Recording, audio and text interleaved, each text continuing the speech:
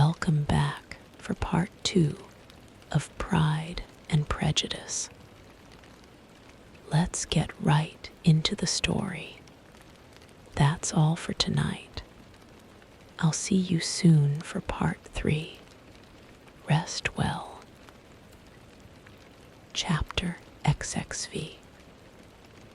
A FTER, a week, spent in professions of love and schemes of felicity.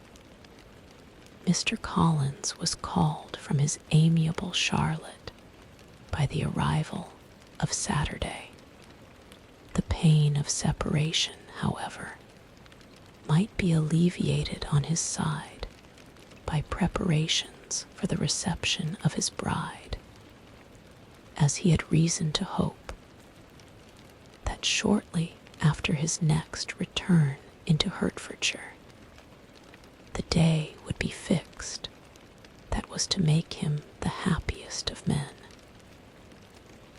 He took leave of his relations at Longbourn with as much solemnity as before, wished his fair cousin's health and happiness again, and promised their father another letter of thanks. On the following Monday, Mrs. Bennet had the pleasure of receiving her brother and his wife, who came, as usual, to spend the Christmas at Longbourn.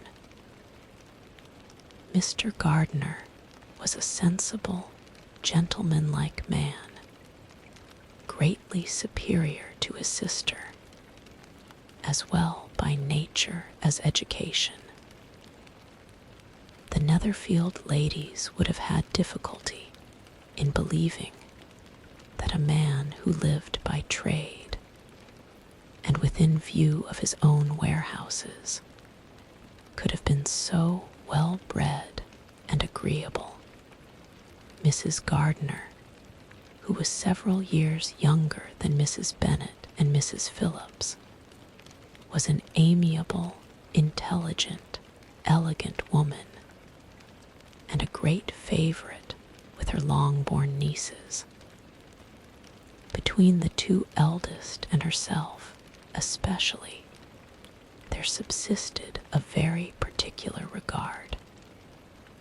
They had frequently been staying with her in town. The first part of Mrs. Gardiner's business on her arrival was to distribute her presents and describe the newest fashions. When this was done, she had a less active part to play. It became her turn to listen. Mrs. Bennet had many grievances to relate and much to complain of. They had all been very ill-used since she last saw her sister. 2 of her girls had been on the point of marriage, and after all, there was nothing in it. I do not blame Jane, she continued, for Jane would have got Mr. Bingley if she could. But Lizzie, oh, sister, it is very hard to think that she might have been Mr. Collins's wife by this time, had not it been for her own perverseness. He made her an offer in this very room, and she refused him. The consequence of it is that Lady Lucas will have a daughter married before I have, and that Longbourn estate is just as much entailed as ever. The Lucases are very artful people indeed, sister. They are all for what they can get. I am sorry to say it of them, but so it is.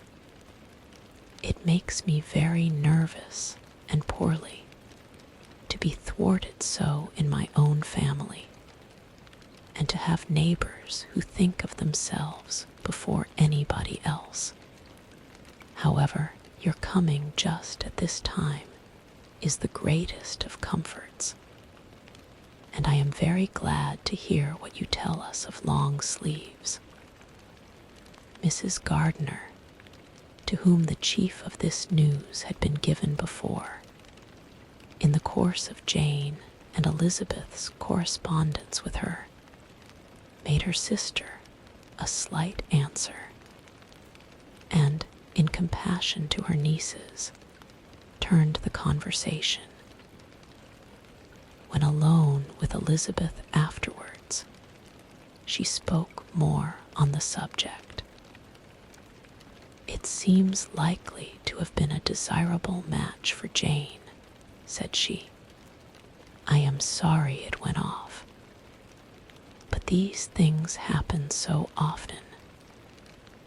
A young man, such as you describe Mr. Bingley, so easily falls in love with a pretty girl for a few weeks, and when accident separates them, so easily forgets her, that these sort of inconstancies are very frequent, offended 2 or 3 young ladies. An excellent consolation in its way," said Elizabeth. "But it will not do for us. We do not suffer by accident. It does not often happen that the interference of friends will persuade a young man of independent fortune to think no more of a girl whom he was violently in love with only a few days before. But that expression of violently in love is so hackneyed, so doubtful, so indefinite, that it gives me very little idea.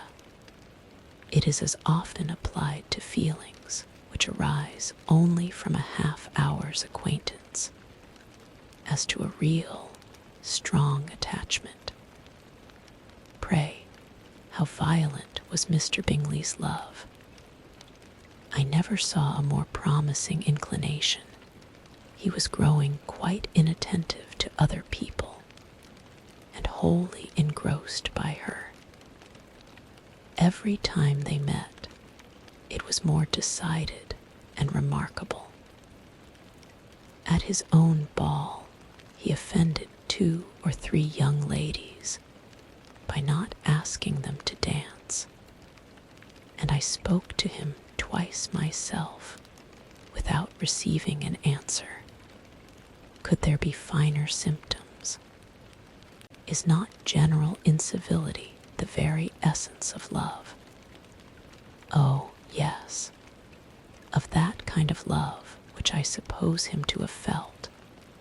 Poor Jane, I am sorry for her, because, with her disposition, she may not get over it immediately. It had better have happened to you, Lizzie. You would have laughed yourself out of it sooner. But do you think she would be prevailed on to go back with us? Change of scene might be of service, and perhaps a little relief from home may be as useful as anything. Elizabeth was exceedingly pleased with this proposal, and felt persuaded of her sister's ready acquiescence. I hope, added Mrs. Gardiner, that no consideration with regard to this young man will influence her. We live in so different a part of town. All our connections are so different. And, as you well know, we go out so little that it is very improbable they should meet at all, unless he really comes to see her. And that is quite impossible, for he is now in the custody of his friend, and Mr. Darcy would no more suffer him to call on Jane in such a part of London. My dear aunt, how could you think of it? Mr. Darcy may, perhaps, have heard of such a place as Gracechurch Street, he would hardly think a month's ablution enough to cleanse him from its impurities, were he once to enter it. And depend upon it, Mr. Bingley never stirs without him. So much the better. I hope they will not meet at all. But does not Jane correspond with his sister? She will not be able to help calling. She will drop the acquaintance entirely. But, in spite of the certainty in which Elizabeth affected to place this point, as well as the still more interesting one of Bingley's being withheld from seeing Jane, she felt a solicitude on the subject which convinced her, on examination, that she did not consider it entirely hopeless. It was possible, and sometimes she thought it probable, that his affection might be reanimated, and the influence of his friends successfully combated by the more natural influence of Jane's attractions. Miss Bennet accepted her aunt's invitation with pleasure, and the Bingleys were no otherwise in her thoughts at the same time than as she hoped, by Caroline's not living in the same house with her brother, she might occasionally spend a morning with her, without any danger of seeing him. The Gardiners stayed a week at Longbourn, and what with the Phillipses, the Lucases, and the officers, there was not a day without its engagement. Mrs. Bennet had so carefully provided for the entertainment of her brother and sister that they did not once sit down to a family dinner when the engagement was for home. Some of the officers always made part of it, of which officers Mr. Wickham was sure to be one. And on these occasions Mrs. Gardiner, rendered suspicious by Elizabeth's warm commendation of him, narrowly observed them both, without supposing them, from what she saw, to be very seriously in love. Their preference of each other was plain enough to make her a little uneasy, and she resolved to speak to Elizabeth on the subject before she left Hertfordshire, and represent to her the imprudence of encouraging such an attachment.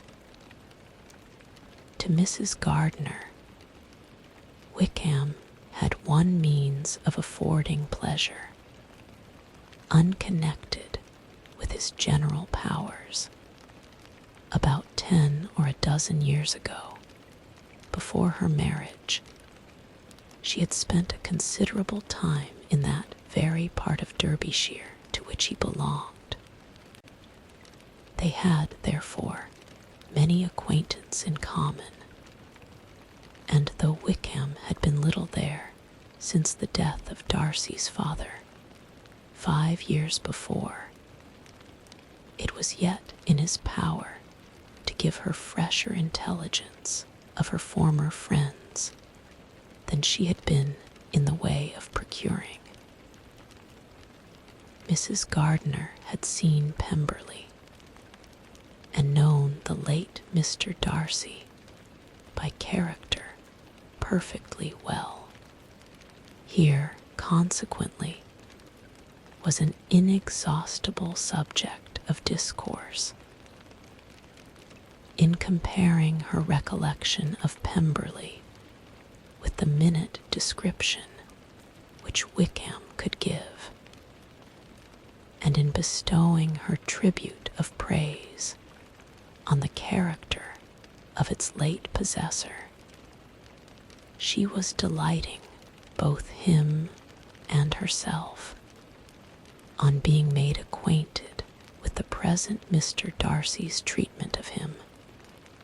She tried to remember something of that gentleman's reputed disposition when quite a lad, which might agree with it, and was confident at last that she recollected having heard Mr. Fitzwilliam Darcy formerly spoken of as a very proud, ill-natured boy. Will you come and see me? Chapter XXVI. M.R.S. Gardiners caution to Elizabeth was punctually and kindly given on the first favorable opportunity of speaking to her alone. After honestly telling her what she thought, she thus went on. You are too sensible a girl, Lizzie, to fall in love merely because you are warned against it, and therefore I am not afraid of speaking openly. Seriously, I would have you be on your guard. Do not involve yourself, or endeavor to involve him, in an affection which the want of fortune would make so very imprudent. I have nothing to say against him. He is a most interesting young man, and if he had the fortune he ought to have, I should think you could not do better. But as it is, you must not let your fancy run away with you. You have sense, and we all expect you to use it. Your father would depend on your resolution and good conduct, I am sure. You must not disappoint your father. My dear aunt, this is being serious indeed. Yes, and I hope to engage you to be serious likewise. Well then, you need not be under any alarm. I will take care of myself, and of Mr. Wickham too. He shall not be in love with me if I can prevent it. Elizabeth, you are not serious now. I beg your pardon. I will try again. At present, I am not in love with Mr. Wickham, no. I certainly am not. But he is, beyond all comparison, the most agreeable man I ever saw, and if he becomes really attached to me, I believe it will be better that he should not. I see the imprudence of it. Oh, that abominable Mr. Darcy. My father's opinion of me does me the greatest honor, and I should be miserable to forfeit it. My father, however, is partial to Mr. Wickham. In short, my dear aunt, I should be very sorry to be the means of making any of you unhappy. But since we see every day that where there is affection, young people are seldom withheld by immediate want of fortune from entering into engagements with each other, how can I promise to be wiser than so many of my fellow creatures if I am tempted? Or how am I even to know that it would be wiser to resist? All that I can promise you, therefore, is not to be in a hurry. I will not be in a hurry to believe myself his first object. When I am in company with him, I will not be wishing. In short, I will do my best. Perhaps it will be as well if you discourage his coming here so very often. At least you should not remind your mother of inviting him. As I did the other day, said Elizabeth, with a conscious smile. Very true. It will be wise in me to refrain from that. But do not imagine that he is always here so often. It is on your account that he has been so frequently invited this week. You know my mother's ideas as to the necessity of constant company for her friends. But really, and upon my honor, I will try to do what I think to be wisest. And now I hope you are satisfied. Her aunt assured her that she was, and Elizabeth, having thanked her for the kindness of her hints, they parted, a wonderful instance of advice being given on such a point without being resented. Mr. Collins returned into Hertfordshire soon after it had been quitted by the Gardiners and Jane. But as he took up his abode with the Lucases, his arrival was no great inconvenience to Mrs. Bennet. His marriage was now fast approaching, and she was at length so far resigned as to think it inevitable, and even repeatedly to say, in an ill-natured tone, that she wished they might be happy. Thursday was to be the wedding day, and on Wednesday Miss Lucas paid her farewell visit, and when she rose to take leave, Elizabeth, ashamed of her mother's ungracious and reluctant good wishes, and sincerely affected herself, accompanied her out of the room. As they went downstairs together, Charlotte said, "I shall depend on hearing from you very often, Eliza." "That you certainly shall. And I have another favor to ask. Will you come and see me? We shall often meet, I hope, in Hertfordshire. I am not likely to leave Kent for some time. Promise me, therefore, to come to Hunsford." Elizabeth could not refuse, though she foresaw little pleasure in the visit. "My father and Maria are to come to me in March," added Charlotte, "and I hope you will consent to be of the party. Indeed, Eliza, you will be as welcome to me as either of them." The wedding took place.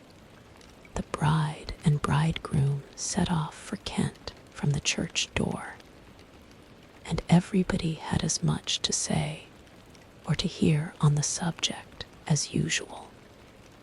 Elizabeth soon heard from her friend, and their correspondence was as regular and frequent as it ever had been.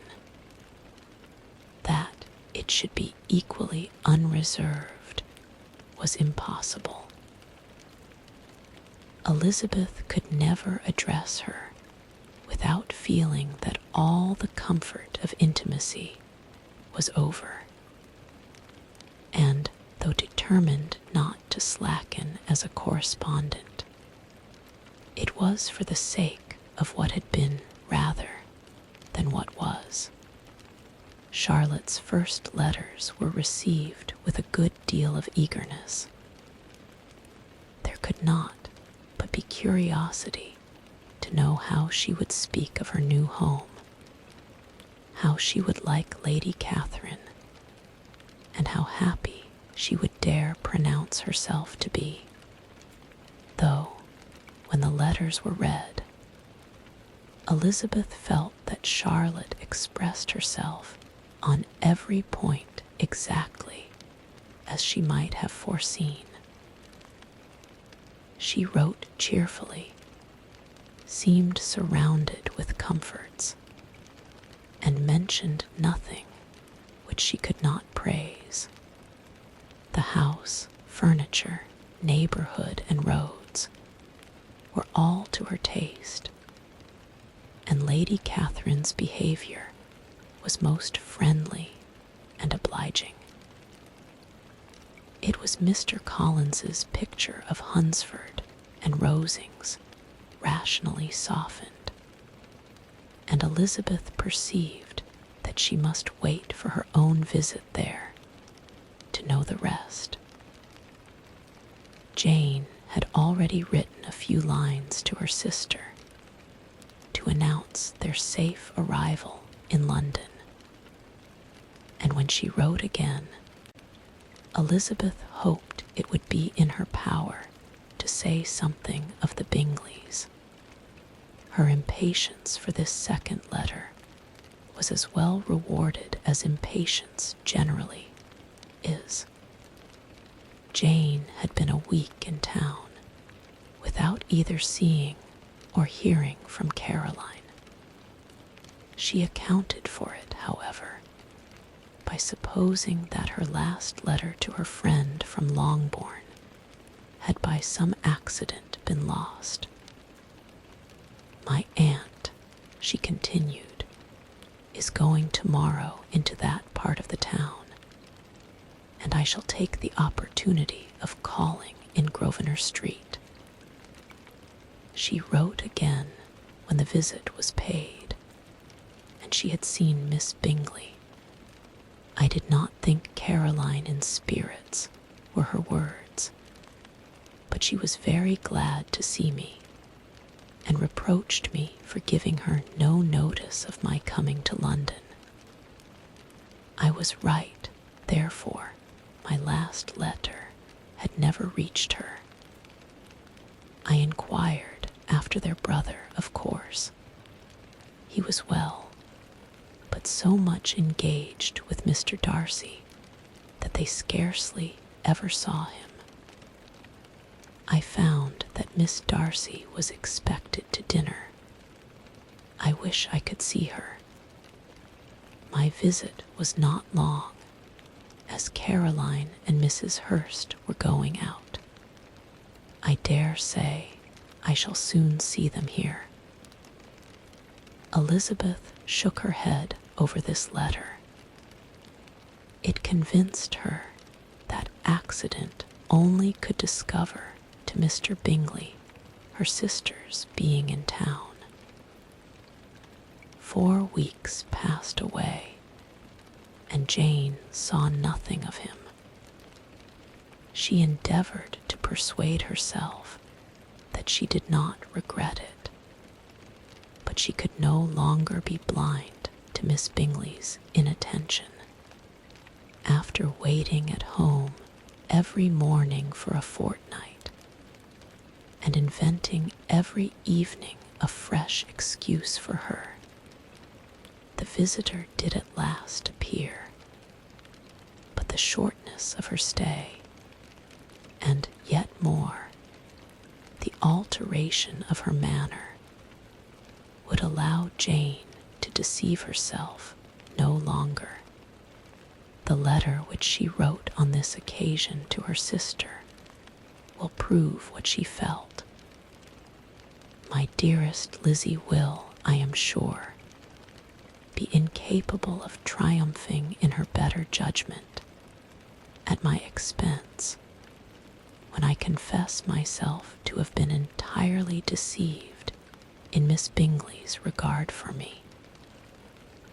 But my dear sister, though the event has proved you right, do not think me obstinate if I still assert that, considering what her behavior was, my confidence was as natural as your suspicion. I do not at all comprehend her reason for wishing to be intimate with me, but if the same circumstances were to happen again, I am sure I should be deceived again. Caroline did not return my visit till yesterday, and not a note, not a line, did I receive in the meantime. When she did come, it was very evident that she had no pleasure in it. She made a slight, formal apology for not calling before, said not a word of wishing to see me again, and was, in every respect, so altered a creature that when she went away, I was perfectly resolved to continue the acquaintance no longer. I pity, though I cannot help blaming her. She was very wrong in singling me out as she did. I can safely say that every advance to intimacy began on her side. But I pity her, because she must feel that she has been acting wrong, and because I am very sure that anxiety for her brother is the cause of it. I need not explain myself farther, and though we know this anxiety to be quite needless, yet, if she feels it, it will easily account for her behavior to me. And so deservedly dear as he is to his sister, whatever anxiety she may feel on his behalf is natural and amiable. I cannot but wonder, however, at her having any such fears now, because if he had at all cared about me, we must have met long, long ago. He knows of my being in town, I am certain, from something she said herself, and yet it would seem, by her manner of talking, as if she wanted to persuade herself that he is really partial to Miss Darcy. I cannot understand it. If I were not afraid of judging harshly, I should be almost tempted to say that there is a strong appearance of duplicity in all this. I will endeavor to banish every painful thought, and think only of what will make me happy, your affection, and the invariable kindness of my dear uncle and aunt. Let me hear from you very soon. Miss Bingley said something of his never returning to Netherfield again, of giving up the house, but not with any certainty. We had better not mention it. I am extremely glad that you have such pleasant accounts from our friends at Hunsford. Pray go to see them, with Sir William and Maria. I am sure you will be very comfortable there. Yours, etc. This letter gave Elizabeth some pain, but her spirits returned, as she considered that Jane would no longer be duped, by the sister at least. All expectation from the brother was now absolutely over. She would not even wish for any renewal of his attentions. His character sunk on every review of it, and as a punishment for him, as well as a possible advantage to Jane, she seriously hoped he might really soon marry Mr. Darcy's sister, as, by Wickham's account, she would make him abundantly regret what he had thrown away. Mrs. Gardiner about this time reminded Elizabeth of her promise concerning that gentleman, and required information, and Elizabeth had such to send as might rather give contentment to her aunt than to herself. His apparent partiality had subsided. His attentions were over. He was the admirer of someone else. Elizabeth was watchful enough to see it all, but she could see it and write of it without material pain.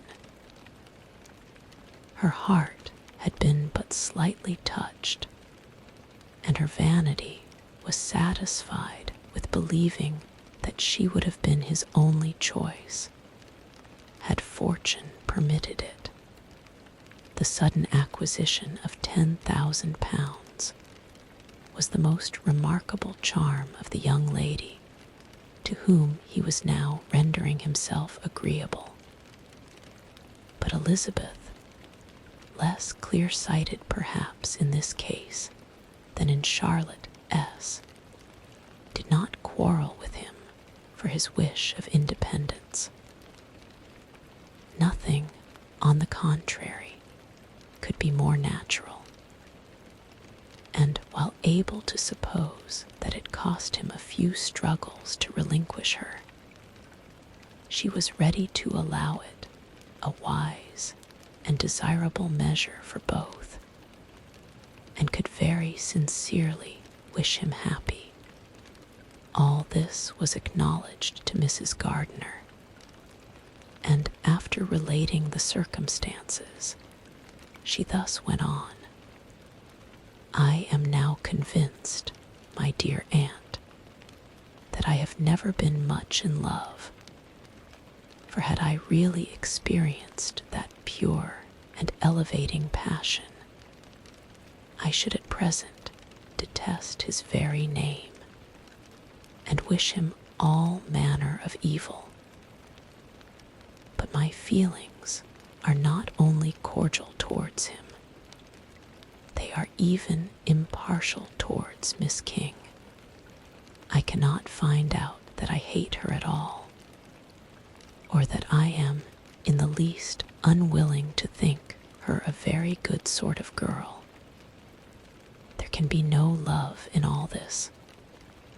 My watchfulness has been effectual, and though I should certainly be a more interesting object to all my acquaintance were I distractedly in love with him, I cannot say that I regret my comparative insignificance. Importance may sometimes be purchased too dearly. Kitty and Lydia take his defection much more to heart than I do.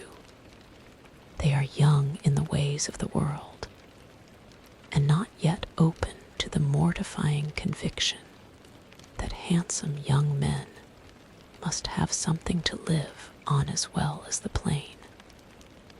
On the stairs, CHAPT or XXVI, WITH, no greater events than these in the Longbourn family, and otherwise diversified by little beyond the walks to Meryton, sometimes dirty and sometimes cold, did January and February pass away.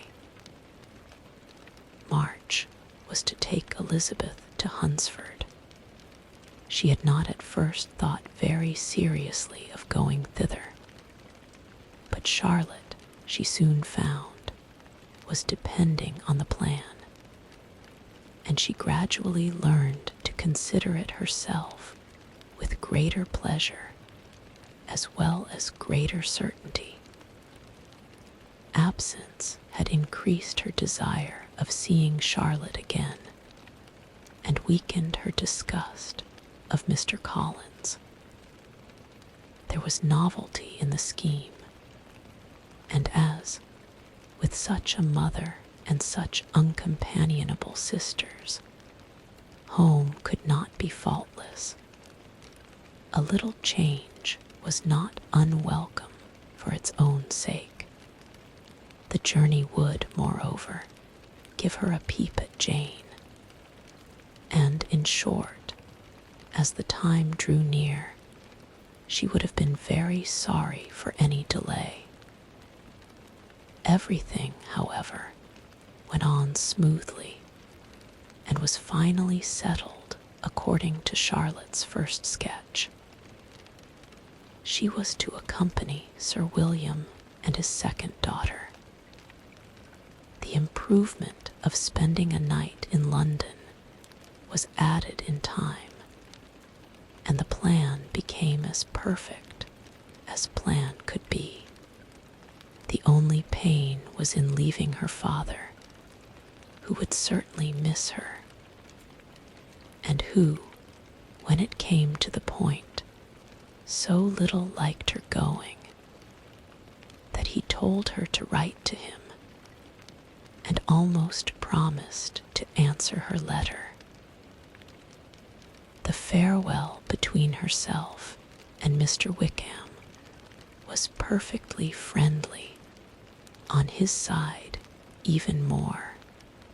His present pursuit could not make him forget that Elizabeth had been the first to excite and to deserve his attention, the first to listen and to pity, the first to be admired.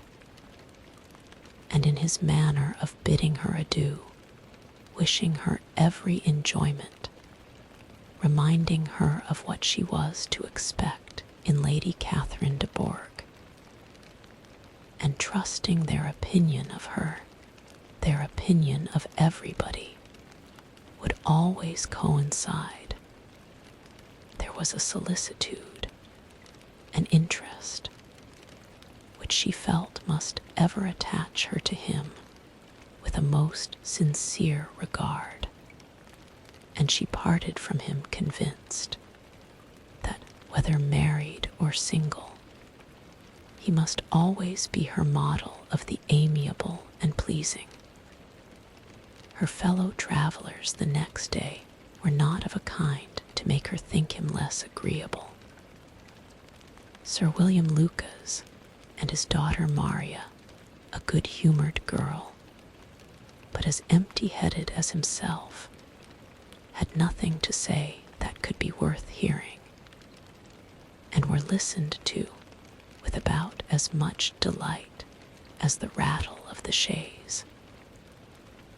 Elizabeth loved absurdities, but she had known Sir William's too long. He could tell her nothing new of the wonders of his presentation and knighthood, and his civilities were worn out, like his information. It was a journey of only 24 miles, and they began it so early as to be in Gracechurch Street by noon. As they drove to Mr. Gardiner's door, Jane was at a drawing-room window watching their arrival. When they entered the passage, she was there to welcome them, and Elizabeth, looking earnestly in her face, was pleased to see it healthful and lovely as ever. On the stairs were a troop of little boys and girls, whose eagerness for their cousin's appearance would not allow them to wait in the drawing-room, and whose shyness, as they had not seen her for a 12-month, prevented their coming lower. All was joy and kindness. The day passed most pleasantly away, the morning in bustle and shopping, and the evening at one of the theatres. Elizabeth then contrived to sit by her aunt.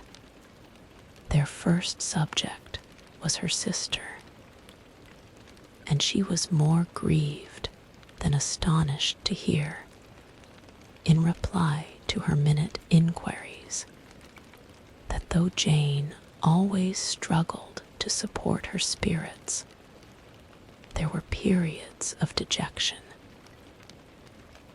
It was reasonable, however, to hope that they would not continue long.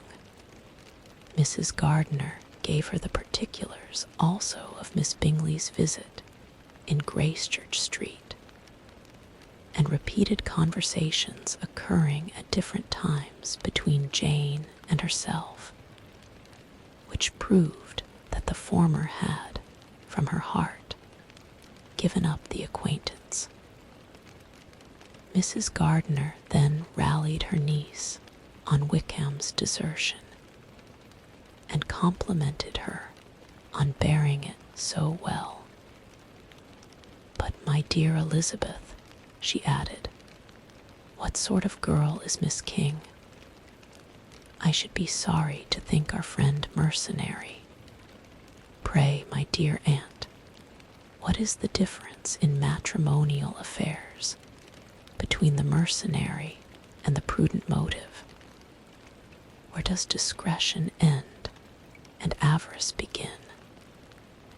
Last Christmas you were afraid of his marrying me, because it would be imprudent, and now, because he is trying to get a girl with only £10,000, you want to find out that he is mercenary. If you will only tell me what sort of girl Miss King is, I shall know what to think. She is a very good kind of girl, I believe. I know no harm of her. But he paid her not the smallest attention till her grandfather's death made her mistress of this fortune. No, why should he? If it were not allowable for him to gain my affections, because I had no money, what occasion could there be for making love to a girl whom he did not care about, and who was equally poor? But there seems indelicacy in directing his attentions towards her so soon after this event. A man in distressed circumstances has not time for all those elegant decorums which other people may observe. If she does not object to it, why should we? Her not objecting does not justify him. It only shows her being deficient in something herself, sense or feeling. Well, cried Elizabeth, have it as you choose. He shall be mercenary, and she shall be foolish. No, Lizzie, that is what I do not choose. I should be sorry, you know, to think ill of a young man who has lived so long in Derbyshire. Oh, if that is all, I have a very poor opinion of young men who live in Derbyshire, and their intimate friends who live in Hertfordshire are not much better. I am sick of them all. Thank heaven. I am going tomorrow where I shall find a man who has not one agreeable quality, who has neither manners nor sense to recommend him. Stupid men are the only ones worth knowing, after all. Take care, Lizzie. That speech savors strongly of disappointment. Before they were separated by the conclusion of the play, she had the unexpected happiness of an invitation to accompany her uncle and aunt in a tour of pleasure which they proposed taking in the summer. We have not quite determined how far it shall carry us, said Mrs. Gardiner, but perhaps to the lakes. No scheme could have been more agreeable to Elizabeth, and her acceptance of the invitation was most ready and grateful. My dear, dear aunt, she rapturously cried, what delight, what felicity! you give me fresh life and vigor. Adieu to disappointment and spleen. What are men to rocks and mountains? Oh, what hours of transport we shall spend. And when we do return, it shall not be like other travelers, without being able to give one accurate idea of anything. We will know where we have gone. We will recollect what we have seen. Lakes, mountains, and rivers shall not be jumbled together in our imaginations, nor, when we attempt to describe any particular scene, will we begin quarreling about its relative situation. Let our first effusions be less insupportable than those of the generality of travelers. At the door, CHAPTERXXVII, ye very object in the next day's journey, was new and interesting to Elizabeth, and her spirits were in a state of enjoyment, for she had seen her sister looking so well as to banish all fear for her health, and the prospect of her northern tour was a constant source of delight. When they left the high road for the lane to Hunsford, every eye was in search of the parsonage, and every turning expected to bring it in view. The paling of Rosings Park was their boundary on one side.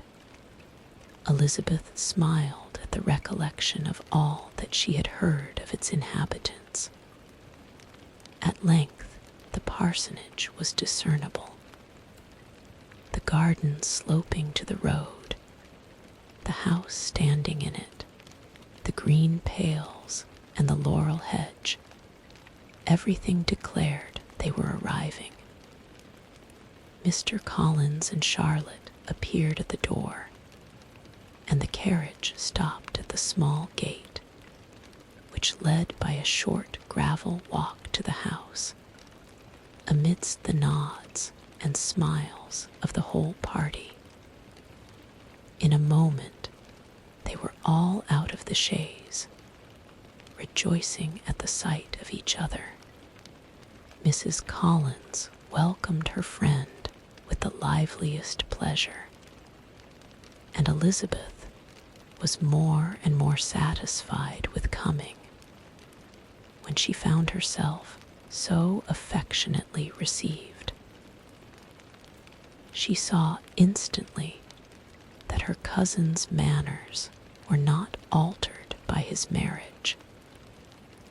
His formal civility was just what it had been, and he detained her some minutes at the gate to hear and satisfy his inquiries after all her family. They were then, with no other delay than his pointing out the neatness of the entrance, taken into the house, and as soon as they were in the parlor, he welcomed them a second time with ostentatious formality to his humble abode, and punctually repeated all his wife's offers of refreshment.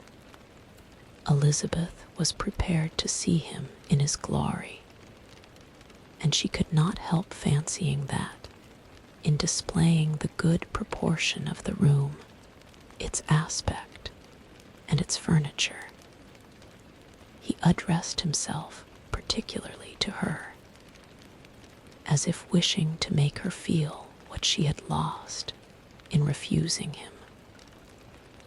But though everything seemed neat and comfortable, she was not able to gratify him by any sigh of repentance, and rather looked with wonder at her friend she could have so cheerful an air with such a companion. When Mr. Collins said anything of which his wife might reasonably be ashamed, which certainly was not seldom, she involuntarily turned her eye on Charlotte. Once or twice she could discern a faint blush, but in general Charlotte wisely did not hear.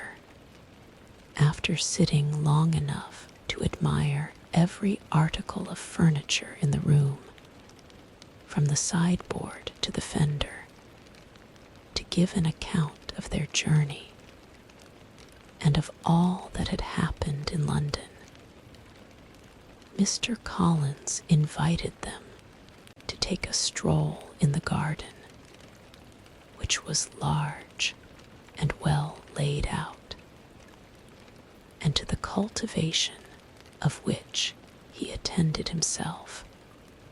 To work in his garden was one of his most respectable pleasures, and Elizabeth admired the command of countenance with which Charlotte talked of the healthfulness of the exercise, and owned she encouraged it as much as possible. Here, leading the way through every walk and cross-walk, and scarcely allowing them an interval to utter the praises he asked for, every view was pointed out with a minuteness which left beauty entirely behind. He could number the fields in every direction, and could tell how many trees there were in the most distant clump. But of all the views which his garden, or which the country or the kingdom could boast, none were to be compared with the prospect of Rosings, afforded by an opening in the trees that bordered the park nearly opposite the front of his house. It was a handsome modern building, well situated on rising ground.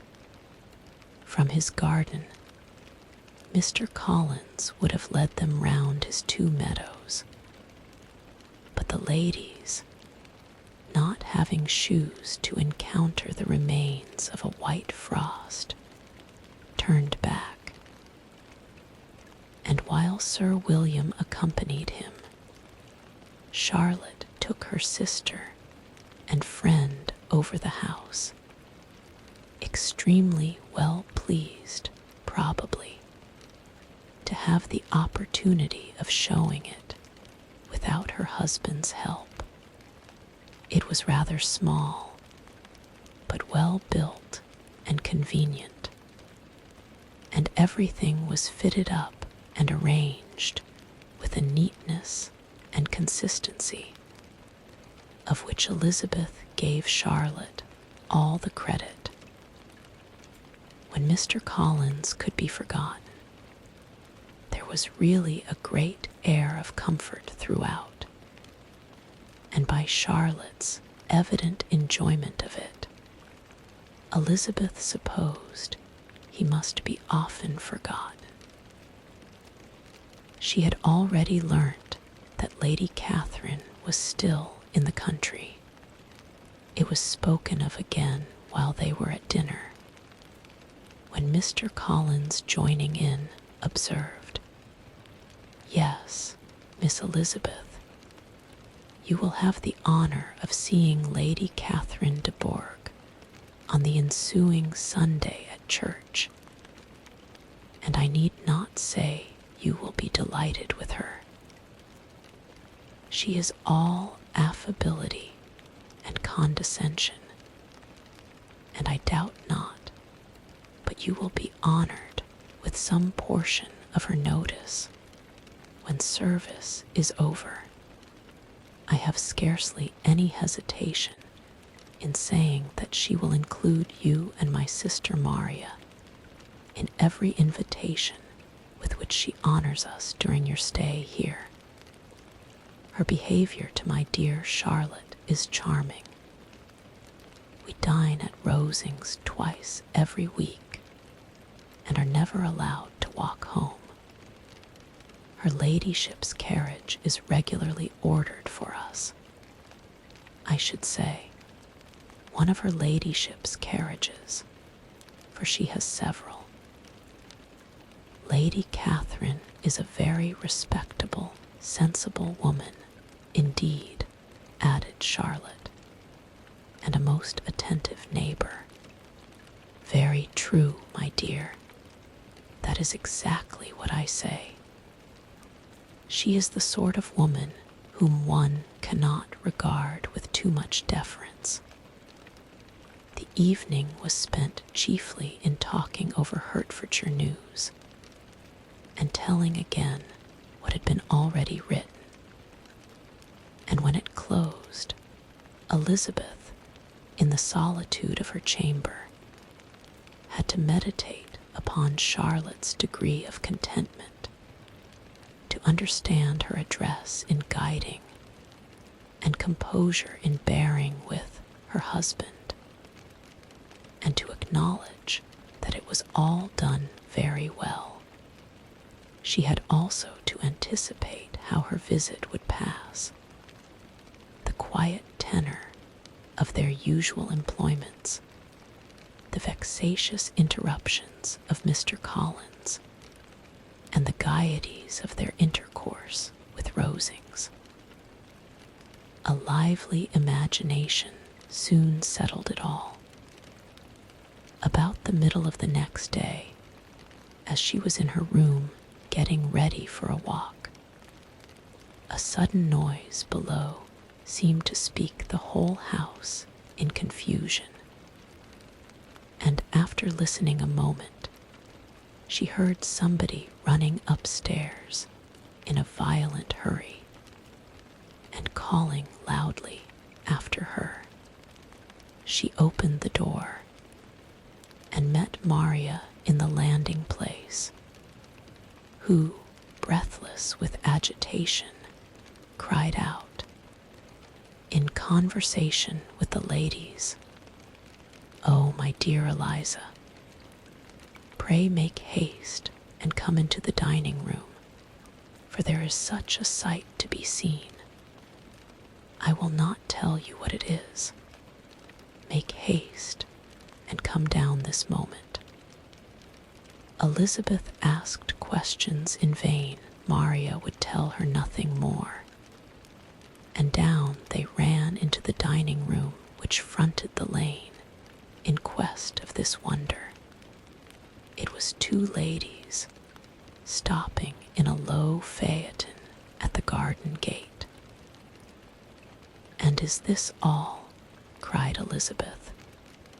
"I expected at least that the pigs were got into the garden, and here is nothing but Lady Catherine and her daughter." "La, my dear," said Maria, quite shocked at the mistake. "It is not Lady Catherine. The old lady is Mrs. Jenkinson, who lives with them. The other is Miss de Bourgh. Only look at her. She is quite a little creature. Who would have thought she could be so thin and small? She is abominably rude to keep Charlotte out of doors in all this wind. Why does she not come in? Oh, Charlotte says she hardly ever does. It is the greatest of favors when Miss de Bourgh comes in." "I like her appearance," said Elizabeth, struck with other ideas. "She looks sickly and cross. Yes, she will do for him very well. She will make him a very proper wife." Mr. Collins and Charlotte were both standing at the gate in conversation with the ladies. and Sir William, to Elizabeth's high diversion, was stationed in the doorway, in earnest contemplation of the greatness before him, and constantly bowing whenever Miss de Bourgh looked that way. At length, there was nothing more to be said. The ladies drove on, and the others returned into the house. Mr. Collins no sooner saw the two girls than he began to congratulate them on their good fortune, which Charlotte explained by letting them know that the whole party was asked to dine at Rosings the next day. "Lady Catherine," said she, "you have given me a treasure." Chapter XXIX. M.R. Collins's triumph, in consequence of this invitation, was complete. The power of displaying the grandeur of his patroness to his wondering visitors, and of letting them see her civility towards himself and his wife, was exactly what he had wished for, and that an opportunity of doing it should be given so soon was such an instance of Lady Catherine's condescension as he knew not how to admire enough. "I confess," said he, "that I should not have been at all surprised by her ladyship's asking us on Sunday to drink tea and spend the evening at Rosings. I rather expected, from my knowledge of her affability, that it would happen. But who could have foreseen such an attention as this? Who could have imagined that we should receive an invitation to dine there? An invitation, moreover, including the whole party, so immediately after your arrival. I am the less surprised at what has happened," replied Sir William, "from that knowledge of what the manners of the great really are, which my situation in life has allowed me to acquire. About the court, such instances of elegant breeding are not uncommon. Scarcely anything was talked of the whole day or next morning but their visit to Rosings. Mr. Collins was carefully instructing them in what they were to expect, that the sight of such rooms, so many servants, and so splendid a dinner might not wholly overpower them.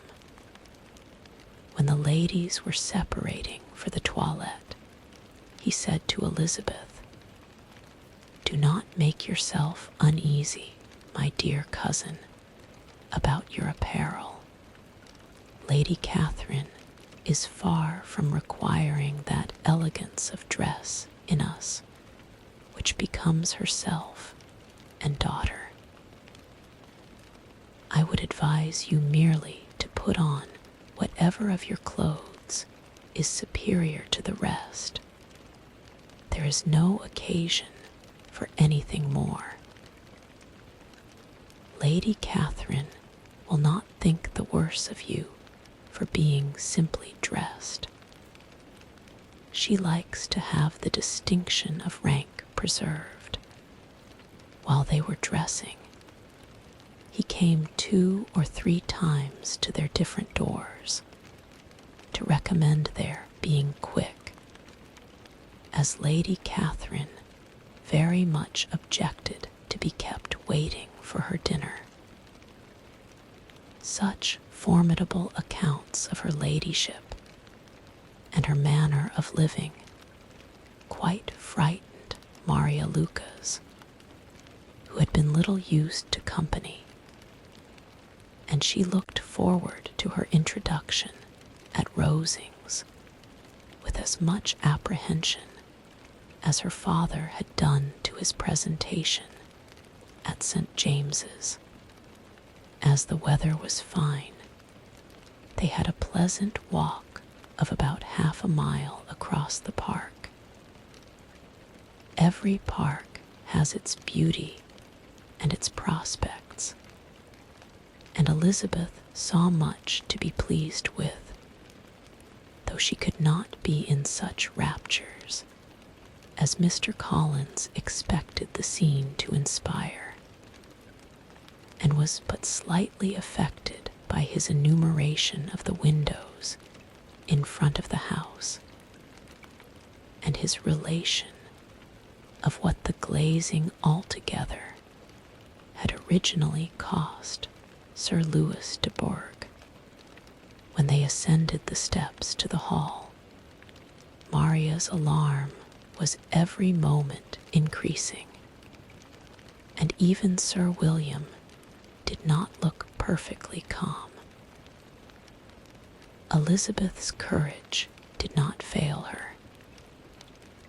She had heard nothing of Lady Catherine that spoke her awful from any extraordinary talents or miraculous virtue, and the mere stateliness of money and rank she thought she could witness without trepidation from the entrance hall, of which Mr. Collins pointed out, with a rapturous air, the fine proportion and finished ornaments.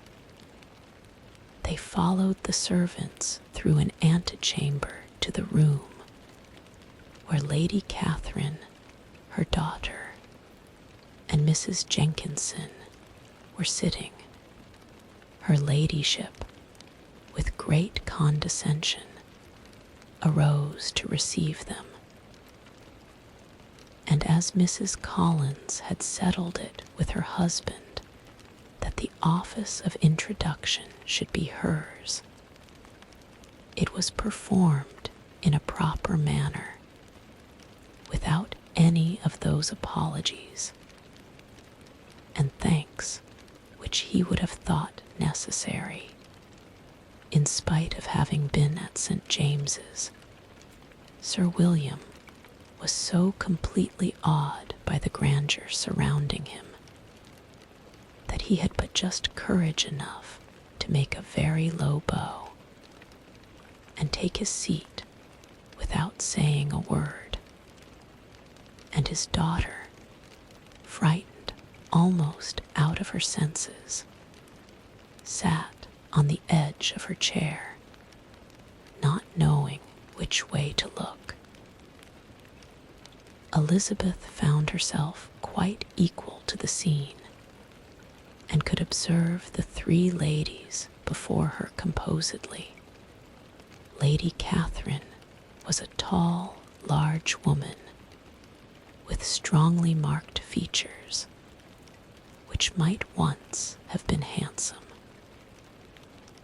Her air was not conciliating, nor was her manner of receiving them such as to make her visitors forget their inferior rank. She was not rendered formidable by silence, but whatever she said was spoken in so authoritative a tone as marked her self-importance, and brought Mr. Wickham immediately to Elizabeth's mind, and, from the observation of the day altogether, she believed Lady Catherine to be exactly what he had represented, when, after examining the mother, in whose countenance and deportment she soon found some resemblance of Mr. Darcy, she turned her eyes on the daughter. She could almost have joined in Maria's astonishment at her being so thin and so small. There was neither in figure nor face any likeness between the ladies. Miss de Bourgh was pale and sickly. Her features, though not plain, were insignificant, and she spoke very little, except in a low voice, to Mrs. Jenkinson, in whose appearance there was nothing remarkable, and who was entirely engaged in listening to what she said, and placing a screen in the proper direction before her eyes. After sitting a few minutes, they were all sent to one of the windows to admire the view, Mr. Collins attending them to point out its beauties, and Lady Catherine kindly informing them that it was much better worth looking at in the summer. The dinner was exceedingly handsome, and there were all the servants and all the articles of plate which Mr. Collins had promised, and, as he had likewise foretold, he took his seat at the bottom of the table by her ladyship's desire, and looked as if he felt that life could furnish nothing greater. He carved and ate and praised with delighted alacrity, and every dish was commended first by him, and then by Sir William, who was now enough recovered to echo whatever his son-in-law said, in a manner which Elizabeth wondered Lady Catherine could bear. But Lady Catherine seemed gratified by their excessive admiration, and gave most gracious smiles, especially when any dish on the table proved a novelty to them. The party did not supply much conversation. Elizabeth was ready to speak whenever there was an opening, but she was seated between Charlotte and Miss de Bourgh, the former of whom was engaged in listening to Lady Catherine, and the latter said not a word to her all the dinner time. Mrs. Jenkinson was chiefly employed in watching how little Miss de Bourgh ate, pressing her to try some other dish, and fearing she was indisposed. Maria thought speaking out of the question, and the gentlemen did nothing but eat and admire. When the ladies returned to the drawing-room, there was little to be done but to hear Lady Catherine talk, which she did without any intermission till coffee came in, delivering her opinion on every subject in so decisive a manner as proved that she was not used to have her judgment controverted. She inquired into Charlotte's domestic concerns familiarly and minutely, and gave her a great deal of advice as to the management of them all, told her how everything ought to be regulated in so small a family as hers, and instructed her as to the care of her cows and her poultry.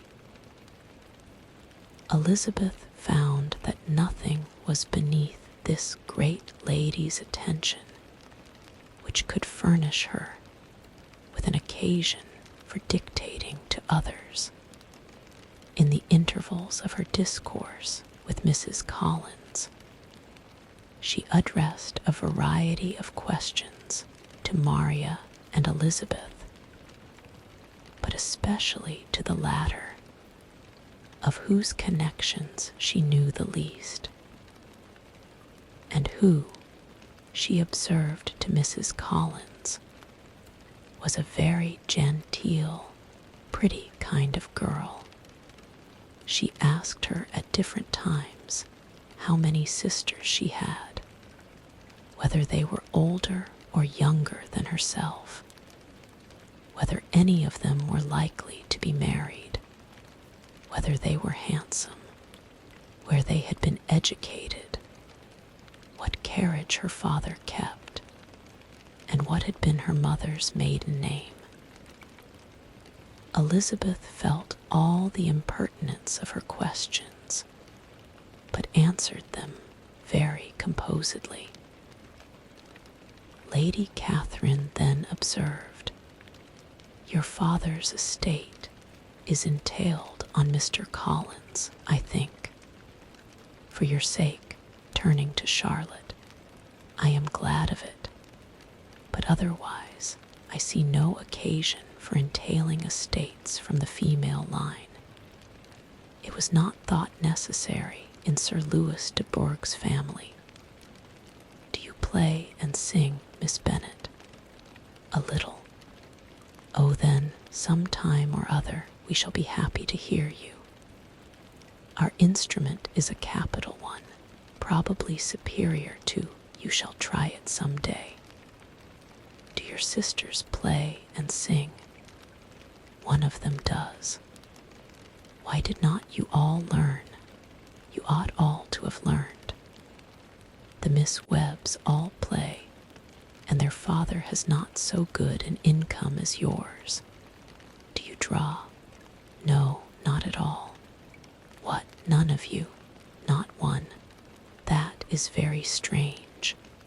But I suppose you had no opportunity.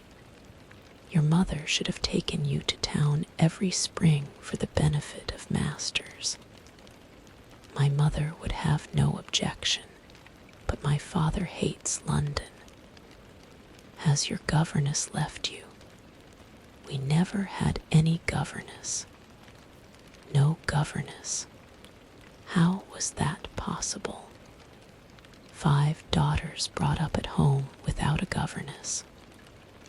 I never heard of such a thing. Your mother must have been quite a slave to your education." Elizabeth could hardly help smiling as she assured her that had not been the case. "Then who taught you, who attended to you? Without a governess, you must have been neglected." "Compared with some families, I believe we were, but such of us as wished to learn never wanted the means. We were always encouraged to read, and had all the masters that were necessary. Those who chose to be idle certainly might." "Aye, no doubt. But that is what a governess will prevent. And if I had known your mother, I should have advised her most strenuously to engage one. I always say that nothing is to be done in education without steady and regular instruction, and nobody but a governess can give it. It is wonderful how many families I have been the means of supplying in that way. I am always glad to get a young person well placed out. 4 nieces of Mrs. Jenkinson are most delightfully situated through my means, and it was but the other day that I recommended another young person who was merely accidentally mentioned to me, and the family are quite delighted with her. Mrs. Collins, did I tell you of Lady Metcalfe's calling yesterday to thank me? She finds Miss Pope a treasure. "Lady Catherine," said she, "you have given me a treasure." Are any of your younger sisters out, Miss Bennet? Yes, ma'am, all. All. What, all 5 out at once? Very odd. And you only the second. The younger ones out before the elder are married. Your younger sisters must be very young. Yes, my youngest is not 16. Perhaps she is full young to be much in company. But really, ma'am, I think it would be very hard upon younger sisters that they should not have their share of society and amusement, because the elder may not have the means or inclination to marry early.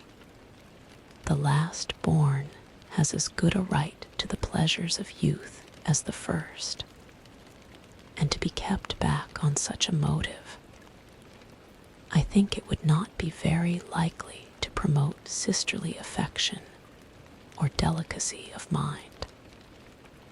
Upon my word, said her ladyship, you give your opinion very decidedly for so young a person.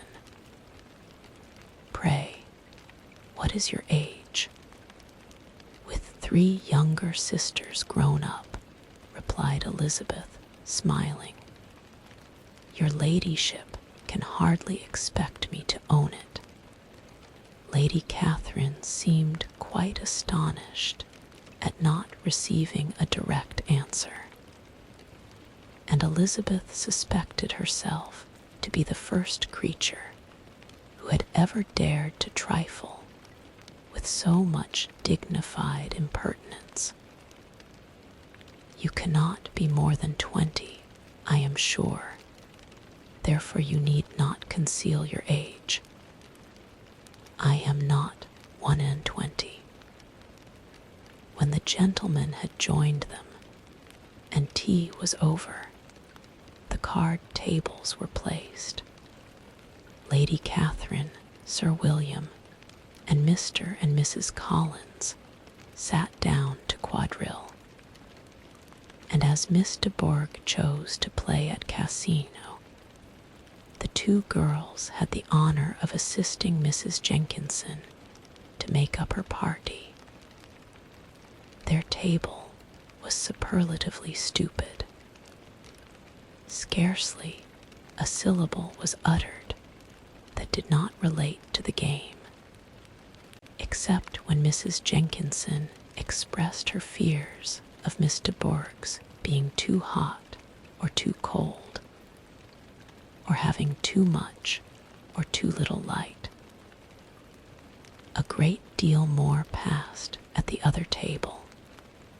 Lady Catherine was generally speaking, stating the mistakes of the 3 others, or relating some anecdote of herself. Mr. Collins was employed in agreeing to everything her ladyship said, thanking her for every fish he won, and apologizing if he thought he won too many. Sir William did not say much. He was storing his memory with anecdotes and noble names. When Lady Catherine and her daughter had played as long as they chose, the tables were broken up. The carriage was offered to Mrs. Collins, gratefully accepted, and immediately ordered. The party then gathered round the fire to hear Lady Catherine determine what weather they were to have on the morrow. From these instructions, they were summoned by the arrival of the coach, and with many speeches of thankfulness on Mr. Collins's side, and as many bows on Sir William's, they departed. As soon as they had driven from the door, Elizabeth was called on by her cousin to give her opinion of all that she had seen at Rosings. which, for Charlotte's sake, she made more favorable than it really was. But her commendation, though costing her some trouble, could by no means satisfy Mr. Collins, and he was very soon obliged to take her ladyship's praise into his own hands. Chapter XXX. Sir William stayed only a week at Hunsford, but his visit was long enough to convince him of his daughter's being most comfortably settled, and of her possessing such a husband and such a neighbor as were not often met with while Sir William was with them.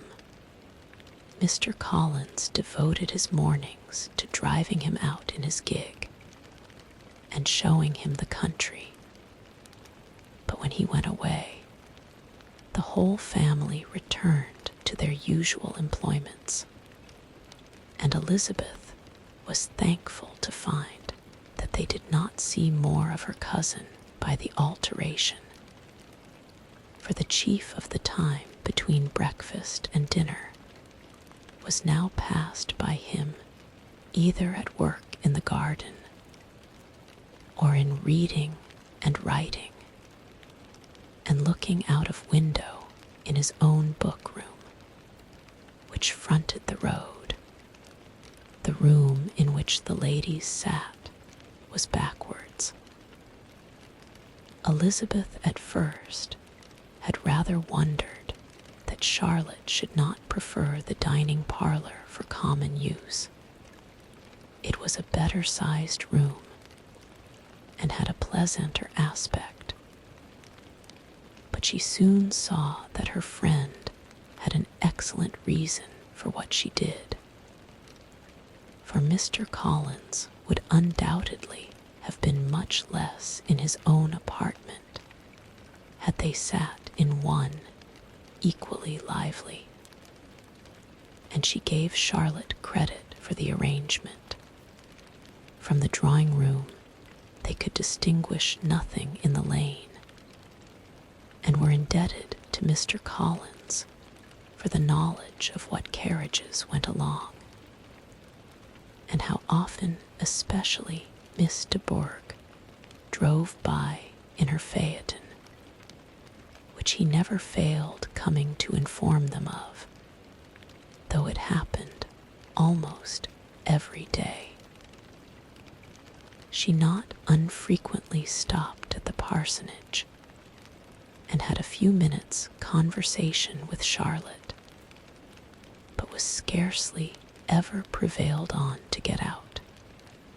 Very few days passed in which Mr. Collins did not walk to Rosings, and not many in which his wife did not think it necessary to go likewise, until Elizabeth recollected that there might be other family livings to be disposed of. She could not understand the sacrifice of so many hours. Now and then they were honored with a call from her ladyship, and nothing escaped her observation that was passing in the room during these visits. She examined into their employments, looked at their work, and advised them to do it differently, found fault with the arrangement of the furniture, or detected the housemaid in negligence, and if she accepted any refreshment, seemed to do it only for the sake of finding out that Mrs. Collins's joints of meat were too large for her family. Elizabeth soon perceived that though this great lady was not in the commission of the peace for the county, she was a most active magistrate in her own parish, parish, the minutest concerns of which were carried to her by Mr. Collins. And whenever any of the cottagers were disposed to be quarrelsome, discontented, or too poor, she sallied forth into the village to settle their differences, silence their complaints, and scold them into harmony and plenty. He never failed to inform them the entertainment of dining at Rosings was repeated about twice a week, and allowing for the loss of Sir William, and there being only one card table in the evening, every such entertainment was the counterpart of the first. Their other engagements were few, as the style of living of the neighborhood in general was beyond the Collinses' reach. This, however, was no evil to Elizabeth, and upon the whole she spent her time comfortably enough. There were half hours of pleasant conversation with Charlotte, and the weather was so fine for the time of year that she had often great enjoyment out of doors, her favorite walk, and where she frequently went while the others were calling on Lady Catherine, was along the open grove which edged that side of the park, where there was a nice, sheltered path, which no one seemed to value but herself, and where she felt beyond the reach of Lady Catherine's curiosity. In this quiet way, the first fortnight of her visit soon passed away. Easter was approaching, and the week preceding it was to bring an addition to the family at Rosings, which in so small a circle must be important. Elizabeth had heard, soon after her arrival, that Mr. Darcy was expected there in the course of a few weeks, and though there were not many of her acquaintance whom she did not prefer, his coming would furnish one comparatively new to look at in their Rosings parties, and she might be amused in seeing how hopeless Miss Bingley's designs on him were by his behavior to his cousin, for whom he was evidently destined by Lady Catherine, who talked of his coming with the greatest satisfaction, spoke of him in terms of the highest admiration, and seemed almost angry to find that he had already been frequently seen by Miss Lucas and herself. His arrival was soon known at the parsonage, for Mr. Collins was walking the whole morning within view of the lodges opening into Hunsford Lane, in order to have the gentleman accompanied him, the earliest assurance of it, and after making his bow as the carriage turned into the park, hurried home with the great intelligence. On the following morning, he hastened to Rosings to pay his respects. There were 2 nephews of Lady Catherine to require them, for Mr. Darcy had brought with him a Colonel Fitzwilliam, the younger son of his uncle, Lord, and, to to the great surprise of all the party, when Mr. Collins returned, the gentleman accompanied him. Charlotte had seen them from her husband's room, crossing the road, and immediately running into the other, told the girls what an honor they might expect, adding, "I may thank you, Eliza, for this piece of civility. Mr. Darcy would never have come so soon to wait upon me." Elizabeth had scarcely time to disclaim all right to the compliment before their approach was announced by the doorbell. And shortly afterwards, the three gentlemen entered the room. Colonel Fitzwilliam, who led the way, was about 30, not handsome, but in person and address most truly the gentleman. Mr. Darcy looked just as he had been used to look in Hertfordshire, paid his compliments with his usual reserve to Mrs. Collins, and whatever might be his feelings towards her friend, met her with every appearance of composure. Elizabeth merely courtesied to him without saying a word. Colonel Fitzwilliam entered into conversation directly, with the readiness and ease of a well-bred man, and talked very pleasantly. But his cousin, after having addressed a slight observation on the house and garden to Mrs. Collins, sat for some time without speaking to anybody. At length, however, his civility was so far awakened as to inquire of Elizabeth after the health of her family.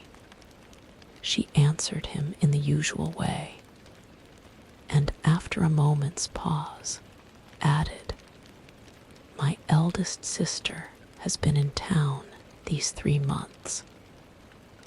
Have you never happened to see her there?" She was perfectly sensible that he never had, but she wished to see whether he would betray any consciousness of what had passed between the Bingleys and Jane, and she thought he looked a little confused as he answered that he had never been so fortunate as to meet Miss Bennet. The subject was pursued no further, and the gentlemen soon afterwards went away. Chapter XXXI. COLONEL FITZWILLIAMS manners were very much admired at the parsonage, and the ladies all felt that he must add considerably to the pleasure of their engagements at Rosings. It was some days, however, before they received any invitation thither, for while there were visitors in the house, they could not be necessary, and it was not till Easter Day, almost a week after the gentleman's arrival, that they were honored by such an attention, and then they were merely asked, on leaving church, to come there in the evening. For the last week, they had seen very little of either Lady Catherine or her daughter. Colonel Fitzwilliam had called at the parsonage more than once during the time, but Mr. Darcy they had only seen at church. The invitation was accepted, of course, and at a proper hour they joined the party in Lady Catherine's drawing room. Her ladyship received them civilly, but it was plain that their company was by no means so acceptable as when she could get nobody else. And she was, in fact, almost engrossed by her nephews, speaking to them, especially to Darcy, much more than to any other person in the room. Colonel Fitzwilliam seemed really glad to see them. Anything was a welcome relief to him at Rosings, and Mrs. Collins's pretty friend had, moreover, caught his fancy very much. He now seated himself by her and talked so agreeably of Kent and Hertfordshire, of travelling and staying at home, of new books and music, that Elizabeth had never been half so well entertained in that room before. And they conversed with so much spirit and flow as to draw the attention of Lady Catherine herself, as well as of Mr. Darcy. His eyes had been soon and repeatedly turned towards them with a look of curiosity, and that her ladyship, after a while, shared the feeling, was more openly acknowledged, for she did not scruple to call out, "What is that you are saying, Fitzwilliam? What is it you are talking of? What are you telling Miss Bennet? Let me hear what it is." "We were talking of music, madam," said he, when no longer able to avoid a reply. "Of music? Then pray speak aloud. It is of all subjects my delight. I must have my share in the conversation, if you are speaking of music. There are few people in England, I suppose, who have more true enjoyment of music than myself, or a better natural taste. If I had ever learnt, I should have been a great proficient, and so would Anne, if her health had allowed her to apply. I am confident that she would have performed delightfully. How does Georgiana get on, Darcy?" Mr. Darcy spoke with affectionate praise of his sister's proficiency. "I am very glad to hear such a good account of her," said Lady Catherine, "and pray tell her from me that she cannot expect to excel if she does not practice a great deal." "I assure you, madam," he replied, "that she does not need such advice. She practices very constantly. So much the better.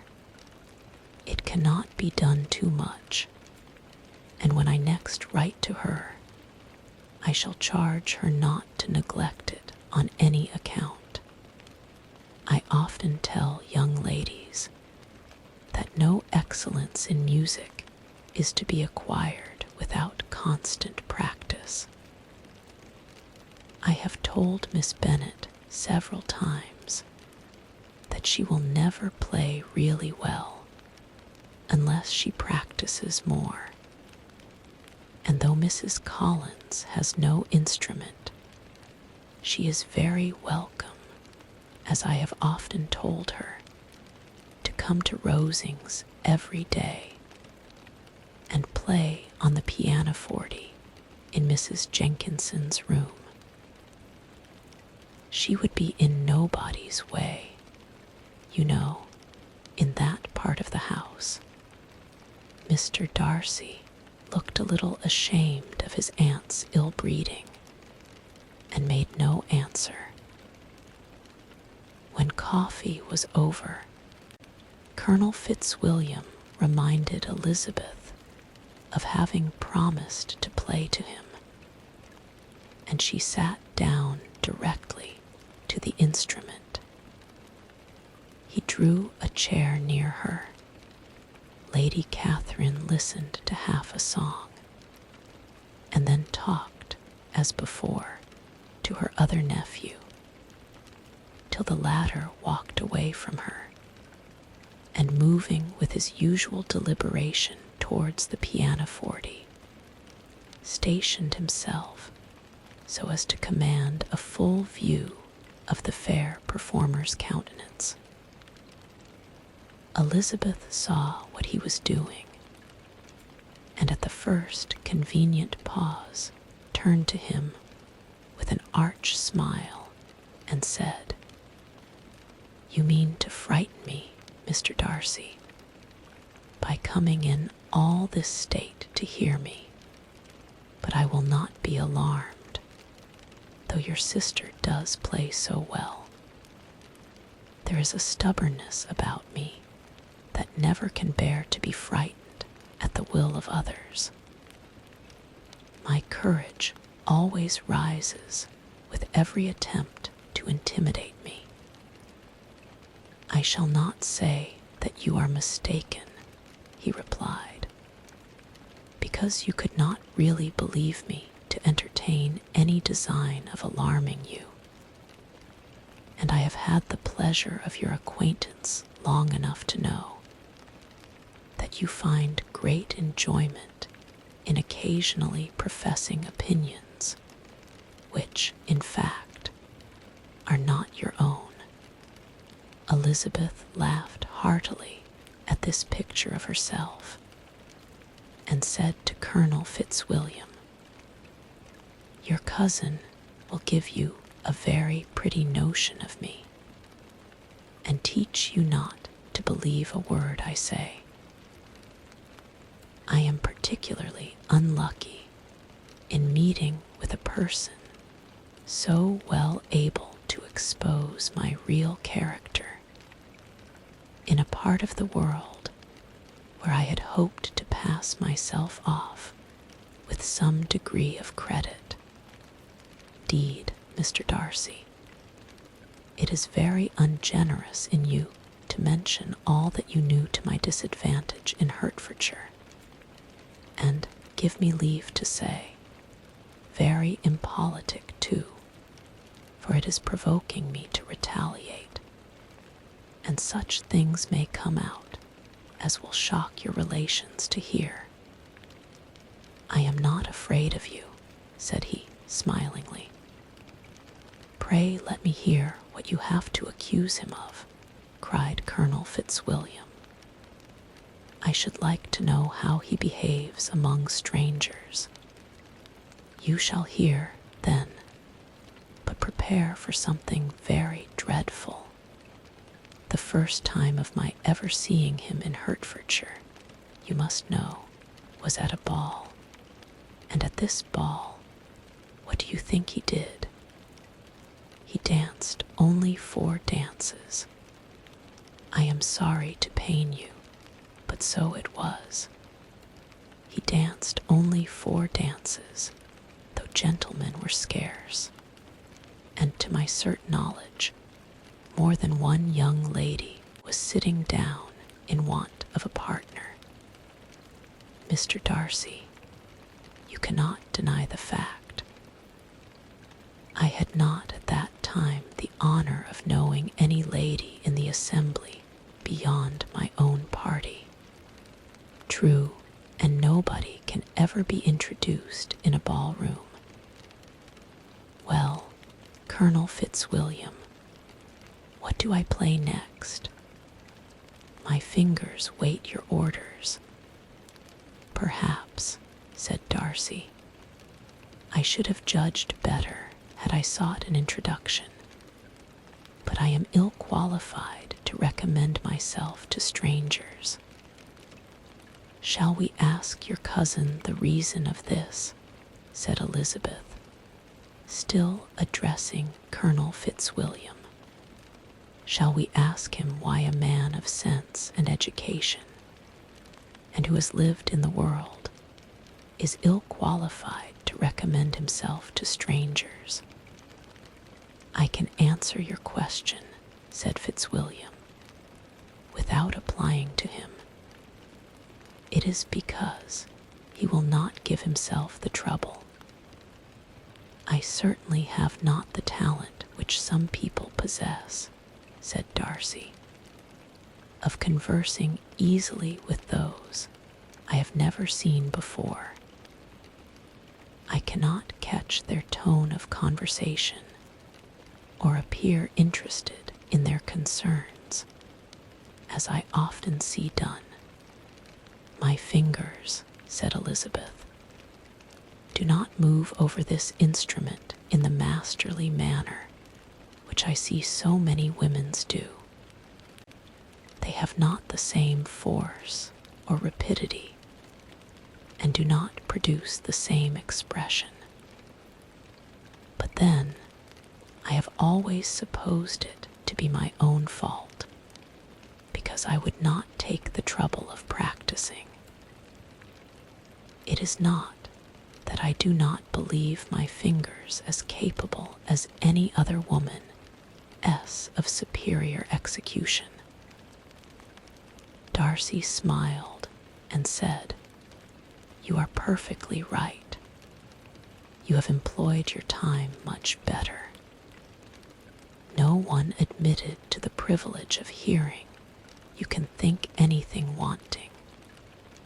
We neither of us perform to strangers. Here they were interrupted by Lady Catherine, who called out to know what they were talking of. Elizabeth immediately began playing again. Lady Catherine approached, and after listening for a few minutes, said to Darcy, Miss Bennet would not play at all amiss if she practiced more, and could have the advantage of a London master.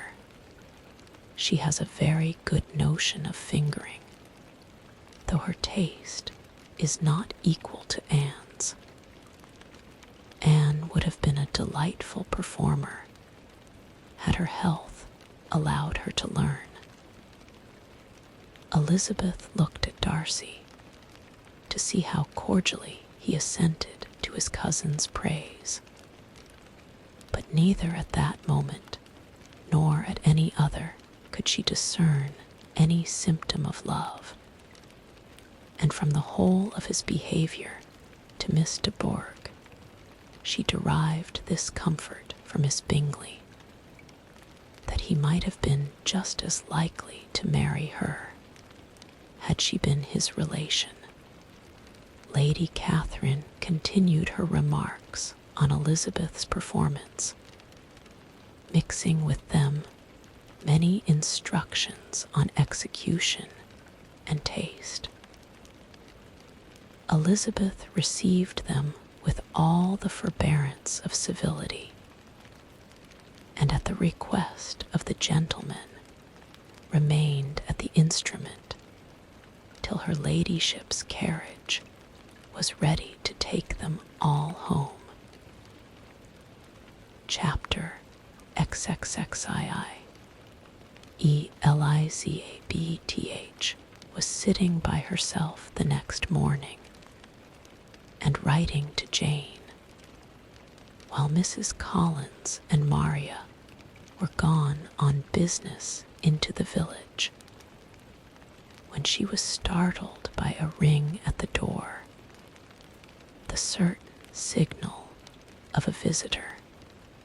As she had heard no carriage, she thought it not unlikely to be Lady Catherine, and under that apprehension was putting away her half-finished letter, that she might escape all impertinent questions, when the door opened, and to her very great surprise Mr. Darcy, and Mr. Darcy only, entered the room. He seemed astonished, too, on finding her alone, and upon apologized for his intrusion by letting her know that he had understood all the ladies to be within. They then sat down, and when her inquiries after Rosings were made, seemed in danger of sinking into total silence. It was absolutely necessary, therefore, to think of something, and in this emergency recollecting when she had seen him last in Hertfordshire, and feeling curious to know what he would say on the subject of their hasty departure, she observed, "How very suddenly you all quitted Netherfield last November, Mr. Darcy. It must have been a most agreeable surprise to Mr. Bingley to see you all after him so soon, for, if I recollect right, he went but the day before. He and his sisters were well, I hope, when you left London." "Perfectly so, I thank you." She found that she was to receive no other answer, and after a short pause added, "I think I have understood that Mr. Bingley has not much idea of ever returning to Netherfield again. I have never heard him say so, but it is probable that he may spend very little of his time there in future.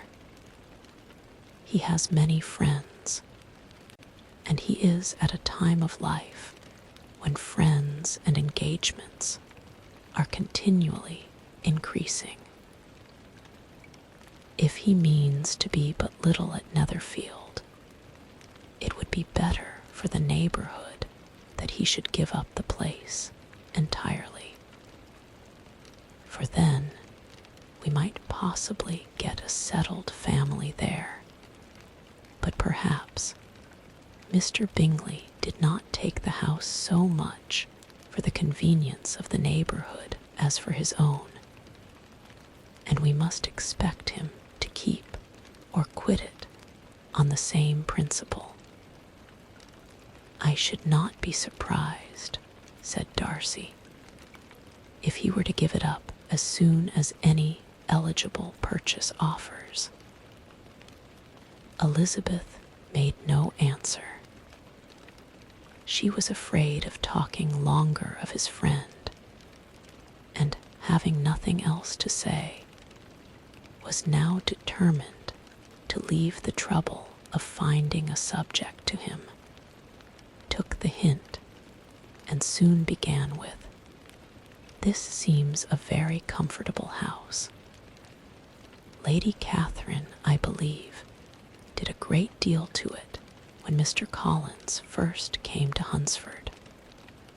I believe she did, and I am sure she could not have bestowed her kindness on a more grateful object.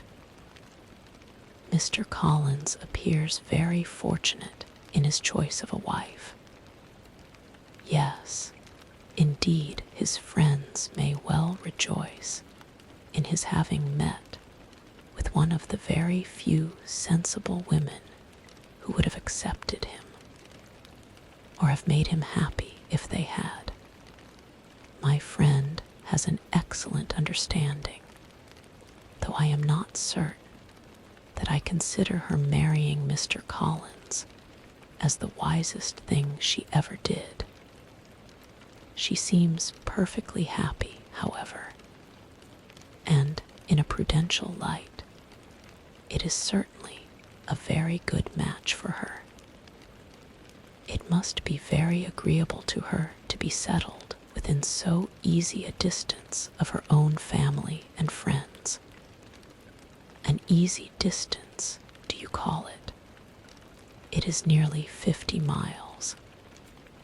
And what is 50 miles of good road? Little more than half a day's journey. Yes, I call it a very easy distance. I should never have considered the distance as one of the advantages of the match, cried Elizabeth. I should never have said Mrs. Collins was settled near her family. It is a proof of your own attachment to Hertfordshire.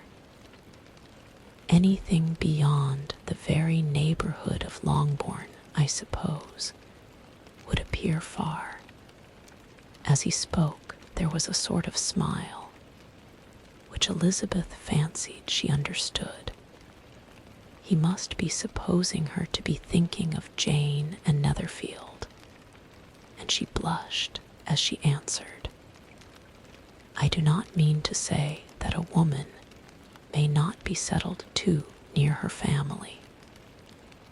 The far and the near must be relative and depend on many varying circumstances. Where there is fortune to make the expense of traveling unimportant, distance becomes no evil. But that is not the case here. Mr. and Mrs. Collins have a comfortable income, but not such a one as will allow of frequent journeys, and I am persuaded my friend would not call herself near her family under less than half the present distance. Mr. Darcy drew his chair a little towards her and said, You cannot have a right to such very strong local attachment. You cannot have been always at Longbourn. Elizabeth looked surprised. The gentleman experienced some change of feeling.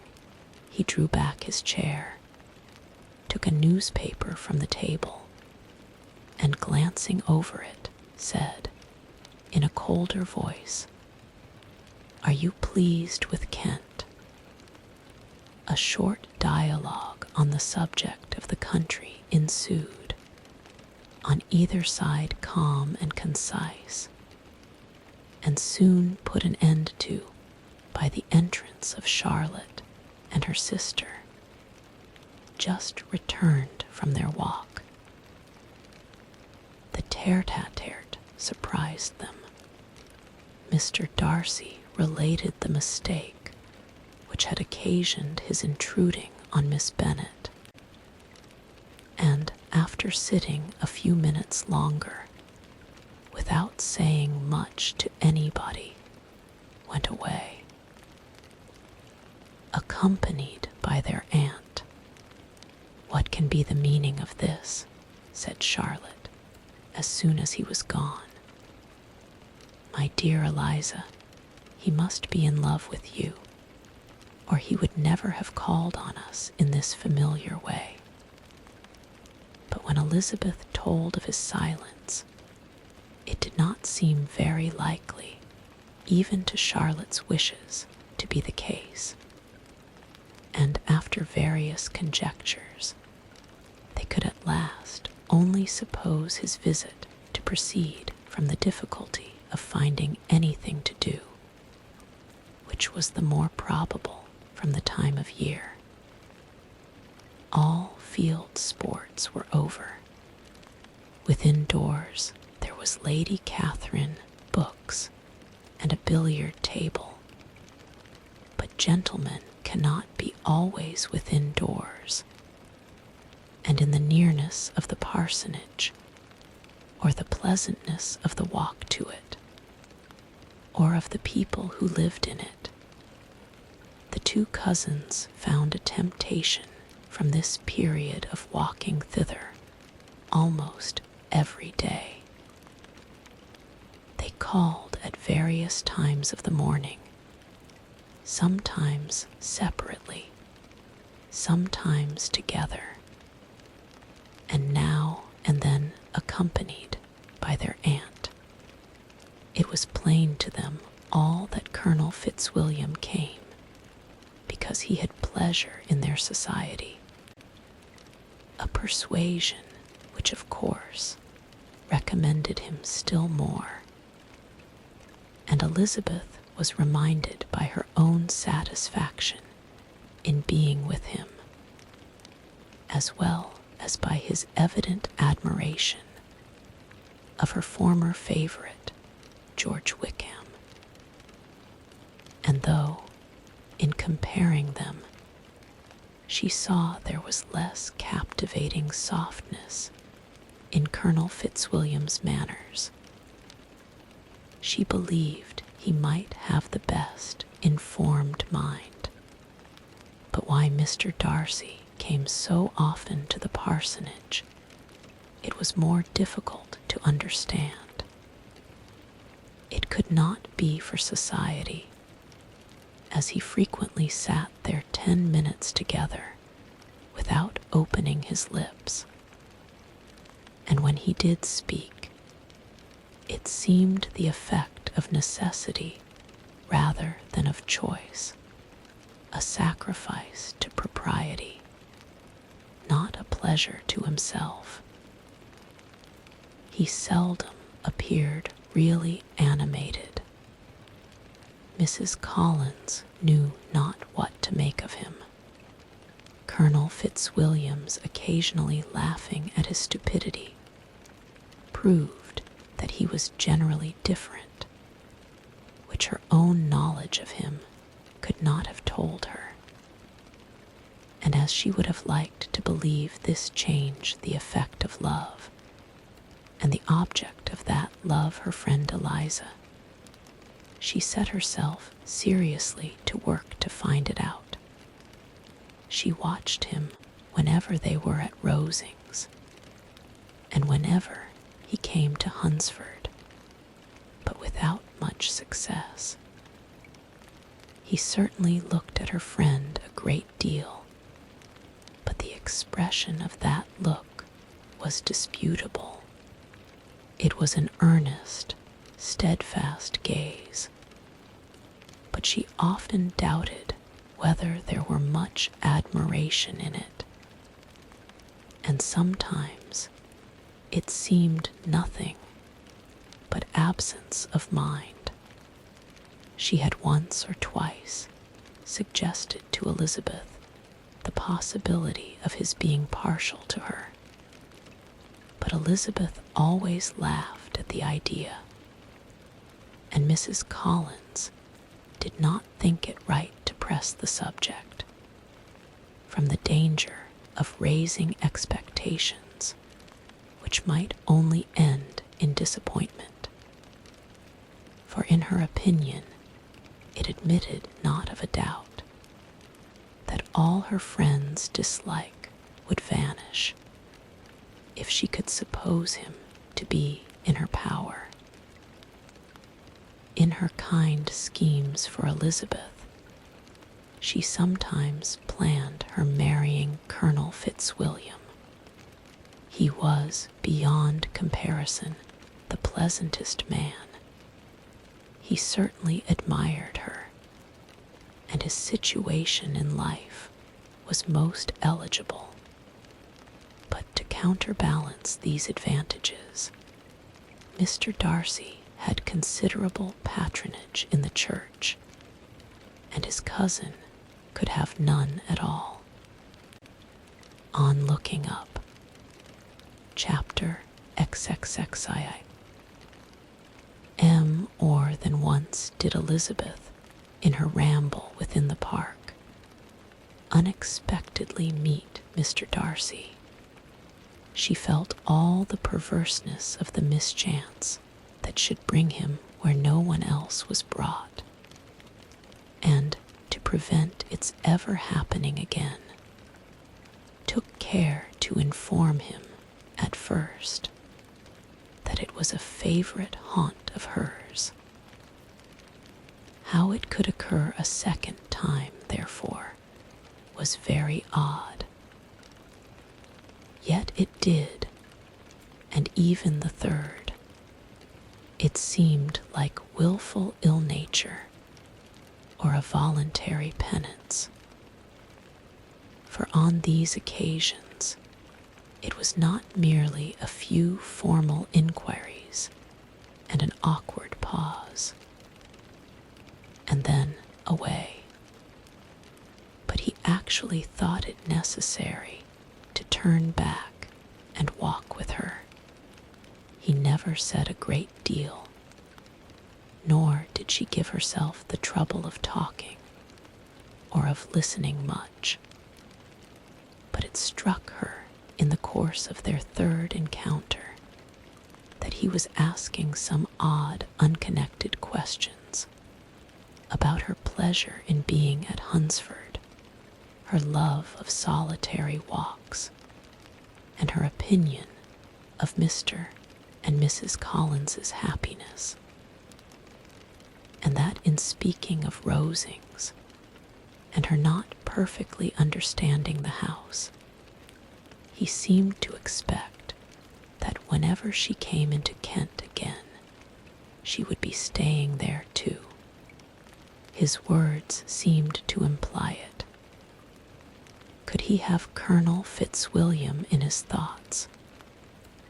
She supposed, if he meant anything, he must mean an allusion to what might arise in that quarter. It distressed her a little, and she was quite glad to find herself at the gate in the Pales, opposite the parsonage. She was engaged one day, as she walked, in reperusing Jane's last letter, and dwelling on some passages which proved that Jane had not written in spirits, when, instead of being again surprised by Mr. Darcy, she saw, on looking up, that Colonel Fitzwilliam was meeting her. Putting away the letter immediately, and forcing a smile, she said, "I did not know before that you ever walked this way." "I have been making the tour of the park," he replied, "as I generally do every year, and intended to close it with a call at the parsonage. Are you going much farther?" "No, I should have turned in a moment." And accordingly she did turn, and they walked towards the parsonage together. "Do you certainly leave Kent on Saturday?" said she. "Yes, if Darcy does not put it off again. But I am at his disposal. He arranges the business just as he pleases, and if not able to please himself in the arrangement, he has at least great pleasure in the power of choice. I do not know anybody who seems more to enjoy the power of doing what he likes than Mr. Darcy." "He likes to have his own way very well," replied Colonel Fitzwilliam. "But so we all do. It is only that he has better means of having it than many others, because he is rich, and many others are poor. I speak feelingly. A younger son, you know, must be inured to self-denial and dependence. In my opinion, the younger son of an earl can know very little of either. Now, seriously, what have you ever known of self-denial and dependence? When have you been prevented by want of money from going wherever you chose, or procuring anything you had a fancy for? These are home questions, and perhaps I cannot say that I have experienced many hardships of that nature, but in matters of greater weight, I may suffer from the want of money. Younger sons cannot marry where they like, unless where they like women of fortune, which I think they very often do. Our habits of expense make us too dependent, and there are not many in my rank of life who can afford to marry without some attention to money. Is this, thought Elizabeth, meant for me? And she colored at the idea, but recovering herself, said in a lively tone, "And pray, what is the usual price of an earl's younger son? Unless the elder brother is very sickly, I suppose you would not ask above 50,000 pounds. He answered her in the same style, and the subject dropped. To interrupt a silence which might make him fancy her affected with what had passed, she soon afterwards said, "I imagine your cousin brought you down with him chiefly for the sake of having somebody at his disposal. I wonder he does not marry to secure a lasting convenience of that kind. But perhaps his sister does as well for the present, and as she is under his sole care, he may do what he likes with her." "No," said Colonel Fitzwilliam, "that is an advantage which he must divide with me. I am joined with him in the guardianship of Miss Darcy." "Are you, indeed? And pray what sort of a guardian do you make? Does your charge give you much trouble? Young ladies of her age are sometimes a little difficult to manage, and if she has the true Darcy spirit, she may like to have her own way."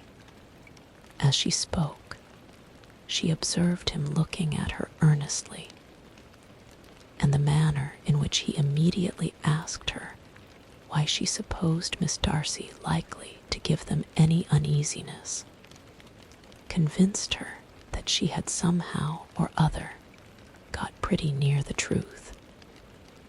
She directly replied, "You need not be frightened. I never heard any harm of her, and I dare say she is one of the most tractable creatures in the world. She is a very great favorite with some ladies of my acquaintance, Mrs. Hurst and Miss Bingley. I think I have heard you say that you know them. I know them a little. Their brother is a pleasant, gentlemanlike man. He is a great friend of Darcy S." "Oh, yes," said Elizabeth dryly, "Mr. Darcy is uncommonly kind to Mr. Bingley, and takes a prodigious deal of care of him." "Care of him? Yes, I really believe Darcy does take care of him in those points where he most wants care. From something that he told me in our journey hither, I have reason to think Bingley very much indebted to him. But I ought to beg his pardon, for I have no right to suppose that Bingley was the person meant. It was all conjecture." "What is it you mean?" "It is a circumstance which Darcy, of course, could not wish to be generally known, because if it were to get round to the lady's family, it would be an unpleasant thing. You may depend upon my not mentioning it, and remember that I have not much reason for supposing it to be Bingley. What he told me was merely this, that he congratulated himself on having lately saved a friend from the inconveniences of a most imprudent marriage, but without mentioning names or any other particulars. And I only suspected it to be Bingley from believing him the kind of young man get into a scrape of that sort. And from knowing them to have been together the whole of last summer, did Mr. Darcy give you his reasons for this interference? I understood that there were some very strong objections against the lady. And what arts did he use to separate them? He did not talk to me of his own arts, said Fitzwilliam, smiling. He only told me what I have now told you. Elizabeth made no answer and walked on, her heart swelling with indignation. After watching her a little, Fitzwilliam asked her why she was so thoughtful. I am thinking of what you have been telling me, said she. Your cousin's conduct does not suit my feelings. Why was he to be the judge? You are rather disposed to call his interference officious. I do not see what right Mr. Darcy had to decide on the propriety of his friend's inclination, or why, upon his own judgment alone, he was to determine and direct in what manner that friend was to be happy. But she continued, recollecting herself, as we know none of the particulars, it is not fair to condemn him. It is not to be supposed that there was much affection in the case. That is not an unnatural surmise, said Fitzwilliam, but it is lessening the honor of my cousin's triumph very sadly. This was spoken jestingly, but it appeared to her so just a picture of Mr. Darcy that she would not trust herself with an answer, and therefore, abruptly changing the conversation, talked on indifferent matters till they reached the parsonage. There, shut into her own room, as soon as their visitor left them, she could think without interruption of all that she had heard. It was not to be supposed that any other people could be meant than those with whom she was connected. There could not exist in the world two men over whom Mr. Darcy could have such boundless influence. That he had been concerned in the measures taken to separate Mr. Bingley and Jane, she had never doubted, but she had always attributed to Miss Bingley the principal design and arrangement of them. If his own vanity, however, did not mislead him, he was the cause. His pride and caprice were the cause of all that Jane had suffered, and still continued to suffer. He had ruined for a while every hope of happiness for the most affectionate, generous heart in the world, and no one could say how lasting an evil he might have inflicted.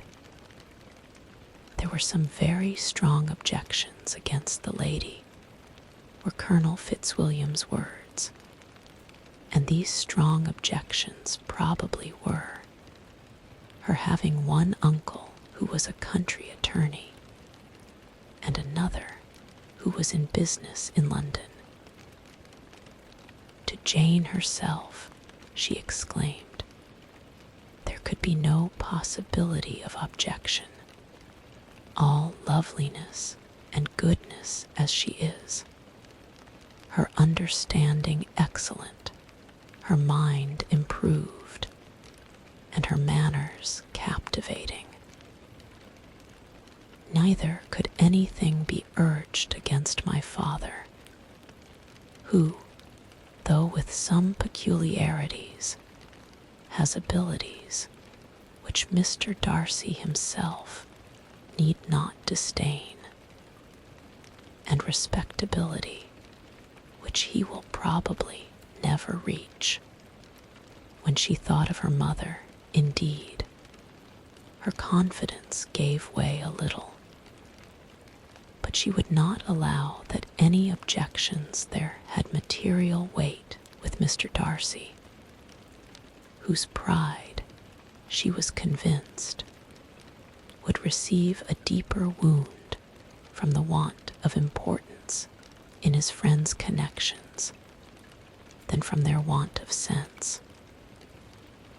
And she was quite decided at last that he had been partly governed by this worst kind of pride, and partly by the wish of retaining Mr. Bingley for his sister. The agitation and tears which the subject occasioned brought on a headache, and it grew so much worse towards the evening that, added to her unwillingness to see Mr. Darcy, it determined her not to attend her cousins to Rosings, where they were engaged to drink tea. Mrs. Collins, seeing that she was really unwell, did not press her to go, and as much as possible prevented her husband from pressing her. But Mr. Collins could not conceal his apprehension of Lady Catherine's being rather displeased by her staying at home. Chapter XXXIV. W. Hen, they were gone, Elizabeth, as if intending to exasperate herself as much as possible against Mr. Darcy, chose for her employment the examination of all the letters which Jane had written to her since her being in Kent. They contained no actual complaint, nor was there any revival of past occurrences, or any communication of present suffering, but in all, and in almost every line of each, there was a want of that cheerfulness which had been used to characterize her style, and which, proceeding from the serenity of a mind at ease with itself, and kindly disposed towards everyone, had been scarcely ever clouded. Elizabeth noticed every sentence conveying the idea of uneasiness, with an attention which it had hardly received on the first perusal. Mr. Darcy's shameful boast of what misery he had been able to inflict gave her a keener sense of her sister's sufferings. It was some consolation to think that his visit to Rosings was to end on the day after the next, and a still greater that in less than a fortnight she should herself be with Jane again, and enabled to contribute to the recovery of her spirits by all that affection could do. She could not think of Darcy's leaving Kent without remembering that his cousin was to go with him. But Colonel Fitzwilliam had made it clear that he had no intentions at all, and agreeable as he was, she did not mean to be unhappy about him. While settling this point, she was suddenly roused by the sound of the doorbell, and her spirits were a little fluttered by the idea of its being Colonel Fitzwilliam himself, who had once before called late in the evening, and might now come to inquire particularly after her. But this idea was soon banished, and her spirits were very differently affected when, to her utter amazement, she saw Mr. Darcy walk into the room. In a hurried manner, he immediately began an inquiry after her health, imputing his visit to a wish of hearing that she were better. She answered him with cold civility. He sat down for a few moments, and then getting up, walked about the room. Elizabeth was surprised, but said not a word. After a silence of several minutes, he came towards her in an agitated manner, and thus began. "In vain have I struggled. It will not do. My feelings will not be repressed. You must allow me to tell you how ardently I admire and love you." Elizabeth's astonishment was beyond expression. She stared, colored, doubted, and was silent. This he considered sufficient encouragement, and the avowal of all that he felt and had long felt for her immediately followed. He spoke well, but there were feelings besides those of the heart to be detailed, and he was not more eloquent on the subject of tenderness than of pride. His sense of her inferiority, of its being a degradation, of the family obstacles which judgment had always opposed to inclination, were dwelt on with a warmth which seemed due to the consequence he was wounding, but was very unlikely to recommend his suit. In spite of her deeply rooted dislike, she could not be insensible to the compliment of such a man's affection, and though her intentions did not vary for an instant, she was at first sorry for the pain he was to receive, till roused to resentment by his subsequent language, she lost all compassion in anger. She tried, however, to compose herself to answer him with patience.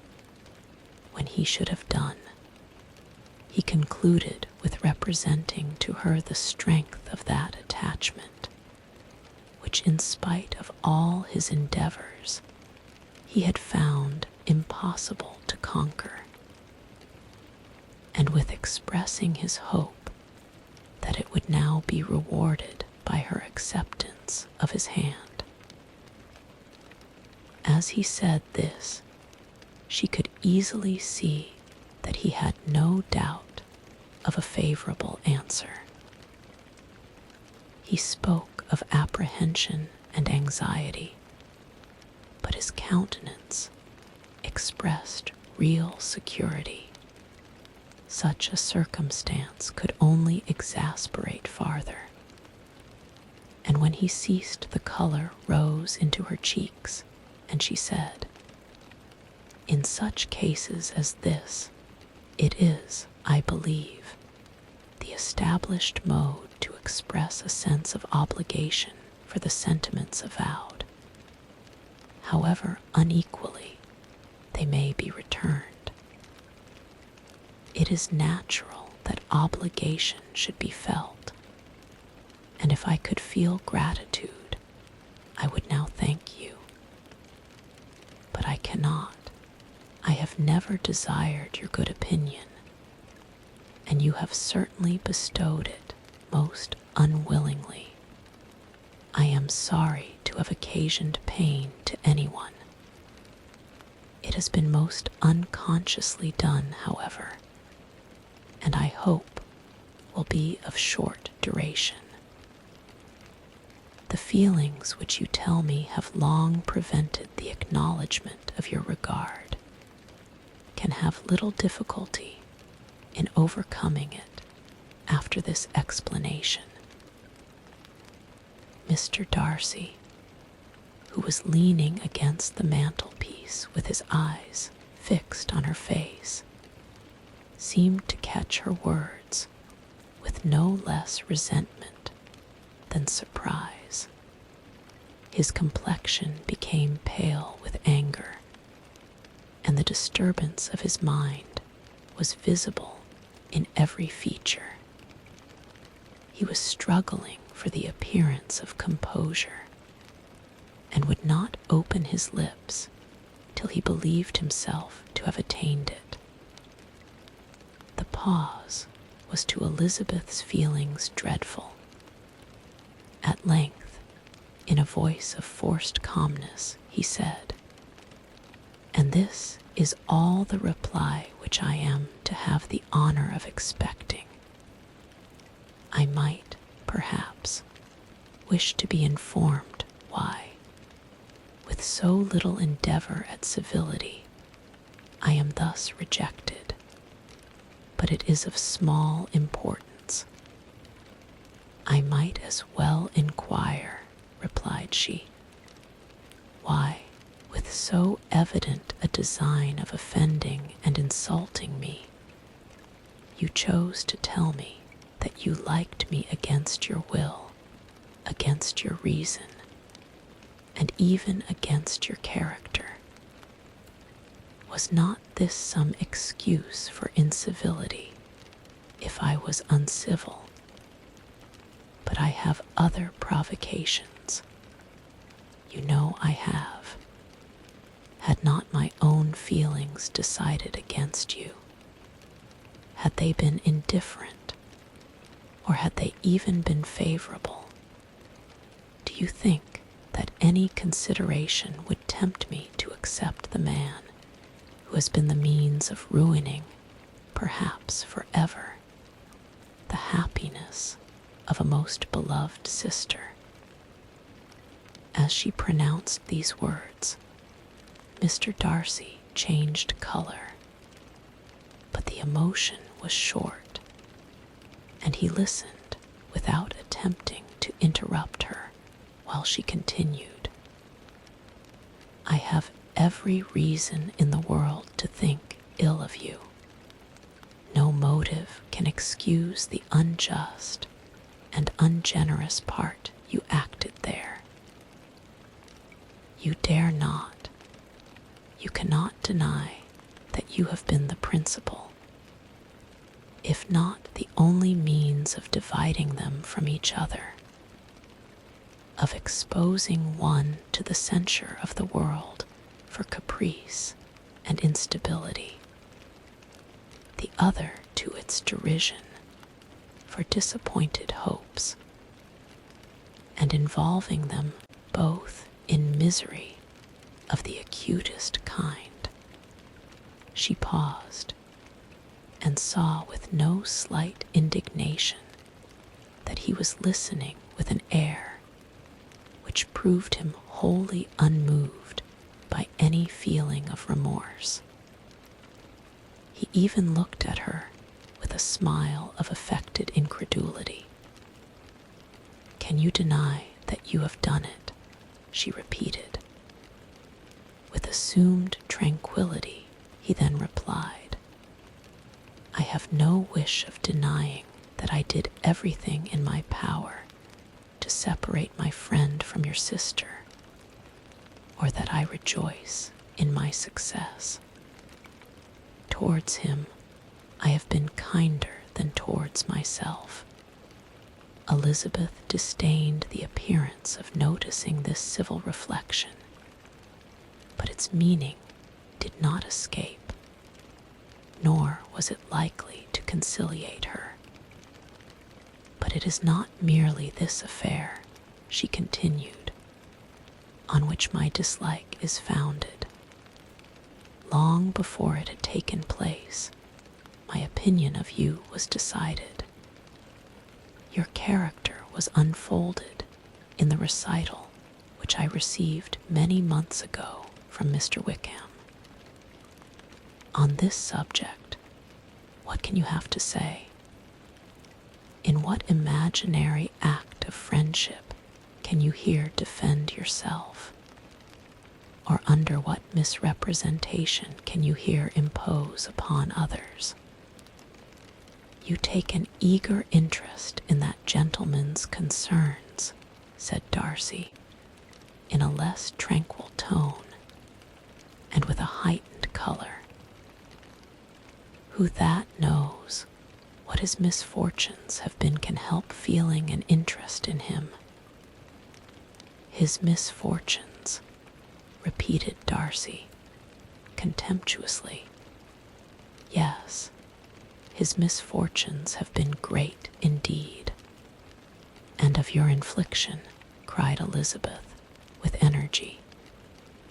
You have reduced him to his present state of poverty, comparative poverty. You have withheld the advantages which you must know to have been designed for him. You have deprived the best years of his life of that independence, which was no less his due than his desert. You have done all this, and yet you can treat the mention of his misfortunes with contempt and ridicule.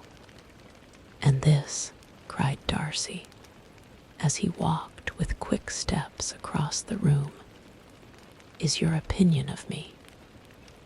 This is the estimation in which you hold me. I thank you for explaining it so fully. My faults, according to this calculation, are heavy indeed.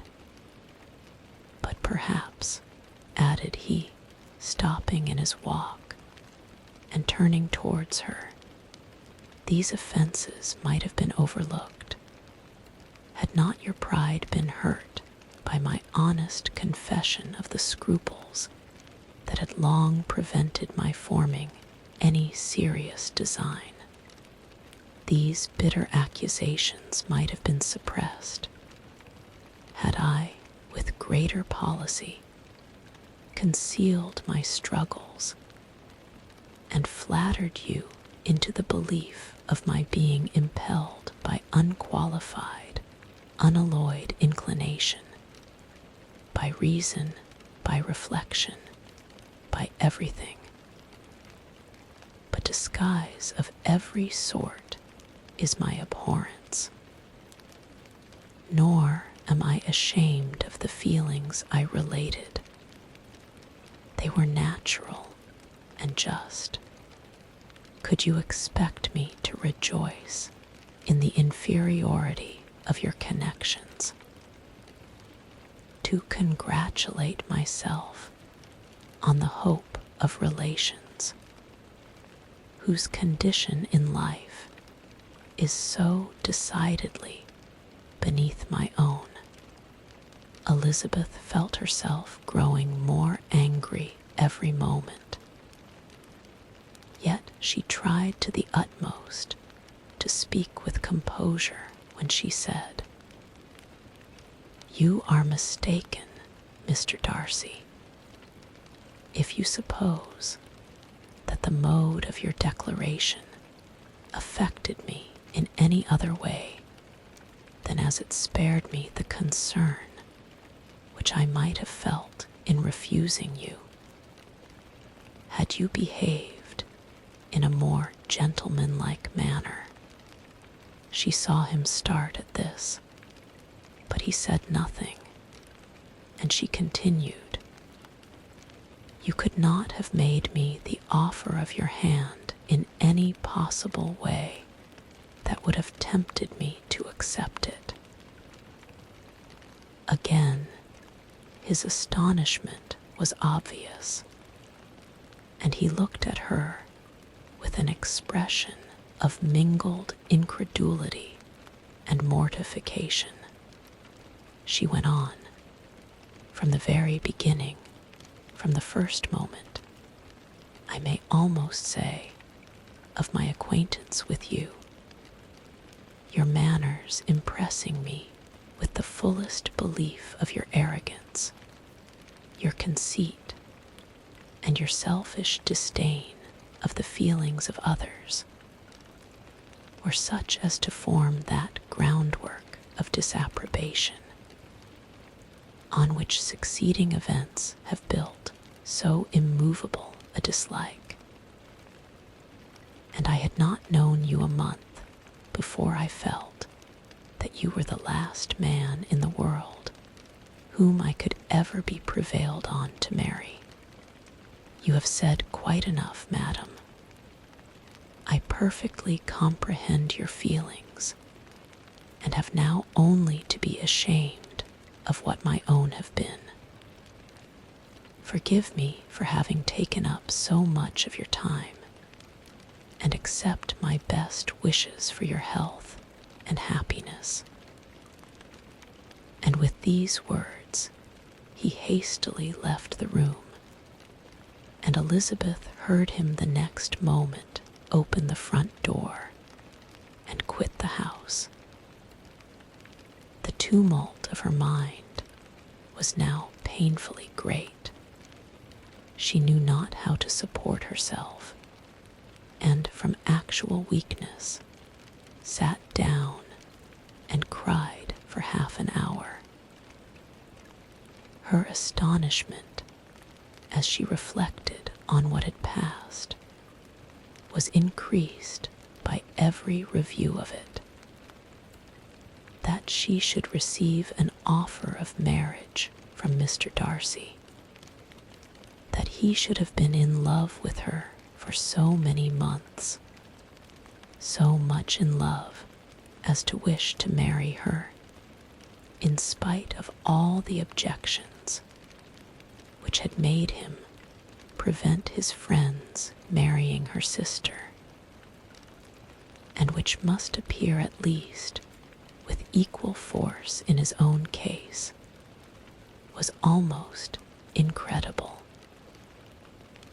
It was gratifying to have inspired unconsciously so strong an affection, but his pride, his abominable pride, his shameless avowal of what he had done with respect to Jane, his unpardonable assurance in acknowledging, though he could not justify it, and the unfeeling manner which he had mentioned Mr. Wickham, his cruelty towards whom he had not attempted to deny, soon overcame the pity which the consideration of his attachment had for a moment excited.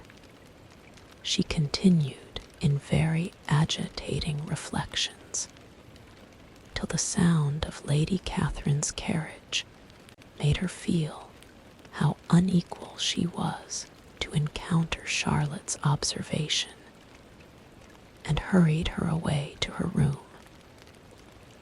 Hearing herself called.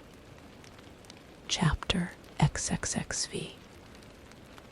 Elizabeth awoke the next morning to the same thoughts and meditations which had at length closed her eyes.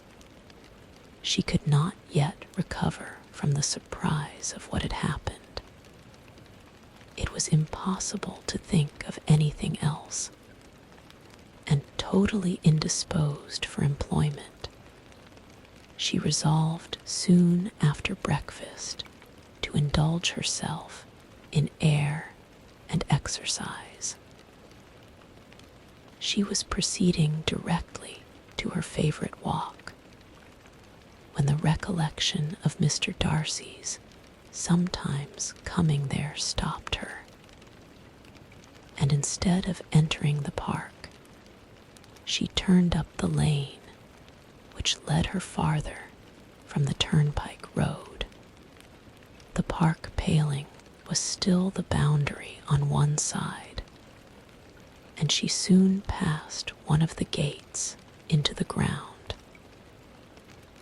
After walking 2 or 3 times along that part of the lane, she was tempted by the pleasantness of the morning to stop at the gates and look into the park. The 5 weeks which she had now passed in Kent had made a great difference in the country, and every day was adding to the verdure of the early trees.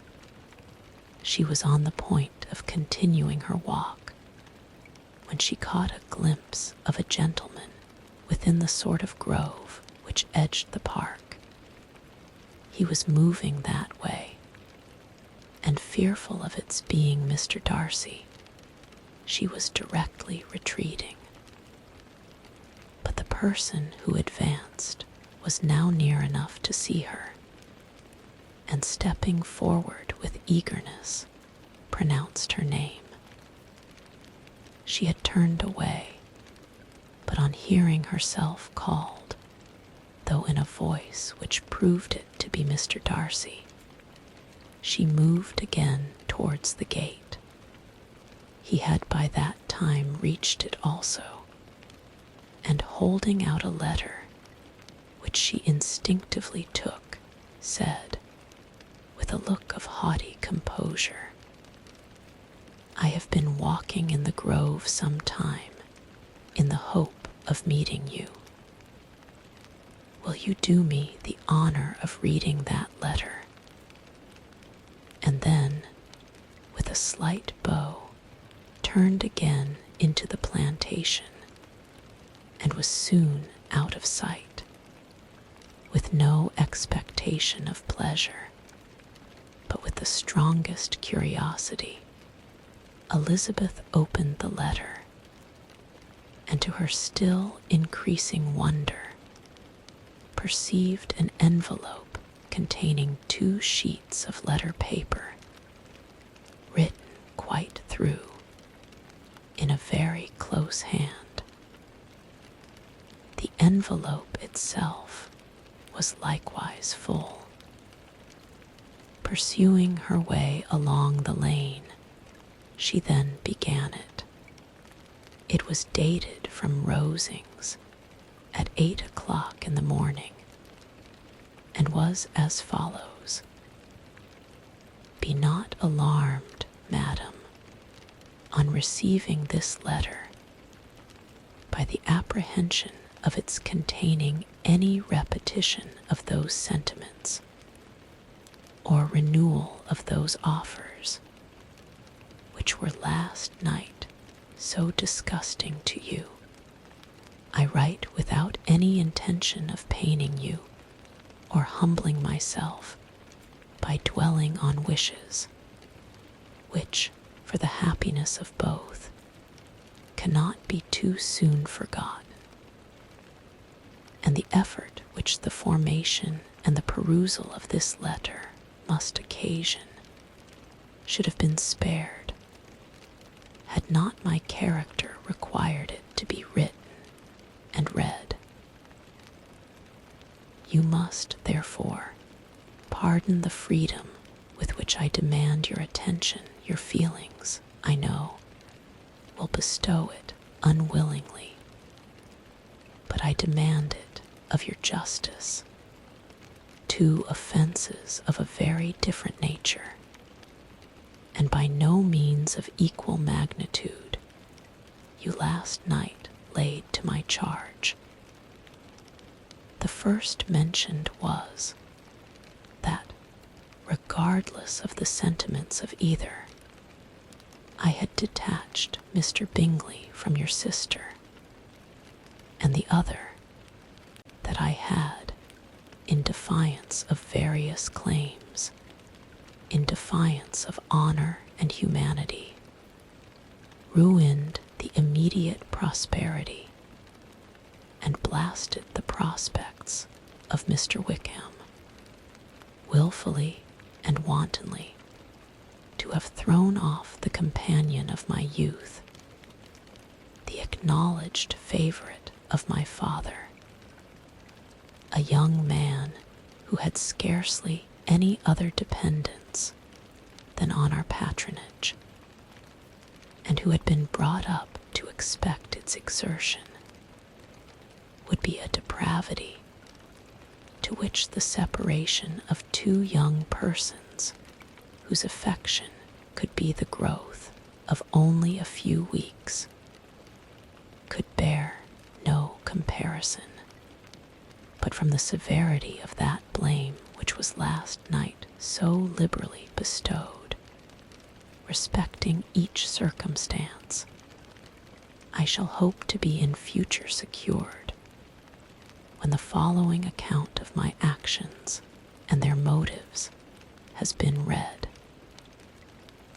If, in the explanation of them, which is due to myself, I am under the necessity of relating feelings which may be offensive to yours, I can only say that I am sorry. The necessity must be obeyed, and further apology would be absurd. I had not been long in Hertfordshire before I saw, in common with others, that Bingley preferred your elder sister to any other young woman in the country. But it was not till the evening of the dance at Netherfield that I had any apprehension of his feeling a serious attachment. I had often seen him in love before. At that ball, while I had the honor of dancing with you, I was first made acquainted by Sir William Lucas's accidental information that Bingley's attentions to your sister had given rise to a general expectation of their marriage. He spoke of it as a certain event, of which the time alone could be undecided. From that moment, I observed my friend's behavior attentively, and I could then perceive that his partiality for Miss Bennet was beyond what I had ever witnessed in him. Your sister I also watched. Her look and manners were open, cheerful, and engaging as ever, but without any symptom of peculiar regard, and I remained convinced, from the evening's scrutiny, that though she received his attentions with pleasure, she did not invite them by any participation of sentiment. If you have not been mistaken here, I must have been in an error. Your superior knowledge of your sister must make the latter probable. If it be so, if I have been misled by such error to inflict pain on her, your resentment has not been unreasonable. But I shall not scruple to assert that the serenity of your sister's countenance and air was such as might have given the most acute observer a conviction that, however amiable her temper, her heart was not likely to be easily touched, that I was desirous of believing her indifferent is certain. But I will venture to say that my investigations and decisions are not usually influenced by my hopes or fears. I did not believe her to be indifferent because I wished it, I believed it on impartial conviction, as truly as I wished it in reason. My objections to the marriage were not merely those which I last night acknowledged to have required the utmost force of passion to put aside in my own case. The want of connection could not be so great an evil to my friend as to me. But there were other causes of repugnance, causes which, though still existing, and existing to an equal degree in both instances, I had myself endeavored to forget, because they were not immediately before me. These causes must be stated, though briefly. The situation of your mother's family, though objectionable, was nothing in comparison of that total want of propriety so frequently, so almost uniformly betrayed by herself, by your 3 younger sisters, and occasionally even by your father. Pardon me, it pains me to offend you, but amidst your concern for the defects of your nearest relations, and your displeasure at this representation of them, let it give you consolation to consider that to have conducted yourselves so as to avoid any share of the like censure is praise no less generally bestowed on you and your eldest sister than it is honorable to the sense and disposition of both. I will only say farther that from what passed that evening, my opinion of all parties was confirmed, and every inducement heightened, which could have led me before to preserve my friend from what I esteemed a most unhappy connection. He left Netherfield for London on the day following, as you, I am certain, remember, with the design of soon returning. The part which I acted is now to be explained. His sister's uneasiness had been equally excited with my own. Our coincidence of feeling was soon discovered, and alike sensible that no time was to be lost in detaching their brother, we shortly resolved on joining him directly in London. We accordingly went, and there I readily engaged in the office of pointing out to my friend the certain evils of such a choice.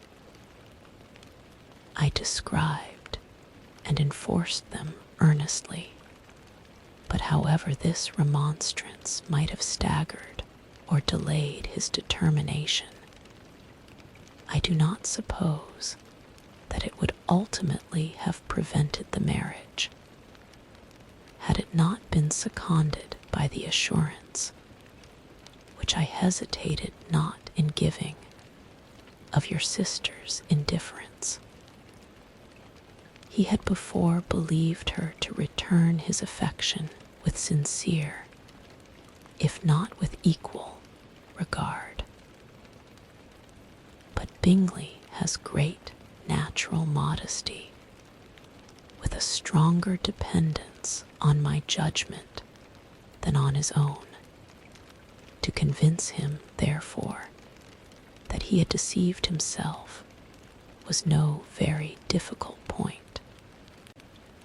To persuade him against returning into Hertfordshire, when that conviction had been given, was scarcely the work of a moment. I cannot blame myself for having done thus much.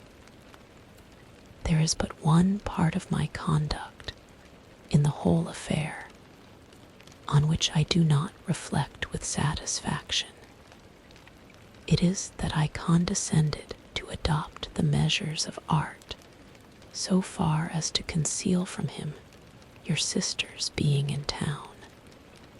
I knew it myself, as it was known to Miss Bingley, but her brother is even yet ignorant of it. That they might have met without ill consequence is, perhaps, probable, but his regard did not appear to me enough extinguished for him to see her without some danger. Perhaps this concealment, this disguise, was beneath me. It is done, however, and it was done for the best. On this subject, I have nothing more to say, no other apology to offer. If I have wounded your sister's feelings, it was unknowingly done. And though the motives which governed me may, to you, very naturally appear insufficient, I have not yet learnt to condemn them. With respect to that other, more weighty accusation of having injured Mr. Wickham, I can only refute it by laying before you the whole of his connection with my family. Of what he has particularly accused me I am ignorant, but of the truth of what I shall relate, I can summon more than one witness of undoubted veracity. Mr. Wickham is the son of a very respectable man, who had for many years the management of all the Pemberley estates, and whose good conduct in the discharge of his trust naturally inclined my father to be of service to him. And on George Wickham, who was his godson, his kindness was therefore liberally bestowed. My father supported him at school, and afterwards at Cambridge, most important assistance, as his own father, always poor from the extravagance of his wife, would have been unable to give him a gentleman's education. My father was not only fond of this young man's society, whose manners were always engaging, he had also the highest opinion of him, and hoping the church would be his profession, intended to provide for him in it. As for myself, it is many, many years since I first began to think of him in a very different manner. The vicious propensities, the want of principle, which he was careful to guard from the knowledge of his best friend, could not escape the observation of a young man of nearly the same age with himself, and who had opportunities of seeing him in unguarded moments, which Mr. Darcy could not have.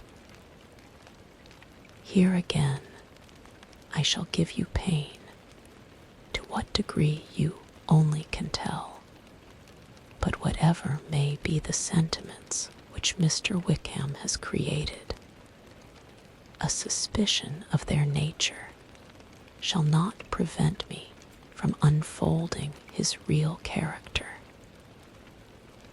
It adds even another motive.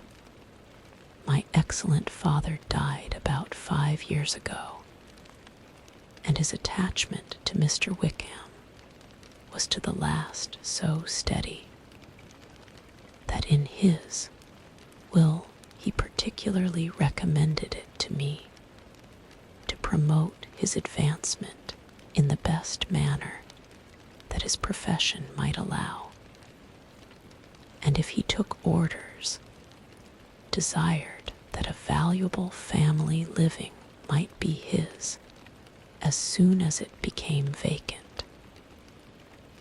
There was also a legacy of £1,000. His own father did not long survive mine, and within half a year from these events, Mr. Wickham wrote to inform me that, having finally resolved against taking orders, he hoped I should not think it unreasonable for him to expect some more immediate pecuniary advantage in lieu of the preferment, by which he could not be benefited. He had some intention, he added, of studying the law, and I must be aware that the interest of £1,000 would be a very insufficient support therein. I rather wished than believed him to be sincere, but at any rate was perfectly ready to accede to his proposal. I knew that Mr. Wickham ought not to be a clergyman. The business was therefore soon settled. He resigned all claim to assistance in the church, were it possible that he could ever be in a situation to receive it, and accepted in return £3,000. All connection between us seemed now dissolved. I thought too ill of him to invite him to Pemberley, or admit his society in town. In town, I believe, he chiefly lived, but his studying the law was a mere pretense, and being now free from all restraint, his life was a life of idleness and dissipation. For about 3 years I heard little of him, but on the decease of the incumbent of the living which had been designed for him, he applied to me again by letter for the presentation. His circumstances, he assured me, and I had no difficulty in believing it, were exceedingly bad.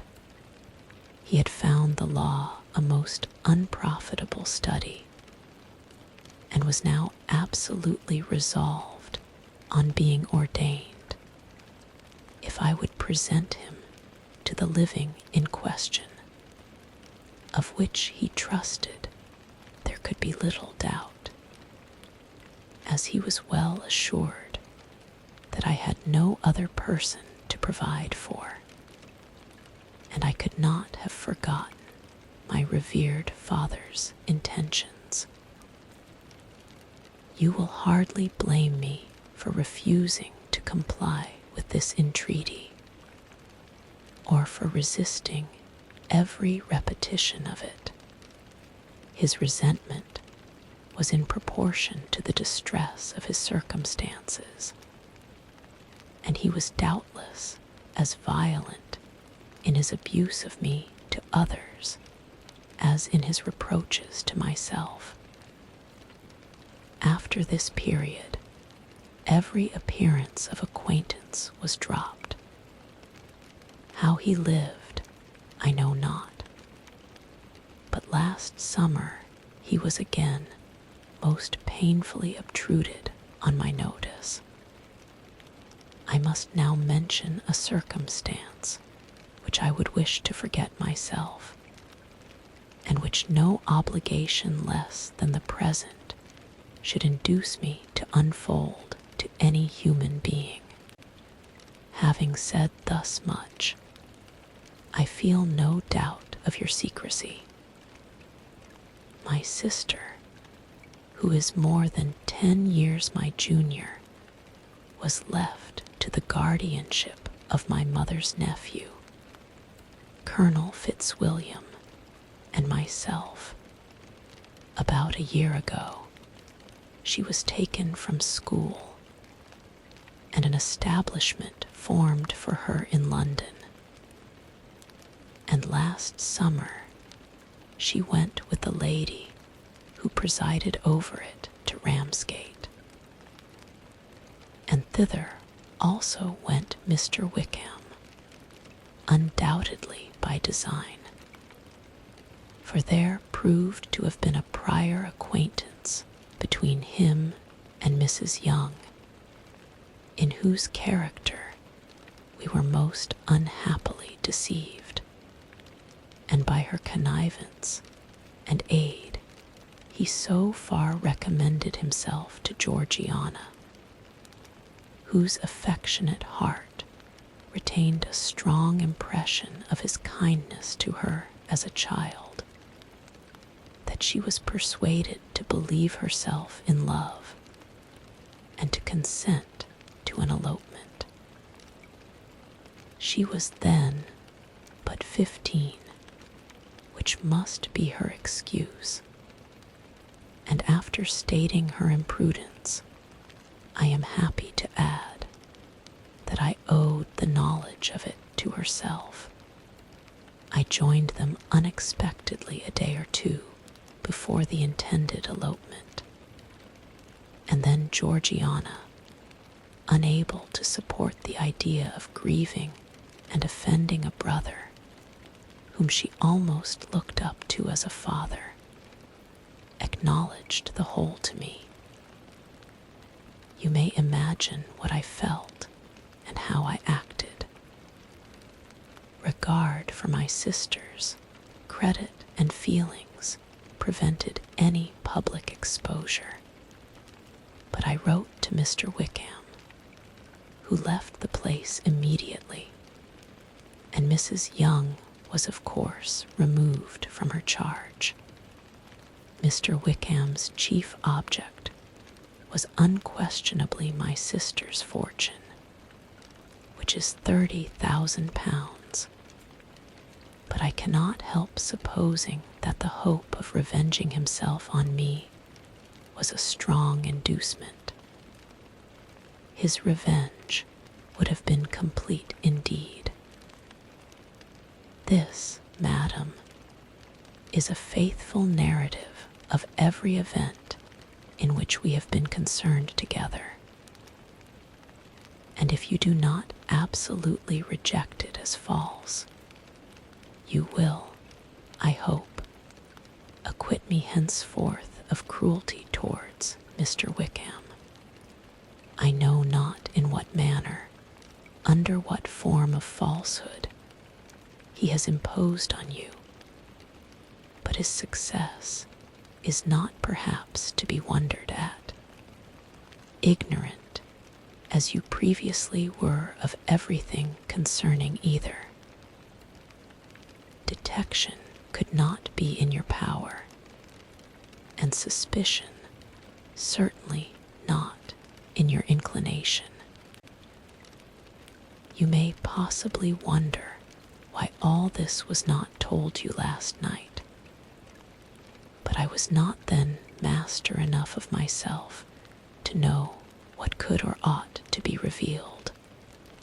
For the truth of everything here related, I can appeal more particularly to the testimony of Colonel Fitzwilliam, who, from our near relationship and constant intimacy, and still more as one of the executors of my father's will, has been unavoidably acquainted with every particular of these transactions.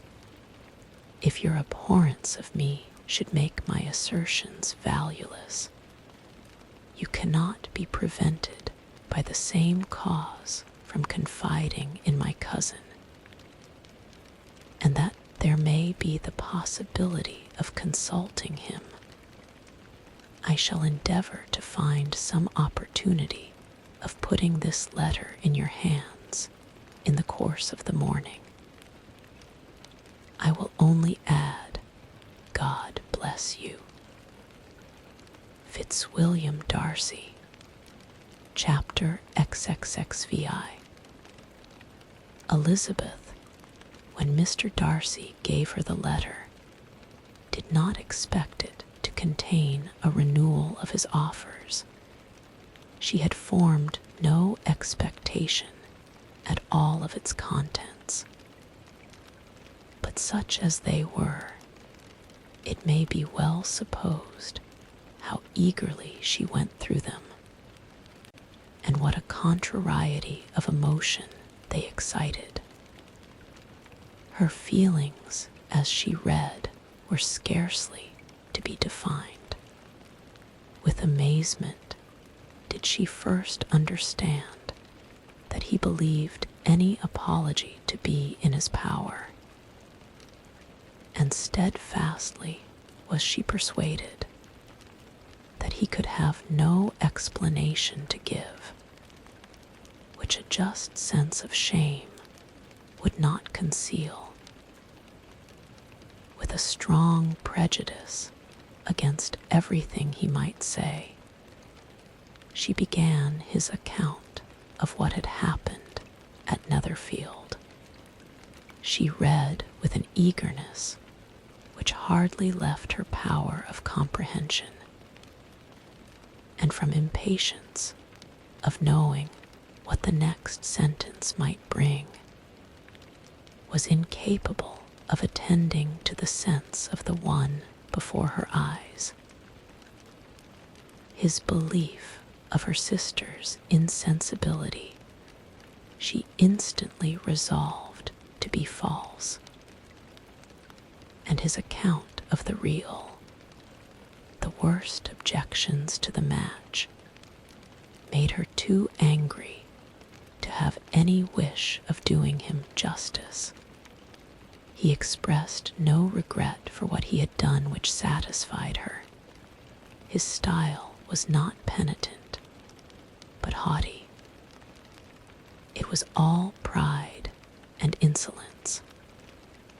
But when this subject was succeeded by his account of Mr. Wickham, when she read, with somewhat clearer attention, a relation of events which, if true, must overthrow every cherished opinion of his worth, and which bore so alarming an affinity to his own history of himself, her feelings were yet more acutely painful and more difficult of definition.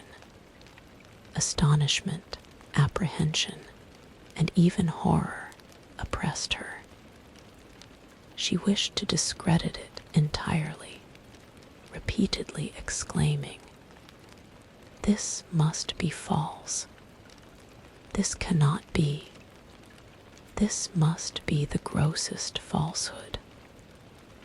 And when she had gone through the whole letter, though scarcely knowing anything of the last page or two, put it hastily away, protesting that she would not regard it, that she would never look in it again.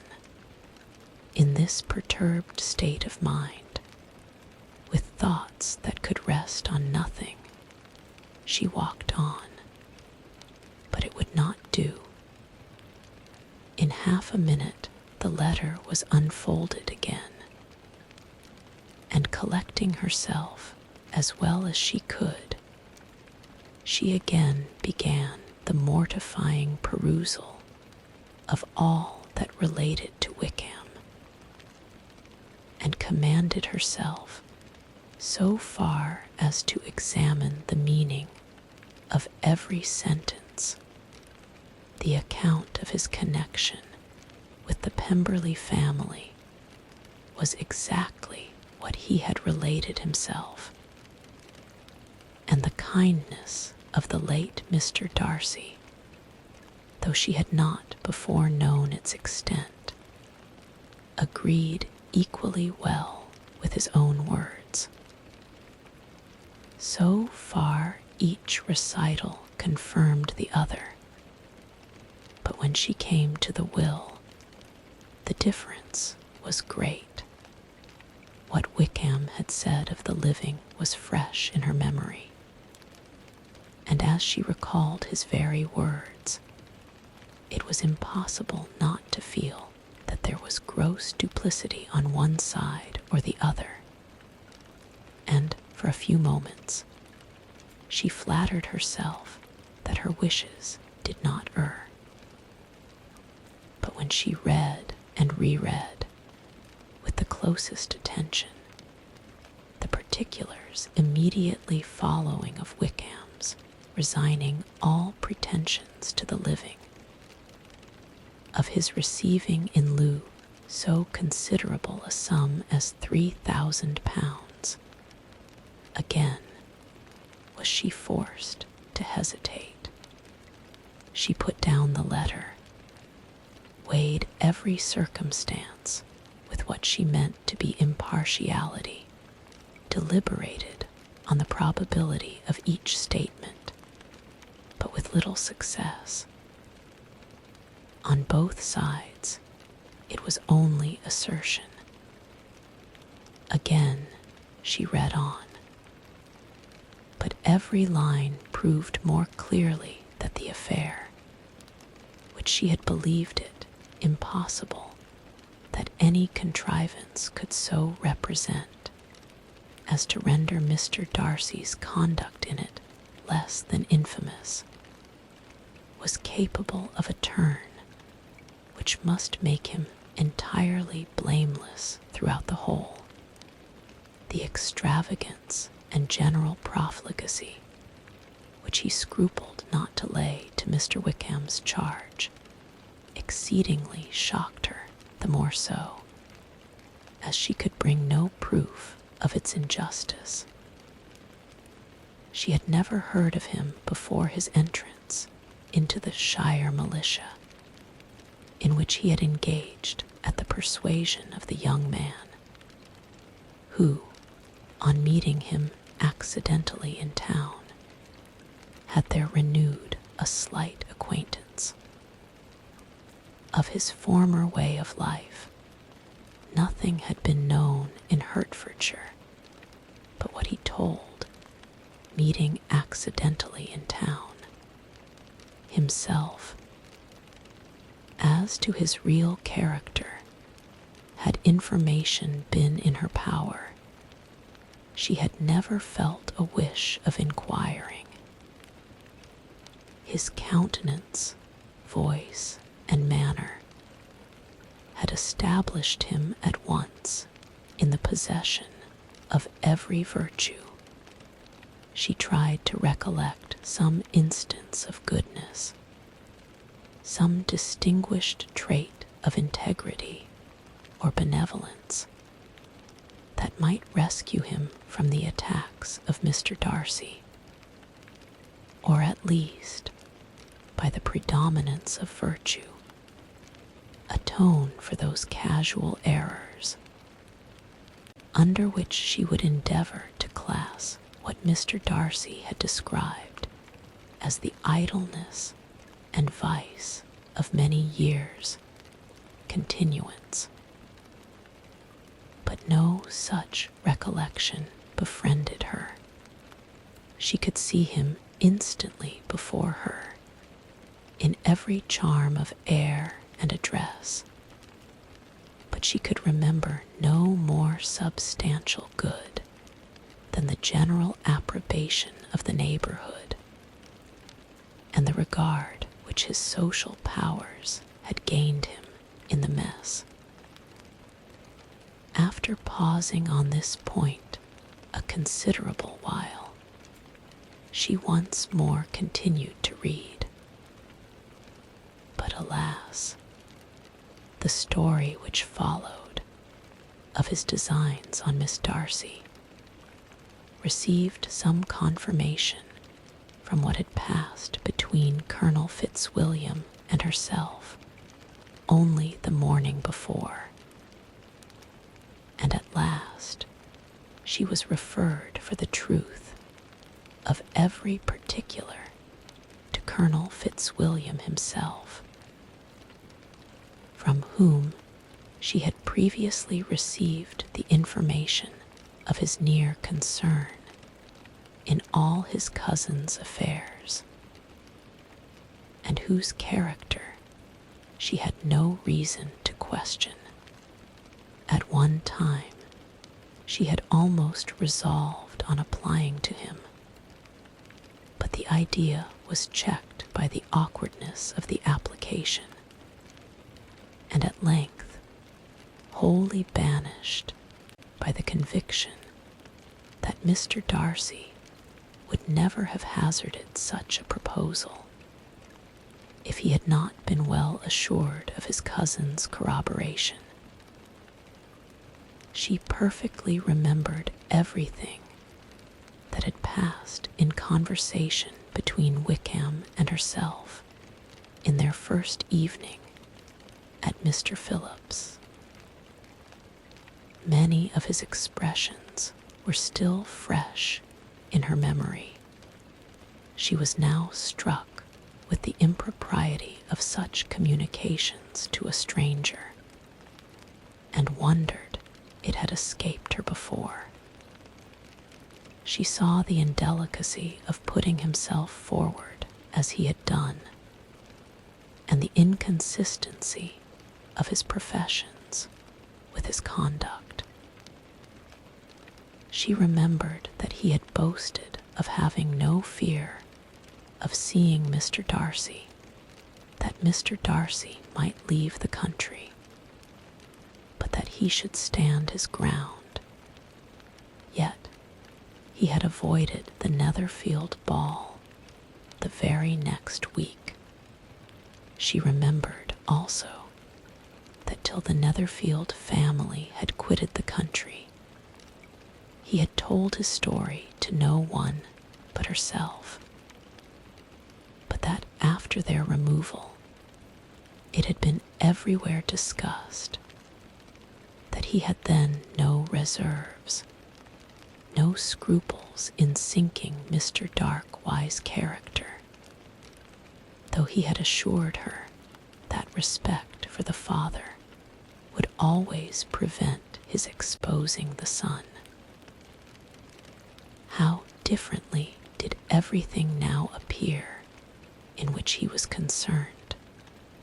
His attentions to Miss King were now the consequence of views solely and hatefully mercenary, and the mediocrity of her fortune proved no longer the moderation of his wishes, but his eagerness to grasp at anything. His behavior to herself could now have had no tolerable motive. He had either been deceived with regard to her fortune, or had been gratifying his vanity by encouraging the preference which she believed she had most incautiously shown.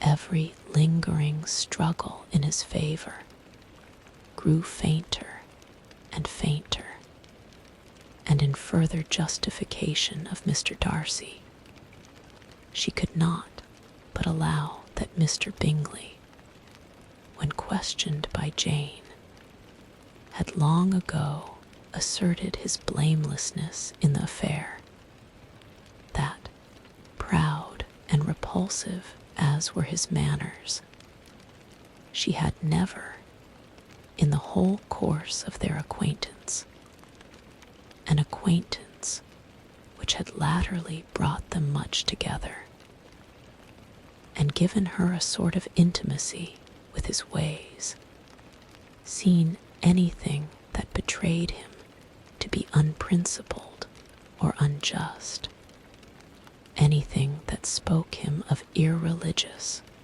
or immoral habits, that among his own connections he was esteemed and valued, that even Wickham had allowed him merit as a brother, and that she had often heard him speak so affectionately of his sister as to prove him capable of some amiable feeling,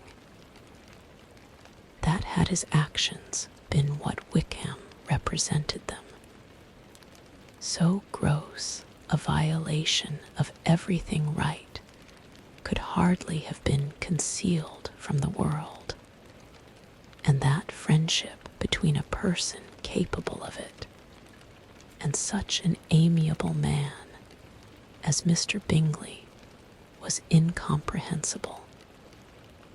She grew absolutely ashamed of herself.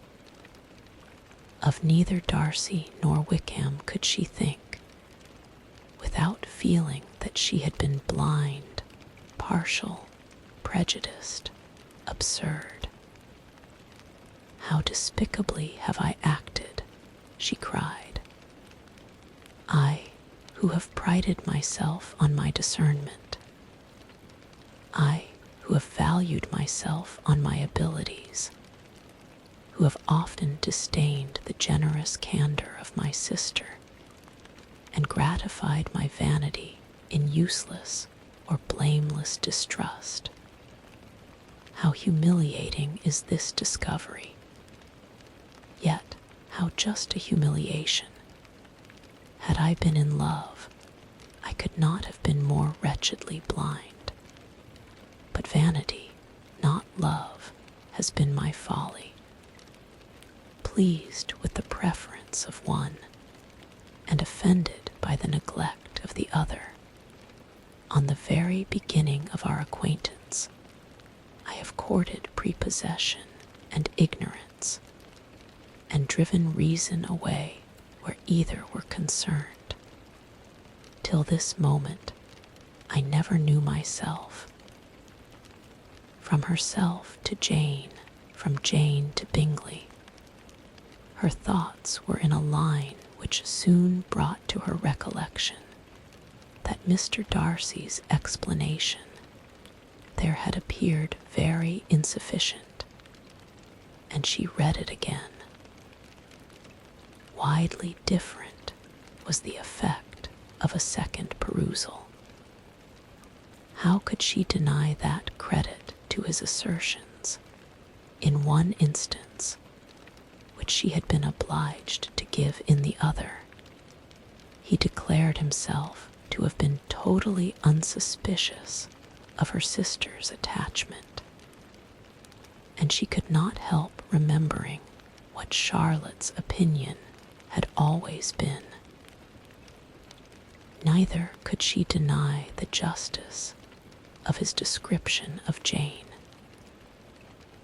She felt that Jane's feelings, though fervent, were little displayed, and that there was a constant complacency in her air and manner, not often united with great sensibility.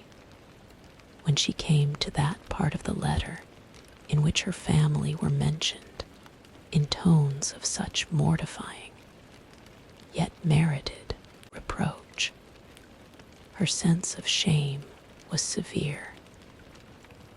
The justice of the charge struck her too forcibly for denial, and the circumstances to which he particularly alluded, as having passed at the Netherfield ball, and as confirming all his first disapprobation, could not have made a stronger impression on his mind than on hers.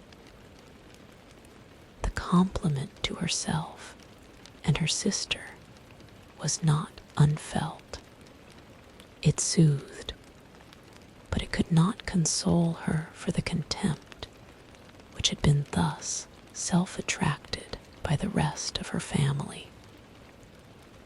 And as she considered that Jane's disappointment had, in fact, been the work of her nearest relations, and reflected how materially the credit of both must be hurt by such impropriety of conduct, she felt depressed beyond anything she had ever known before. After wandering along the lane for 2 hours, giving way to every variety of thought, reconsidering events, determining probabilities, and reconciling herself, as well as she could, to a change so sudden and so important, fatigue, and a recollection of her long absence, made her at length return home. And she entered the house with the wish of appearing cheerful as usual, and the resolution of repressing such reflections as must make her unfit for conversation. She was immediately told that the 2 gentlemen from Rosings had each called during her absence, Mr. Darcy only for a few minutes, to take leave, but that Colonel Fitzwilliam had been sitting with them at least an hour, hoping for her return, and almost resolving to walk after her till she could be found. Elizabeth could but just affect concern in missing him. She really rejoiced at it. Colonel Fitzwilliam was no longer an object. She could think only of her letter, his parting obeisance, chapter XXXVI.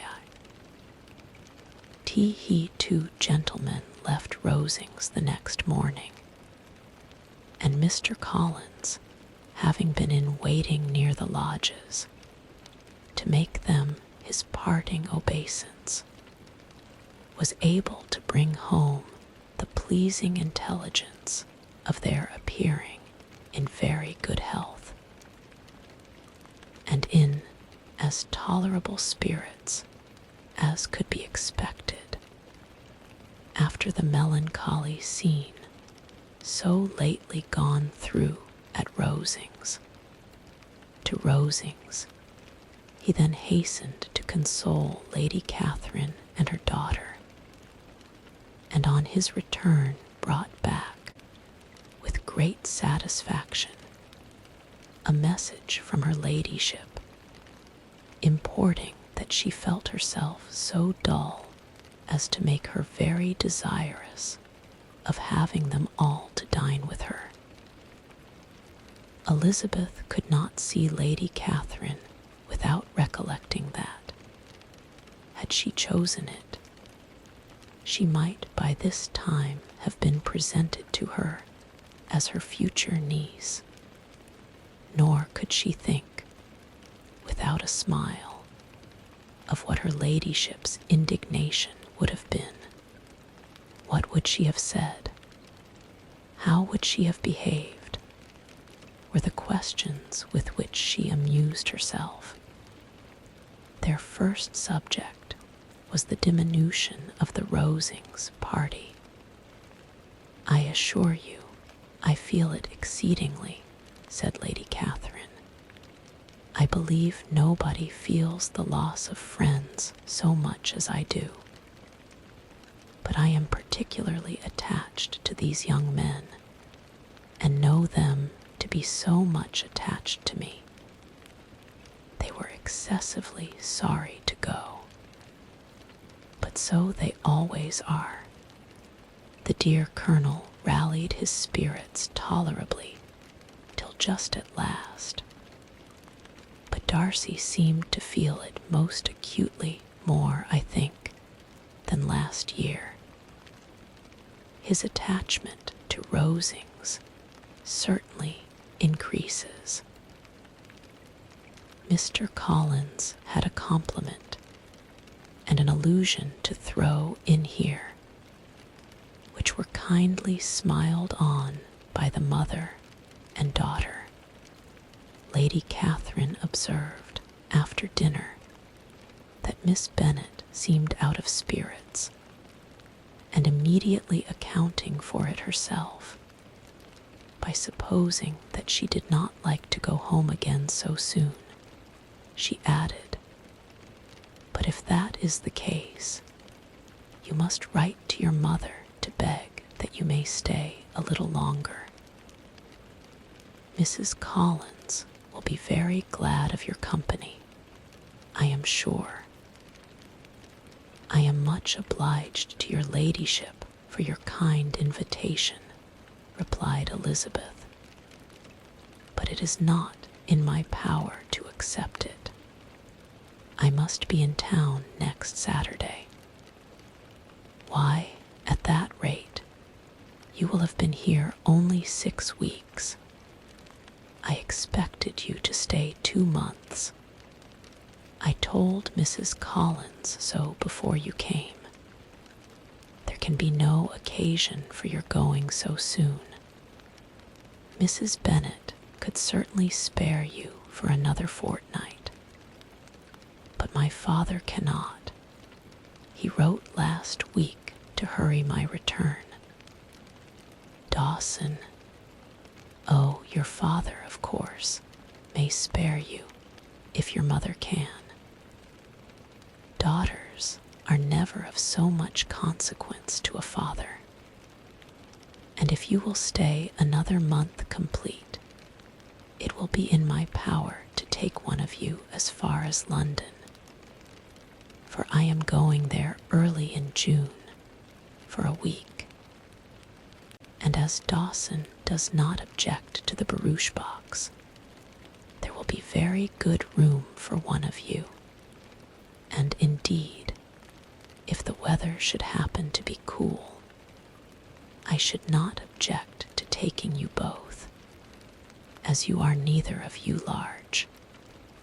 You are all kindness, madam, but I believe we must abide by our original plan."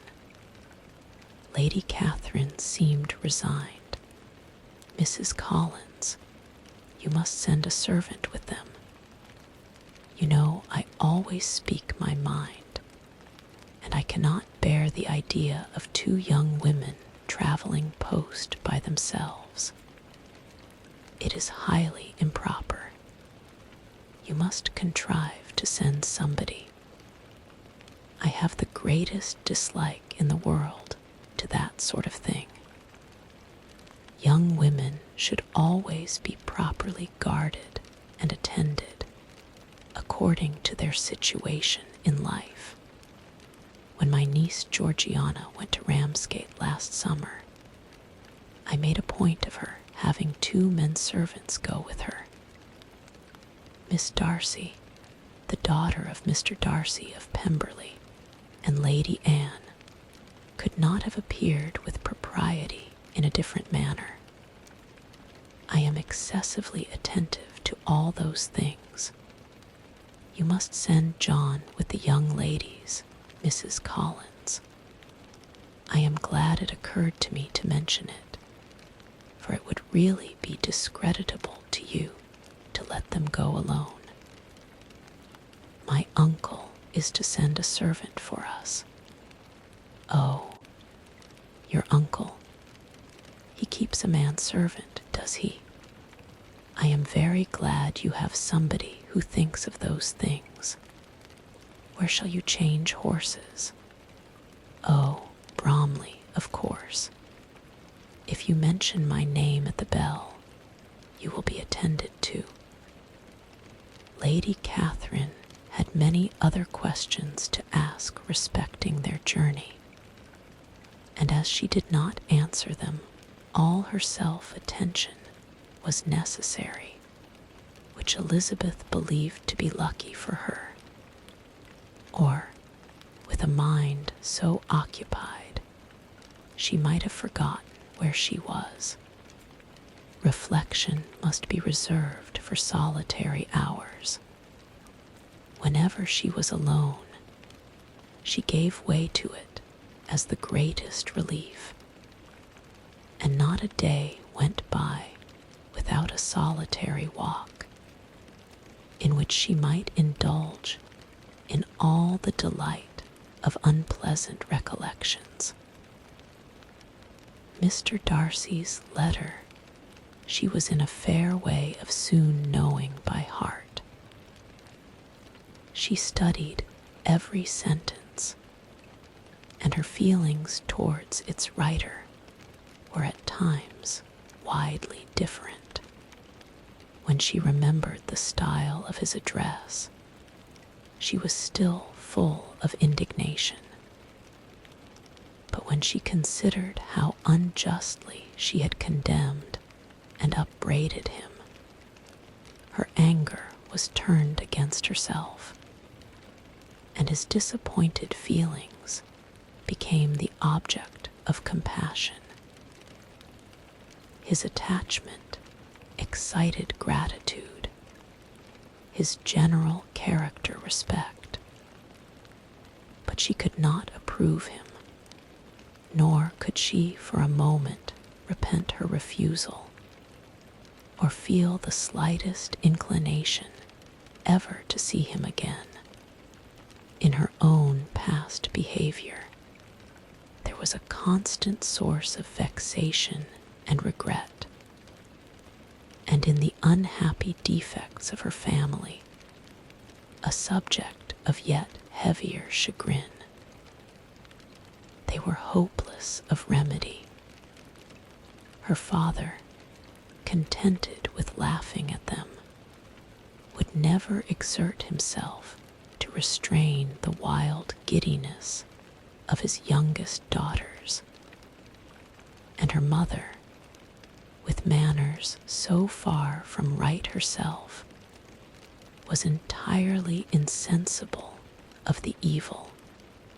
Elizabeth had frequently united with Jane in an endeavor to check the imprudence of Catherine and Lydia. But while they were supported by their mother's indulgence, what chance could there be of improvement? Catherine, weak-spirited, irritable, and completely under Lydia's guidance, had been always affronted by their advice, and Lydia, self-willed and careless, would scarcely give them a hearing. They were ignorant, idle, and vain.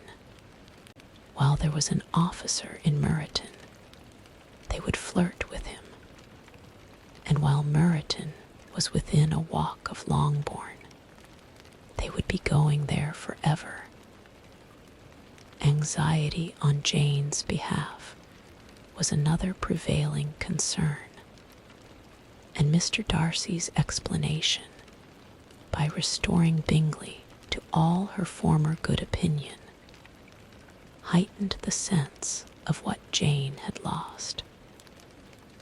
His affection was proved to have been sincere, and his conduct cleared of all blame, unless any could attach to the implicitness of his confidence in his friend. How grievous, then, was the thought that, of a situation so desirable in every respect, so replete with advantage, so promising for happiness, Jane had been deprived by the folly and indecorum of her own family. When to these recollections was added the development of Wickham's character, it may be easily believed that the happy spirits, which had seldom been depressed before, were now so much affected as to make it almost impossible for her to appear tolerably cheerful. Their engagements at Rosings were as frequent during the last week of her stay as they had been at first. The very last evening was spent there, and her ladyship again inquired minutely into the particulars of their journey, gave them directions as to the best method of packing, and was so urgent on the necessity of placing gowns in the only right way, that Maria thought herself obliged, on her return, to undo all the work of the morning and pack her trunk afresh. When they parted, Lady Catherine, with great condescension, wished them a good journey and invited them to come to Hunsford again next year. And Miss de Bourgh exerted herself so far as to courtesy and hold out her hand to both. The elevation of his feelings. Chapter XXXVII. O.N. Saturday morning. Elizabeth and Mr. Collins met for breakfast a few minutes before the others appeared, and he took the opportunity of paying the parting civilities, which he deemed indispensably necessary.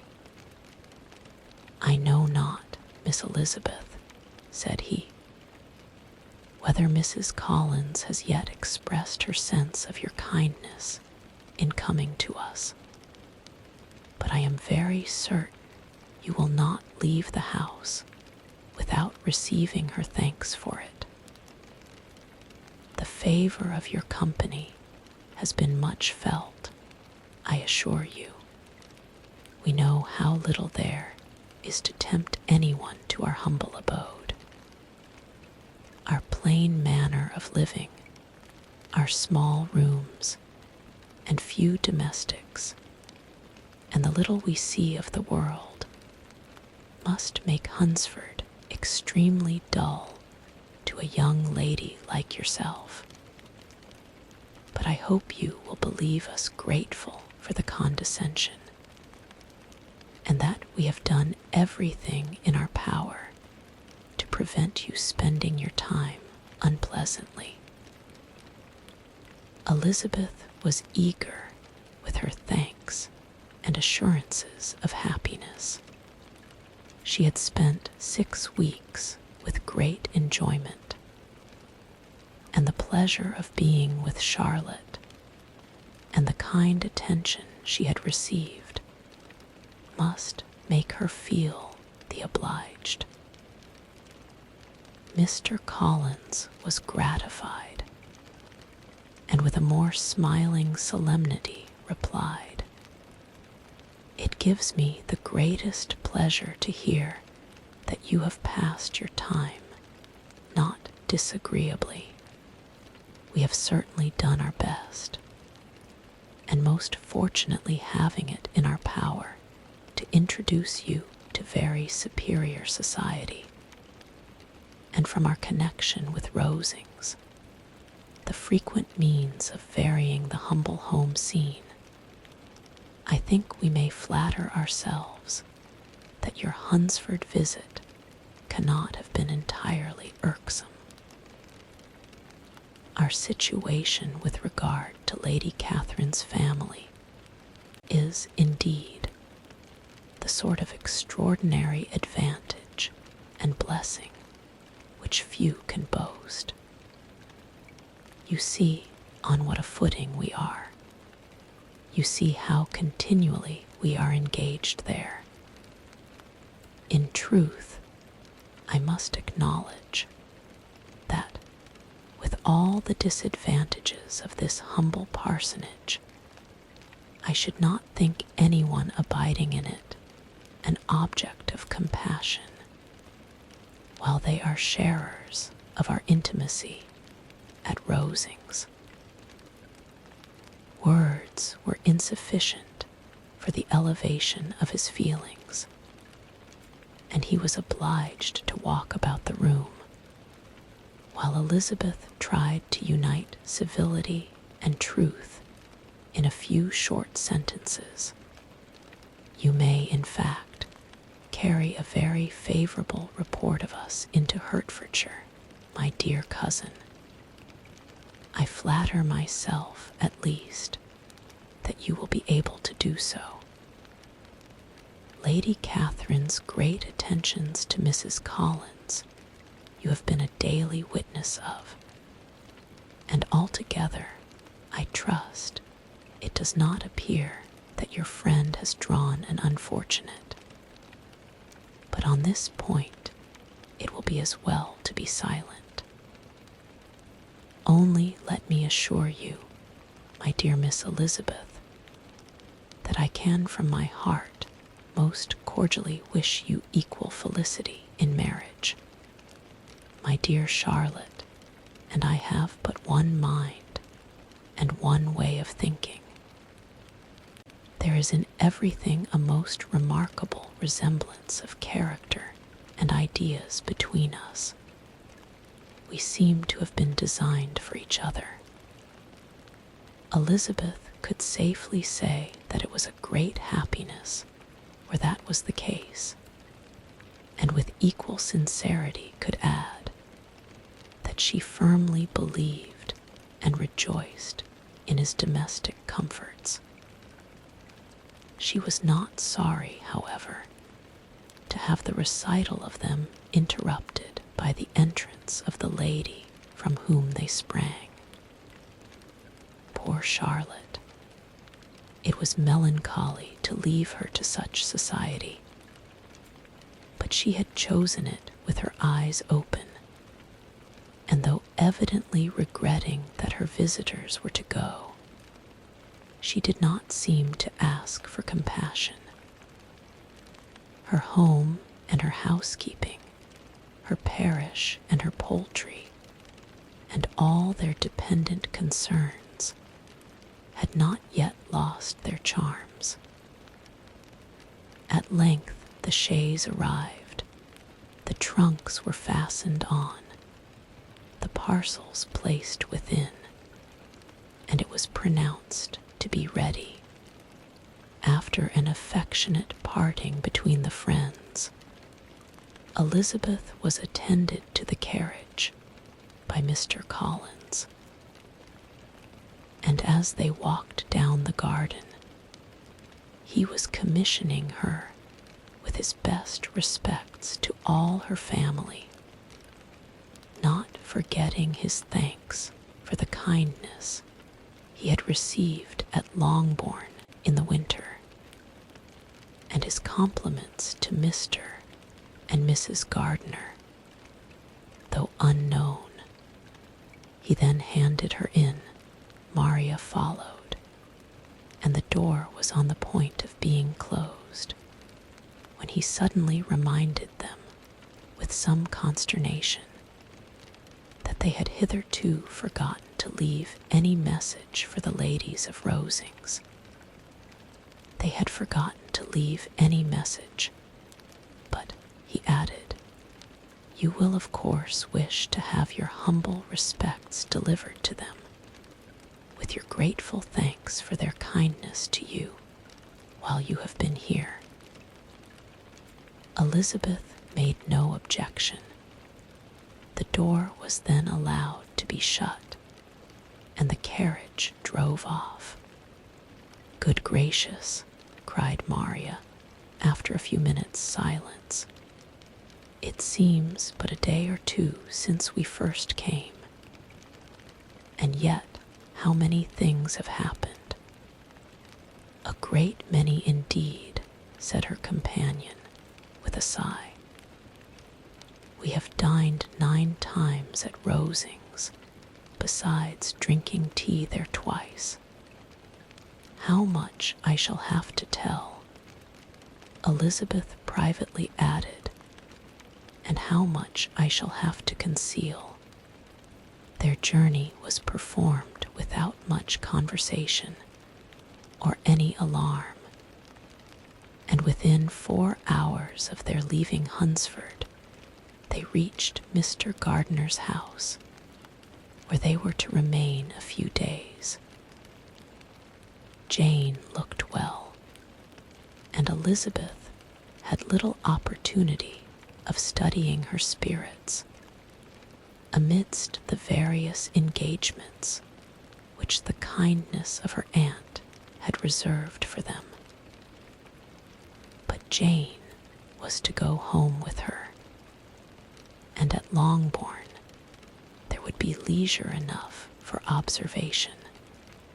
It was not without an effort, meanwhile, that she could wait even for Longbourn before she told her sister of Mr. Darcy's proposals, to know that she had the power of revealing what would so exceedingly astonish Jane, and must, at the same time, so highly gratify whatever of her own vanity she had not yet been able to reason away, was such a temptation to openness as nothing could have conquered.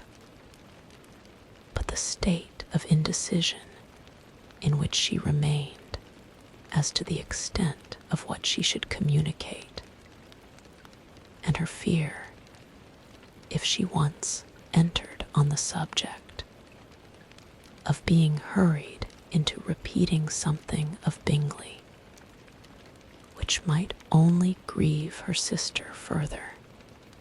How nicely we are crammed in. Chapter XXXIX. IT was the second week in May, in which the three young ladies set out together from Gracechurch Street for the town of in Hertfordshire. And as they drew near the appointed inn where Mr. Bennet's carriage was to meet them, they quickly perceived, in token of the coachman's punctuality, both Kitty and Lydia looking out of a dining room upstairs. These two girls had been above an hour in the place, happily employed in visiting an opposite milliner, watching the sentinel on guard, and dressing a salad and cucumber.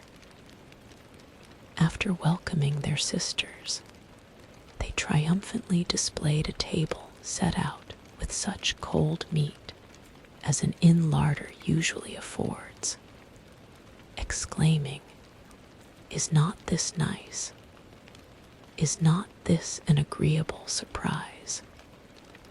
And we mean to treat you all," added Lydia, "but you must lend us the money, for we have just spent hours at the shop out there." Then showing her purchases, "Look here, I have bought this bonnet.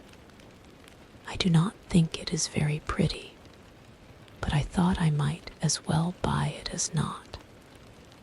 I shall pull it to pieces as soon as I get home, and see if I can make it up any better." And when her sisters abused it as ugly, she added, with perfect unconcern, "Oh, but there were 2 or 3 much uglier in the shop, and when I have bought some prettier colored satin to trim it with fresh, I think it will be very tolerable. Besides, it will not much signify what one wears this summer, after the Shire have left Meryton, and they are going in a fortnight." "Are they, indeed?" cried Elizabeth, with the greatest satisfaction. "They are going to be encamped near Brighton, and I do so want Papa to take us all there for the summer. It would be such a delicious scheme, and I dare say would hardly cost anything at all. Mamma would like to go too, of all things. Only think what a miserable summer else we shall have." "Yes," thought Elizabeth, "that would be a delightful scheme indeed, and completely due for us at once. Good heaven, Brighton and a whole campful of soldiers to us, who have been overset already by one poor regiment of militia, and the monthly balls of Meryton. Now "I have got some news for you," said Lydia, as they sat down to table. "What do you think?" "It is excellent news, capital news, and about a certain person that we all like." Jane and Elizabeth looked at each other, and the waiter was told that he need not stay. Lydia laughed and said, "Aye, that is just like your formality and discretion. You thought the waiter must not hear, as if he cared. I dare say he often hears worse things said than I am going to say. But he is an ugly fellow. I am glad he is gone. I never saw such a long chin in my life. Well, but now for my news. It is about dear Wickham, too good for the waiter, is not it? There is no danger of Wickham's marrying Mary King, there's for you. She is gone down to her uncle at Liverpool, gone to stay. Wickham is safe. And Mary King is safe, added Elizabeth, safe from a connection imprudent as to fortune. She is a great fool for going away, if she liked him. But I hope there is no strong attachment on either side, said Jane. I am sure there is not on his. I will answer for it. He never cared 3 straws about her.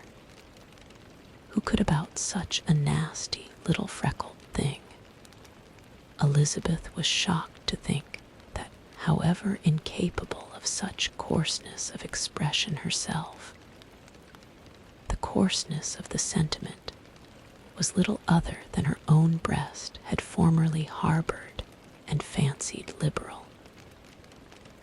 As soon as all had ate and the elder ones paid, the carriage was ordered, and after some contrivance, the whole party, with all their boxes, work-bags, and parcels, and the unwelcome addition of Kitty's and Lydia's purchases, were seated in it.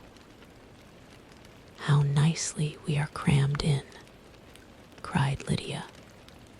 I am glad I brought my bonnet, if it is only for the fun of having another bandbox. Well, now let us be quite comfortable and snug, and talk and laugh all the way home. And in the first place, let us hear what has happened to you all since you went away. Have you seen any pleasant men? Have you had any flirting? I was in great hopes that one of you would have got a husband before you came back.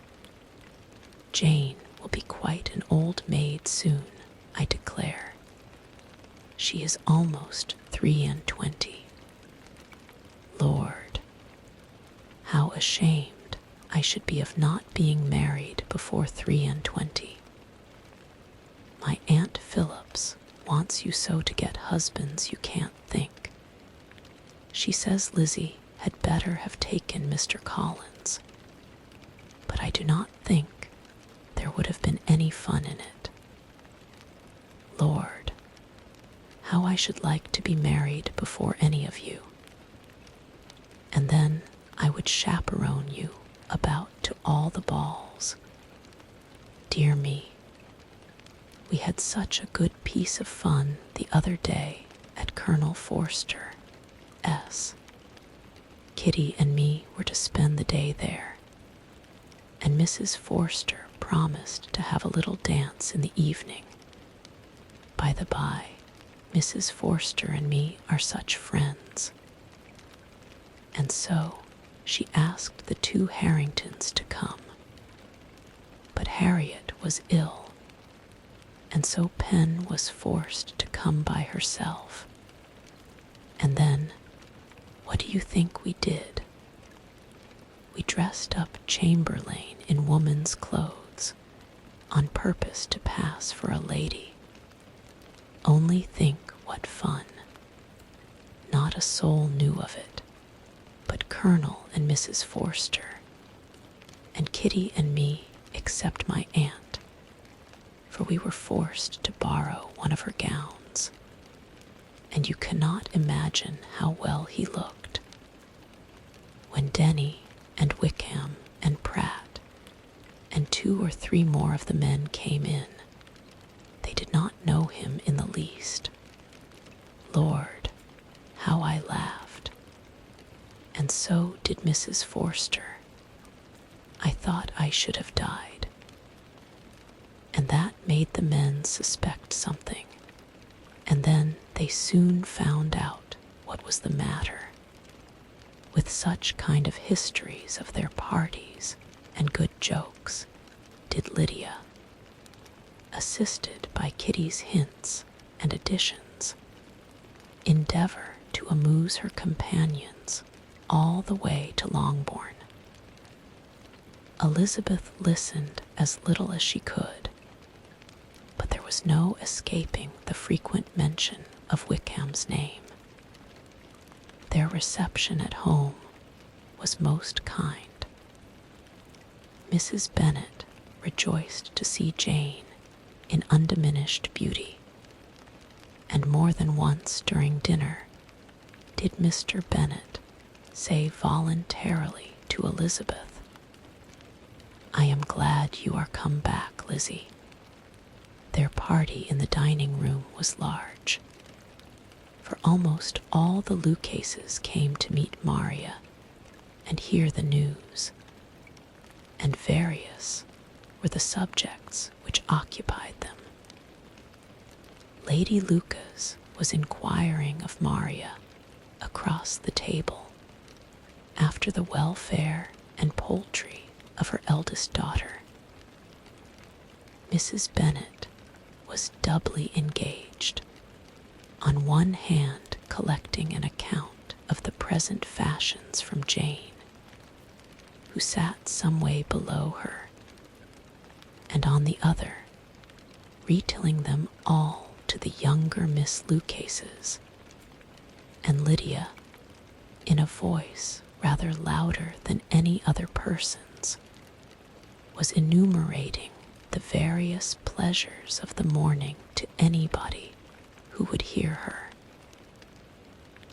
"Oh, Mary," said she, "I wish you had gone with us, for we had such fun. As we went along, Kitty and me drew up all the blinds and pretended there was nobody in the coach, and I should have gone so all the way if Kitty had not been sick. And when we got to the George, I do think we behaved very handsomely, for we treated the other 3 with the nicest cold luncheon in the world, and if you would have gone, we would have treated you too. And then, when we came away, it was such fun. I thought we never should have got into the coach. I was ready to die of laughter. And then we were so merry all the way home. We talked and laughed so loud that anybody might have heard us 10 miles off. To this, Mary very gravely replied, "Far be it from me, my dear sister, to depreciate such pleasures. They would doubtless be congenial with the generality of female minds, but I confess they would have no charms for me. I should infinitely prefer a book." But of this answer Lydia heard not a word. She seldom listened to anybody for more than half a minute, and never attended to Mary at all. In the afternoon, Lydia was urgent with the rest of the girls to walk to Meryton and see how everybody went on, but Elizabeth steadily opposed the scheme. It should not be said that that the Miss Bennets could not be at home half a day before they were in pursuit of the officers. There was another reason, too, for her opposition. She dreaded seeing Wickham again, and was resolved to avoid it as long as possible. The comfort to her of the regiment's approaching removal was indeed beyond expression.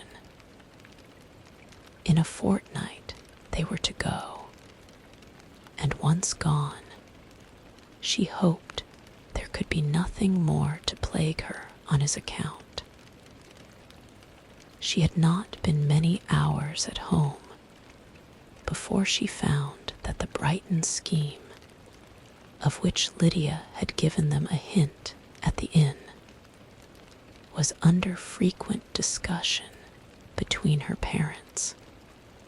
Elizabeth saw directly that her father had not the smallest intention of yielding, but his answers were at the same time so vague and equivocal that her mother, though often disheartened, had never yet despaired of succeeding at last. Chapter XL Elizabeth's impatience to acquaint Jane with what had happened could no longer be overcome, and at length, resolving to suppress every particular in which her sister was concerned, and preparing her to be surprised, she related to her the next morning the chief of the scene between Mr. Darcy and herself. Miss Bennet's astonishment was soon lessened by the strong sisterly partiality which made any admiration of Elizabeth appear perfectly natural, and all surprise was shortly lost in other feelings. She was sorry that Mr. Darcy should have delivered his sentiments in a manner so little suited to recommend them, but still more was she grieved for the unhappiness which her sister's refusal must have given him. His being so sure of succeeding was wrong, said she, and certainly ought not to have appeared. But consider how much it must increase his disappointment. Indeed, replied Elizabeth, I am heartily sorry for him, but he has other feelings which will probably soon drive away his regard for me. You do not blame me, however, for refusing him. Blame you? Oh, no. But you blame me for having spoken so warmly of Wickham. No, I do not know that you were wrong in saying what you did, but you will know it when I have told you what happened the very next day. She then spoke of the letter, repeating the whole of its contents as far as they concerned George Wickham. What a stroke was this for poor Jane, who would willingly have gone through the world without believing that so much wickedness existed in the whole race of mankind, as was here collected in one individual. Nor was Darcy's vindication, though grateful to her feelings, capable of consoling her for such discovery. Most earnestly did she labor to prove the probability of error, and seek to clear one without involving the other. This will not do, said Elizabeth. You never will be able to make both of them good for anything. Take your choice, but you must be satisfied with only one. There is but such a quantity of merit between them, just enough to make one good sort of man. And of late it has been shifting about pretty much. For my part, I am inclined to believe it all Mr. Darcy S., but you shall do as you choose. It was some time, however, before a smile could be extorted from Jane. I do not know when I have been more shocked, said she. Wickham so very bad. It is almost past belief. And poor Mr. Darcy. Dear Lizzie, only consider what he must have suffered. Such a disappointment. And with the knowledge of your ill opinion too. And having to relate such a thing of his sister. It is really too distressing. I am sure you must feel it so. Oh no, my regret and compassion are all done away by seeing you so full of both. I know you will do him such ample justice that I am growing every moment more unconcerned and indifferent. Your profusion makes me saving, and if you lament over him much longer, my heart will be as light as a feather. Poor Wickham.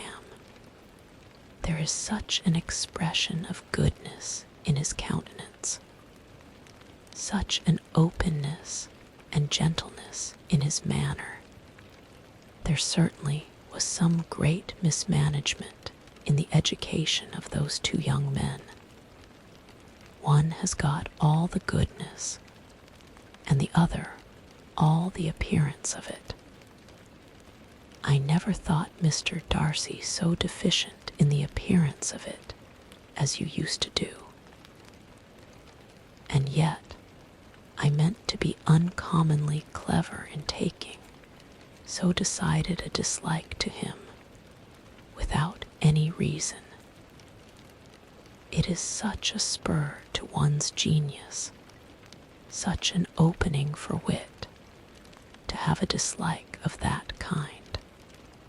One may be continually abusive without saying anything just, but one cannot be always laughing at a man without now, and then stumbling on something witty.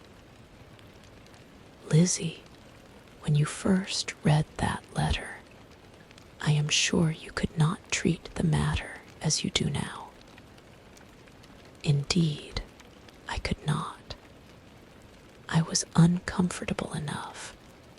I was very uncomfortable, I may say unhappy, and with no one to speak to of what I felt, no Jane to comfort me, and say that I had not been so very weak and vain and nonsensical as I knew I had. Oh, how I wanted you. How unfortunate that you should have used such very strong expressions in speaking of Wickham to Mr. Darcy, for now they do appear wholly undeserved. Certainly, but the misfortune of speaking with bitterness is a most natural consequence of the prejudices I had been encouraging. There is one point on which I want your advice. I want to be told whether I ought or ought not to make our acquaintance in general understand Wickham's character. Miss Bennet paused a little, and then replied, Surely there can be no occasion for exposing him so dreadfully. What is your own opinion? That it ought not to be attempted. Mr. Darcy has not authorized me to make his communication public. On the contrary, every particular relative to his sister was meant to be kept as much as possible to myself.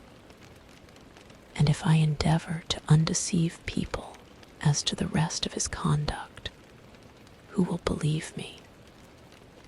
The general prejudice against Mr. Darcy is so violent that it would be the death of half the good people in Meryton to attempt to place him in an amiable light.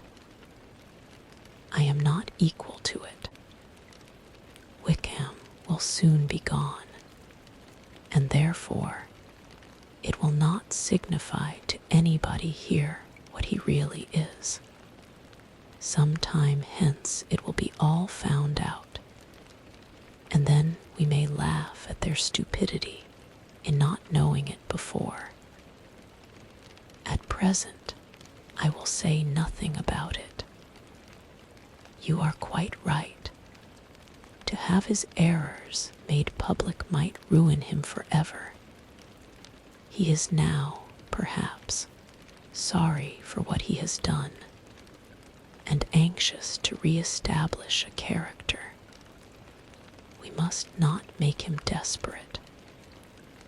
The tumult of Elizabeth's mind was allayed by this conversation. She had got rid of 2 of the secrets which had weighed on her for a fortnight, and was certain of a willing listener in Jane, whenever she might wish to talk again of either. But there was still something lurking behind, of which prudence forbade the disclosure. She dared not relate the other half of Mr. Darcy's letter, nor explain to her sister how sincerely she had been valued by his friend. Here was knowledge in which no one could partake, and she was sensible that nothing less than a perfect understanding between the parties could justify her in throwing off this last encumbrance of mystery. And then, said she, if that very improbable event should ever take place, I shall merely be able to tell what Bingley may tell in a much more agreeable manner himself. The liberty of communication cannot be mine till it has lost all its value. She was now, on being settled at home, at leisure to observe the real state of her sister's spirits. Jane was not happy.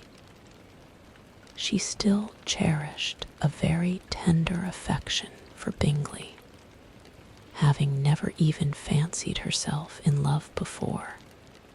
Her regard had all the warmth of first attachment, and from her age and disposition, greater steadiness than first attachments often boast. And so fervently did she value his remembrance, and prefer him to every other man, that all her good sense, and all her attention to the feelings of her friends, were requisite to check the indulgence of those regrets which must have been injurious to her own health and their tranquillity. Well, Lizzie, said Mrs. Bennet one day, what is your opinion now of this sad business of Jane S.? For my part, I am determined never to speak of it again to anybody. I told my sister, Phillips, so the other day, but I cannot find out that Jane saw anything of him in London. Well, he is a very undeserving young man, and I do not suppose there there is the least chance in the world of her ever getting him now. There is no talk of his coming to Netherfield again in the summer. And I have inquired of everybody, too, who is likely to know. I am determined never to speak of it again. I do not believe that he will ever live at Netherfield any more. Oh, well, it is just as he chooses. Nobody wants him to come, though I shall always say that he used my daughter extremely ill, and if I was her, I would not have put up with it. Well, my comfort is, I am sure Jane will die of a broken heart, and then he will be sorry for what he has done. But as Elizabeth could not receive comfort from any such expectation, she made no answer. Well, Lizzie, continued her mother soon afterwards, and so the Collinses live very comfortable, do they? Well, well, I only hope it will last. And what sort of table do they keep? Charlotte is an excellent manager, I dare say. If she is half as sharp as her mother, she is saving enough. There is nothing extravagant in their housekeeping, I dare say. No, nothing at all. A great deal of good management, depend upon it. Yes, yes. They will take care not to outrun their income. They will never be distressed for money. Well, much good may it do them. And so, I suppose, they often talk of having Longbourn when your father is dead. They look upon it quite as their own, I dare say, whenever that happens. It was a subject which they could not mention before me. No, it would have been strange if they had. But I make no doubt they often talk of it between themselves. Well, if they can be easy with an estate that is not lawfully their own, so much the better. I should be ashamed of having one that was only entailed on me. When Colonel Miller's regiment went, chapter XXXII, he first week of their return was soon gone. The second began. It was the last of the regiment's stay in Meryton, and all the young ladies in the neighborhood were drooping apace. The dejection was almost universal. The elder Miss Bennets alone were still able to eat, drink, and sleep, and pursue the usual course of their employments. Very frequently were they reproached for this insensibility by Kitty and Lydia, whose own misery was extreme, and who could not comprehend such hard-heartedness in any of the family. Good heaven, what is to become of us? What are we to do? Would they often exclaim in the bitterness of woe. How can you be smiling so, Lizzie? Their affectionate mother shared all their grief. She remembered what she had herself endured on a similar occasion 25 years ago. I am sure, said she, I cried for 2 days together when Colonel Miller's regiment went away. I thought I should have broke my heart. I am sure I shall break mine, said Lydia. If one could but go to Brighton, observed Mrs. Bennet. Oh yes, if one could but go to Brighton. But Papa is so disagreeable. A little sea bathing would set me up forever. And my Aunt Phillips is sure it would do me a great deal of good," added Kitty. Such were the kind of lamentations resounding perpetually through Longbourn House. Elizabeth tried to be diverted by them, but all sense of pleasure was lost in shame. She felt anew the justice of Mr. Darcy's objections, and never had she before been so much disposed to pardon his interference in the views of his friend. But the gloom of Lydia's prospect was shortly cleared away, for she received an invitation from Mrs. Forster, the wife of the colonel of the regiment, to accompany her to Brighton. This invaluable friend was a very young woman, and very lately married. A resemblance in good humor and good spirits had recommended her and Lydia to each other, and out of their 3 months' acquaintance they had been intimate too.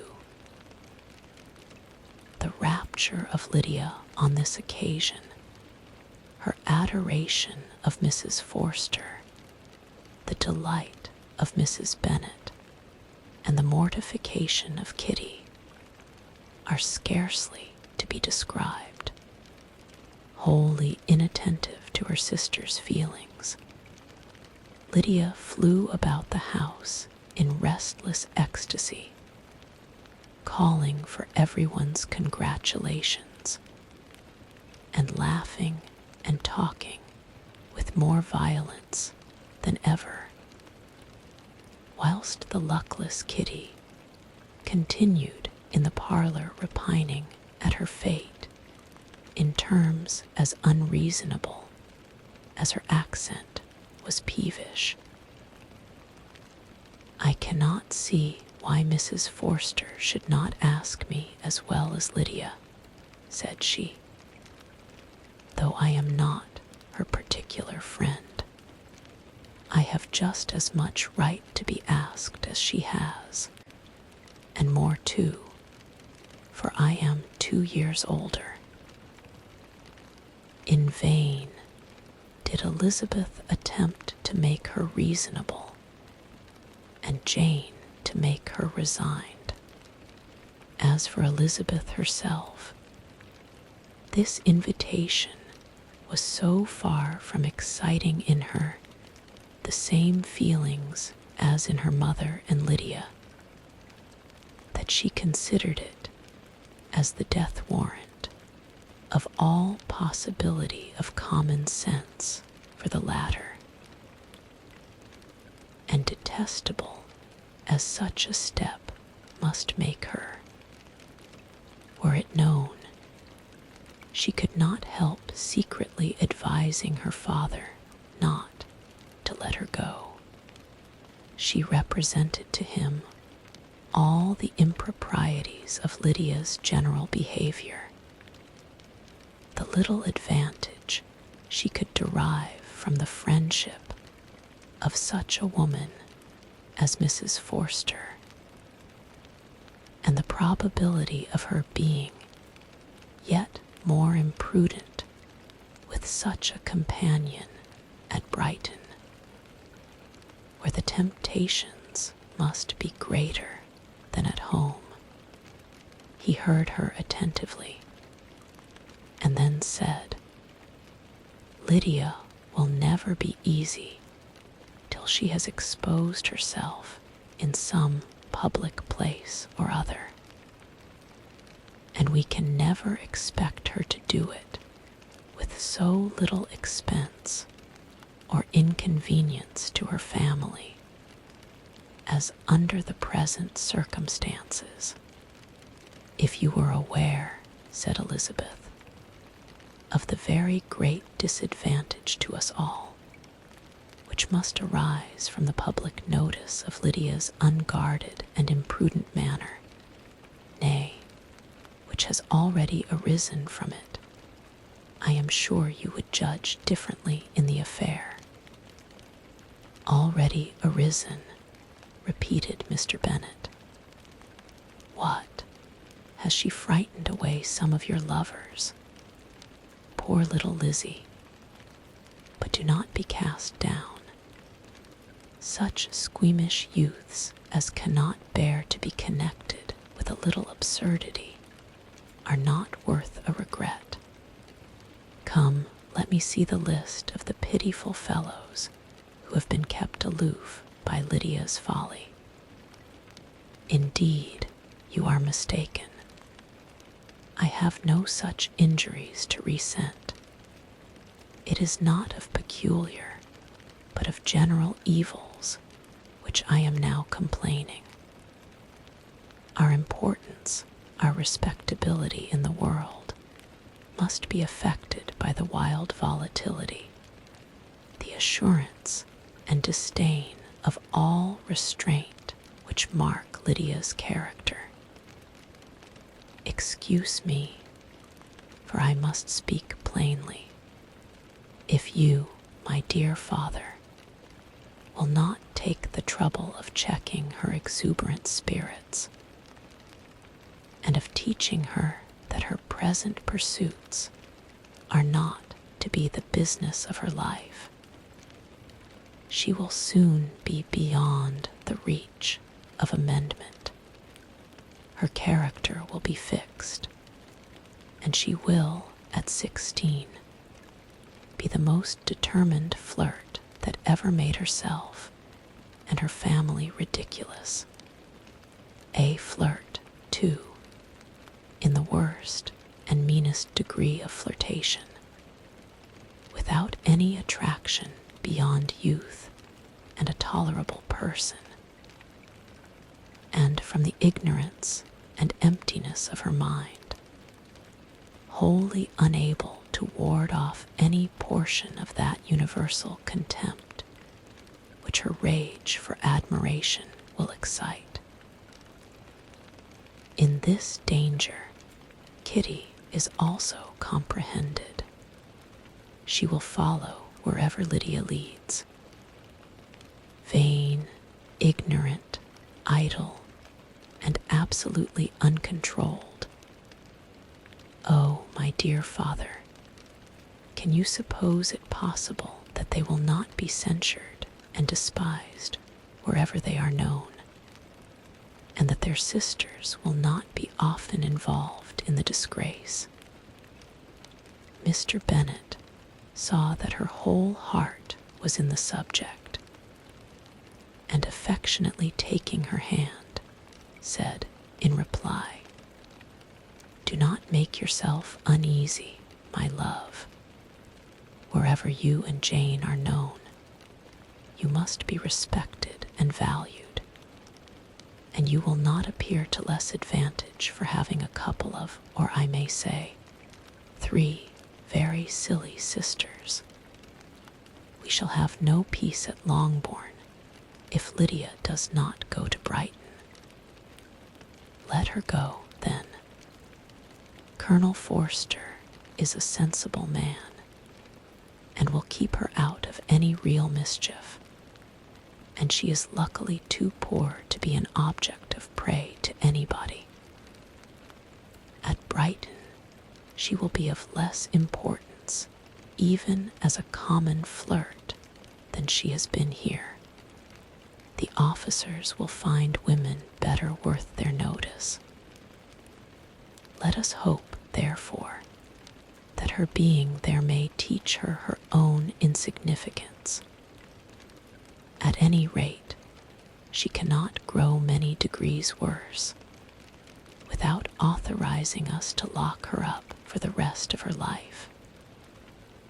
With this answer, Elizabeth was forced to be content, but her own opinion continued the same, and she left him disappointed and sorry. It was not in her nature, however, to increase her vexations by dwelling on them. She was confident of having performed her duty, and to fret over unavoidable evils or augment them by anxiety was no part of her disposition. Had Lydia and her mother known the substance of her conference with her father, their indignation would hardly have found expression in their united volubility. In Lydia's imagination, a visit to Brighton comprised every possibility of earthly happiness. She saw, with the creative eye of fancy, the streets of that gay bathing place covered with officers. She saw herself the object of attention to tens, and to scores of them at present unknown.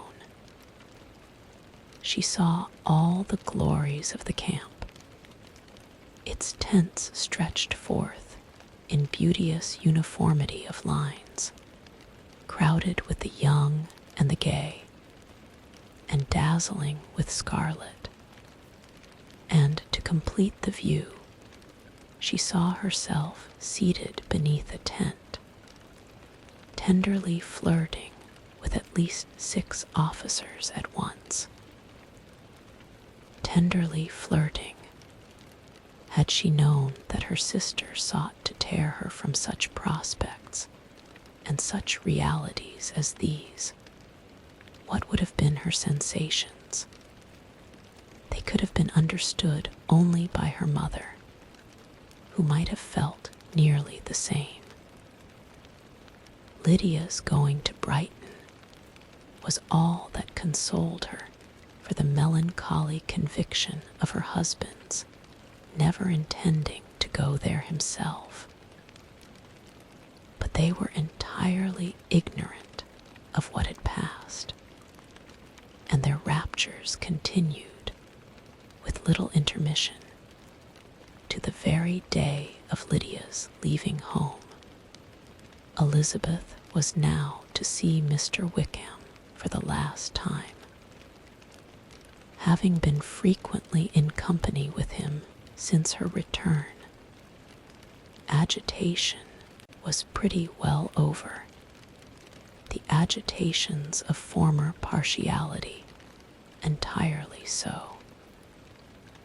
She had even learnt to detect, in the very gentleness which had first delighted her, an affectation and a sameness to disgust and weary. In his present behavior to herself, moreover, she had a fresh source of displeasure. For the inclination he soon testified of renewing those attentions which had marked the early part of their acquaintance could only serve, after what had since passed, to provoke her. She lost all concern for him in finding herself thus selected as the object of such idle and frivolous gallantry. And while she steadily repressed it, could not but feel the reproof contained in his believing that however long, and for whatever cause, his attentions had been withdrawn, her vanity would be gratified, and her preference secured at any time by their renewal.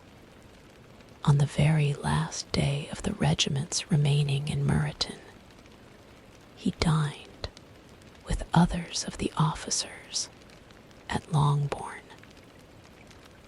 and so little was Elizabeth disposed to part from him in good humor, that, on his making some inquiry as to the manner in which her time had passed at Hunsford, she mentioned Colonel Fitzwilliam's and Mr. Darcy's having both spent 3 weeks at Rosings, and asked him if he were acquainted the former. He looked surprised, displeased, alarmed, but with a moment's recollection and a returning smile replied that he had formerly seen him often, and after observing that he was a very gentlemanlike man, asked her how she had liked him. Her answer was warmly in his favor. With an air of indifference, he soon afterwards added, "How long did you say that he was at Rosings?" "Nearly 3 weeks." "And you saw him frequently?" "Yes, almost every day. His manners are very different from his cousins." "Yes, very different, but I think Mr. Darcy improves on acquaintance." "Indeed," cried Wickham, with a look which did not escape her. "And pray may I ask," but checking himself, he added in a gayer tone, "is it in address that he improves? Has he deigned to add aught of civility to his ordinary style? For I dare not hope," he continued in a lower and more serious tone, "that he is improved in essentials." "Oh, no," said Elizabeth.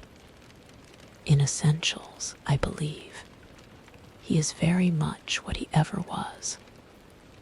While she spoke, Wickham looked as if scarcely knowing whether to rejoice over her words or to distrust their meaning.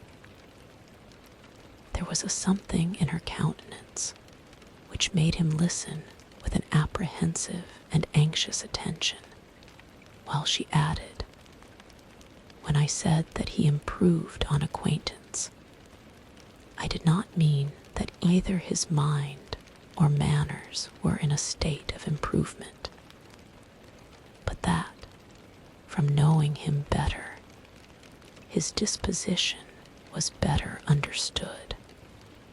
Wickham's alarm now appeared in a heightened complexion and agitated look. For a few minutes he was silent, till, shaking off his embarrassment, he turned to her again and said in the gentlest of accents, "You, who so well know my feelings towards Mr. Darcy, will readily comprehend how sincerely I must rejoice that he is wise enough to assume even the appearance of what is right. His pride in that direction may be of service, if not to himself, to many others, for it must deter him from such foul misconduct as I have suffered by. I only fear that the sort of cautiousness to which you, I imagine, have been alluding is merely adopted on his visits to his aunt, of whose good opinion and judgment he stands much in awe. His fear of her has always operated, I know, when they were together, and a good deal is to be imputed to his wish of forwarding the match with Miss de Bourgh, which I am certain he has very much at heart."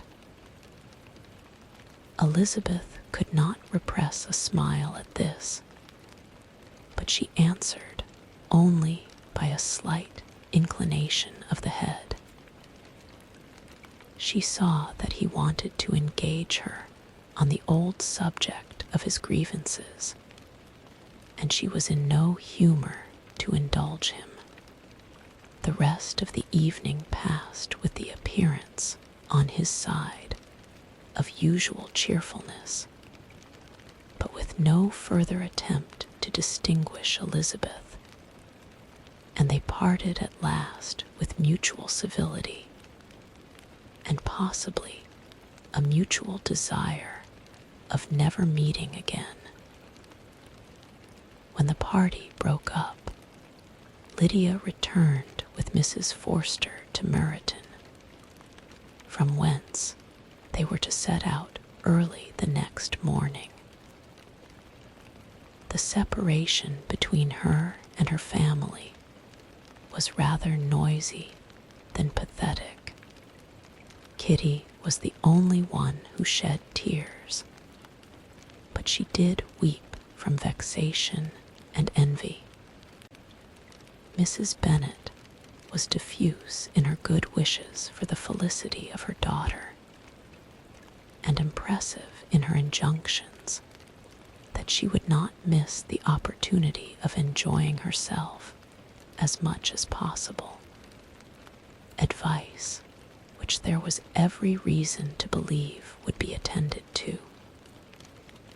And in the clamorous happiness of Lydia herself in bidding farewell, the more gentle adieus of her sisters were uttered without being heard.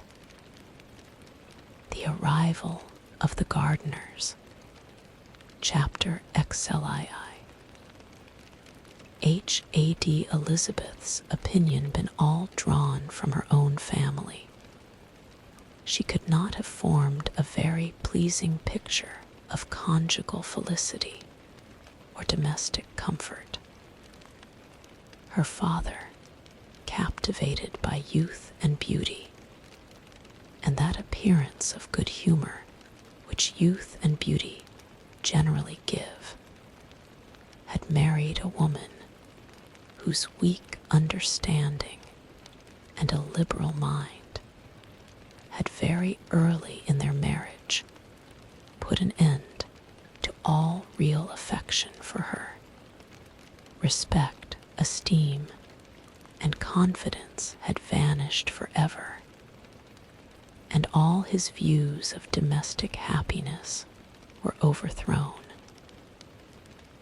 But Mr. Bennet was not of a disposition to seek comfort for the disappointment which his own imprudence had brought on in any of those pleasures which too often console the unfortunate for their folly or their vice. He was fond of the country and of books, and from these tastes had arisen his principal enjoyments. To his wife he was very little otherwise indebted than as her ignorance and folly had contributed to his amusement. This is not the sort of happiness which a man would in general wish to owe to his wife, but where other powers of entertainment are wanting, the true philosopher will derive benefit from such as are given. Elizabeth, however, had never been blind to the impropriety of her father's behavior as a husband. She had always seen it with pain, but respecting his abilities and grateful for his affectionate treatment of herself, she endeavored to forget what she could not overlook, and to banish from her thoughts that continual breach of conjugal obligation and decorum, which, in exposing his wife to the contempt of her own children, was so highly reprehensible, but she had never felt so strongly as now the disadvantages which must attend the children of so unsuitable a marriage, nor ever been so fully aware of the evils arising from so ill-judged a direction of talents which, rightly used, might at least have preserved the respectability of his daughters, even if incapable of enlarging the mind of his wife. When Elizabeth had rejoiced over Wickham's departure, she found little other cause for satisfaction in the loss of the regiment. Their parties abroad were less varied than before, and at home she had a mother and sister whose constant repinings at the dullness of everything around them threw a real gloom over their domestic circle. And though Kitty might in time regain her natural degree of sense, since the disturbers of her brain were removed, her other sister, from whose disposition greater evil might be apprehended, was likely to be hardened in all her folly and assurance by a situation of such double danger as a watering place and a camp.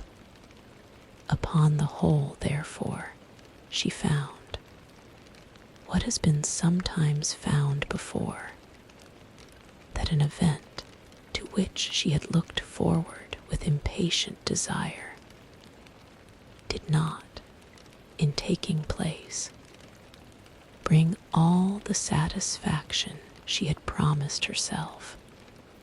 It was consequently necessary to name some other period for the commencement of actual felicity, to have some other point on which her wishes and hopes might be fixed, and by again enjoying the pleasure of anticipation, console herself for the present and prepare for another disappointment. Her tour to the lakes was now the object of her happiest thoughts. It was her best consolation for all the uncomfortable hours which the discontentedness of her mother and Kitty made inevitable. And could she have included Jane in the scheme, every part of it would have been perfect. But it is fortunate, thought she, that I have something to wish for. Were the whole arrangement complete, my disappointment would be certain. But here, by carrying with me one ceaseless source of regret in my sister's absence, I may reasonably hope to have all my expectations of pleasure realized. A scheme of which every part promises delight can never be successful, and general disappointment is only warded off by the defense of some little peculiar vexation. When Lydia went away, she promised to write very often and very minutely to her mother and Kitty, but her letters were always long expected and always very short. Those to her mother contained little else than that they were just returned from the library, where such and such officers had attended them, and where she had seen such beautiful ornaments as made her quite wild, that she had a new gown or a new parasol which she would have described more fully, but was obliged to leave off in a violent hurry, as Mrs. Forster called her, and they were going to the camp. And from her correspondence with her sister, there was still less to be learnt, for her letters to Kitty, though rather longer, were much too full of lines under the words to be made public. after the first fortnight or 3 weeks of her absence, health, good humor, and cheerfulness began to reappear at Longbourn. Everything wore a happier aspect. The families who had been in town for the winter came back again, and summer finery and summer engagements arose.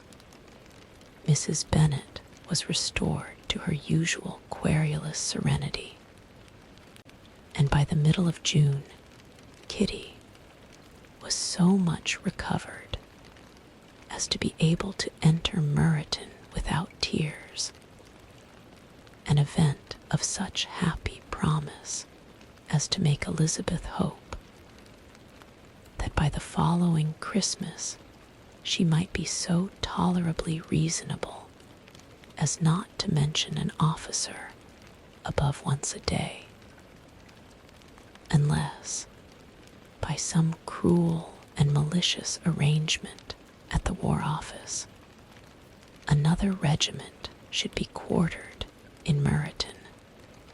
The time fixed for the beginning of their northern tour was now fast approaching, and a fortnight only was wanting of it, when a letter arrived from Mrs. Gardiner, which at once delayed its commencement and curtailed its extent.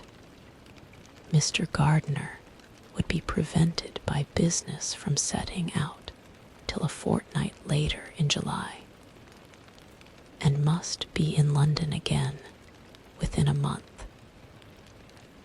And as that left too short a period for them to go so far and see so much as they had proposed, or at least to see it with the leisure and comfort they had built on, they were obliged to give up the lakes and substitute a more contracted tour, and, according to the present plan, were to go no farther northward than Derbyshire. In that county there was enough to be seen to occupy the chief of their 3 weeks, and to Mrs. Gardiner it had a peculiarly strong attraction. The town where she had formerly passed some years of her life, and where they were now to spend a few days, was probably as great an object of her curiosity as all the celebrated beauties of Matlock, Chatsworth, Dovedale, or the Peak. Elizabeth was excessively disappointed. She had set her heart on seeing the lakes, and still thought there might have been time enough, but it was her business to be satisfied, and certainly her temper to be happy, and all was soon right again. With the mention of Derbyshire, there were many ideas connected. It was impossible for her to see the word without thinking of Pemberley and its owner. But surely, said she, I may enter his county with impunity, and rob it of a few petrified spars, without his perceiving me. The period of expectation was now doubled. 4 weeks were to pass away before her uncle and aunt's arrival, but they did pass away, and Mr. and Mrs. Gardiner, with their 4 children, did at length appear at Longbourn.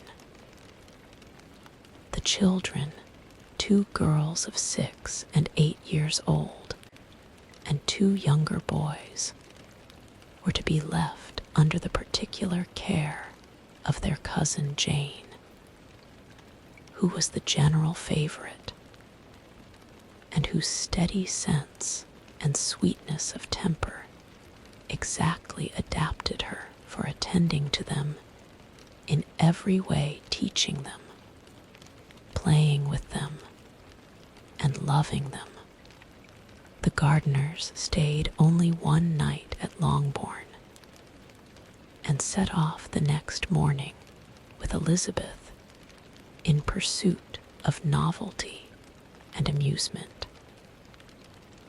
One enjoyment was certain, that of suitableness as companions, a suitableness which comprehended health and temper to bear inconveniences, cheerfulness to enhance every pleasure, and affection and intelligence, which might supply it among themselves if there were disappointments abroad. It is not the object of this work to give a description of Derbyshire, nor of any of the remarkable places through which their route thither lay: Oxford, Blenheim, Warwick, Kenilworth, Birmingham, etc., are sufficiently known. A small part of Derbyshire is all the present concern. To the little town of Lambton, the scene of Mrs. Gardiner's former residence, and where she had lately learned that some acquaintance still remained, they bent their steps, after having seen all the principal wonders of the country. And within 5 miles of Lambton, Elizabeth found from her aunt that Pemberley was situated. It was not in their direct road, nor more than a mile or 2 out of it. In talking over their route the evening before, Mrs. Gardiner expressed an inclination to see the place again. Mr. Gardiner declared his willingness, and Elizabeth was applied to for her approbation. "My love, should not you like to see a place of which you have heard so much?" said her aunt. "A place, too, with which so many of your acquaintance are connected. Wickham passed all his youth there, you know." Elizabeth was distressed. She felt that she had no business at Pemberley, and was obliged to assume a disinclination for seeing it. She must own that she was tired of great houses. After going over so many, she really had no pleasure in fine carpets or satin curtains. Mrs. Gardiner abused her stupidity. "If it were merely a fine house richly furnished," said she, "I should not care about it myself. But the grounds are delightful. They have some of the finest woods in the country." Elizabeth said no more, but her mind could not acquiesce. The possibility of meeting Mr. Darcy, while viewing the place, instantly occurred. It would be dreadful. She blushed at the very idea, and thought it would be better to speak openly to her aunt than to run such a risk. But against this there were objections, and she finally resolved that it could be the last resource if her private inquiries as to the absence of the family were unfavorably answered. Accordingly, when she retired at night, she asked the chambermaid whether Pemberley were not a very fine place, what was the name of its proprietor, and, with no little alarm, whether the family were down for the summer. A most welcome negative followed the last question. and her alarms being now removed, she was at leisure to feel a great deal of curiosity to see the house herself. And when the subject was revived the next morning, and she was again applied to, could readily answer, and with a proper air of indifference, that she had not really any dislike to the scheme. To Pemberley, therefore, they were to go, conjecturing as to the date. Chapter XXXII, Elizabeth, as they drove along, watched for the first appearance of Pemberley woods with some perturbation, and when at length they turned in at the lodge, her spirits were in a high flutter.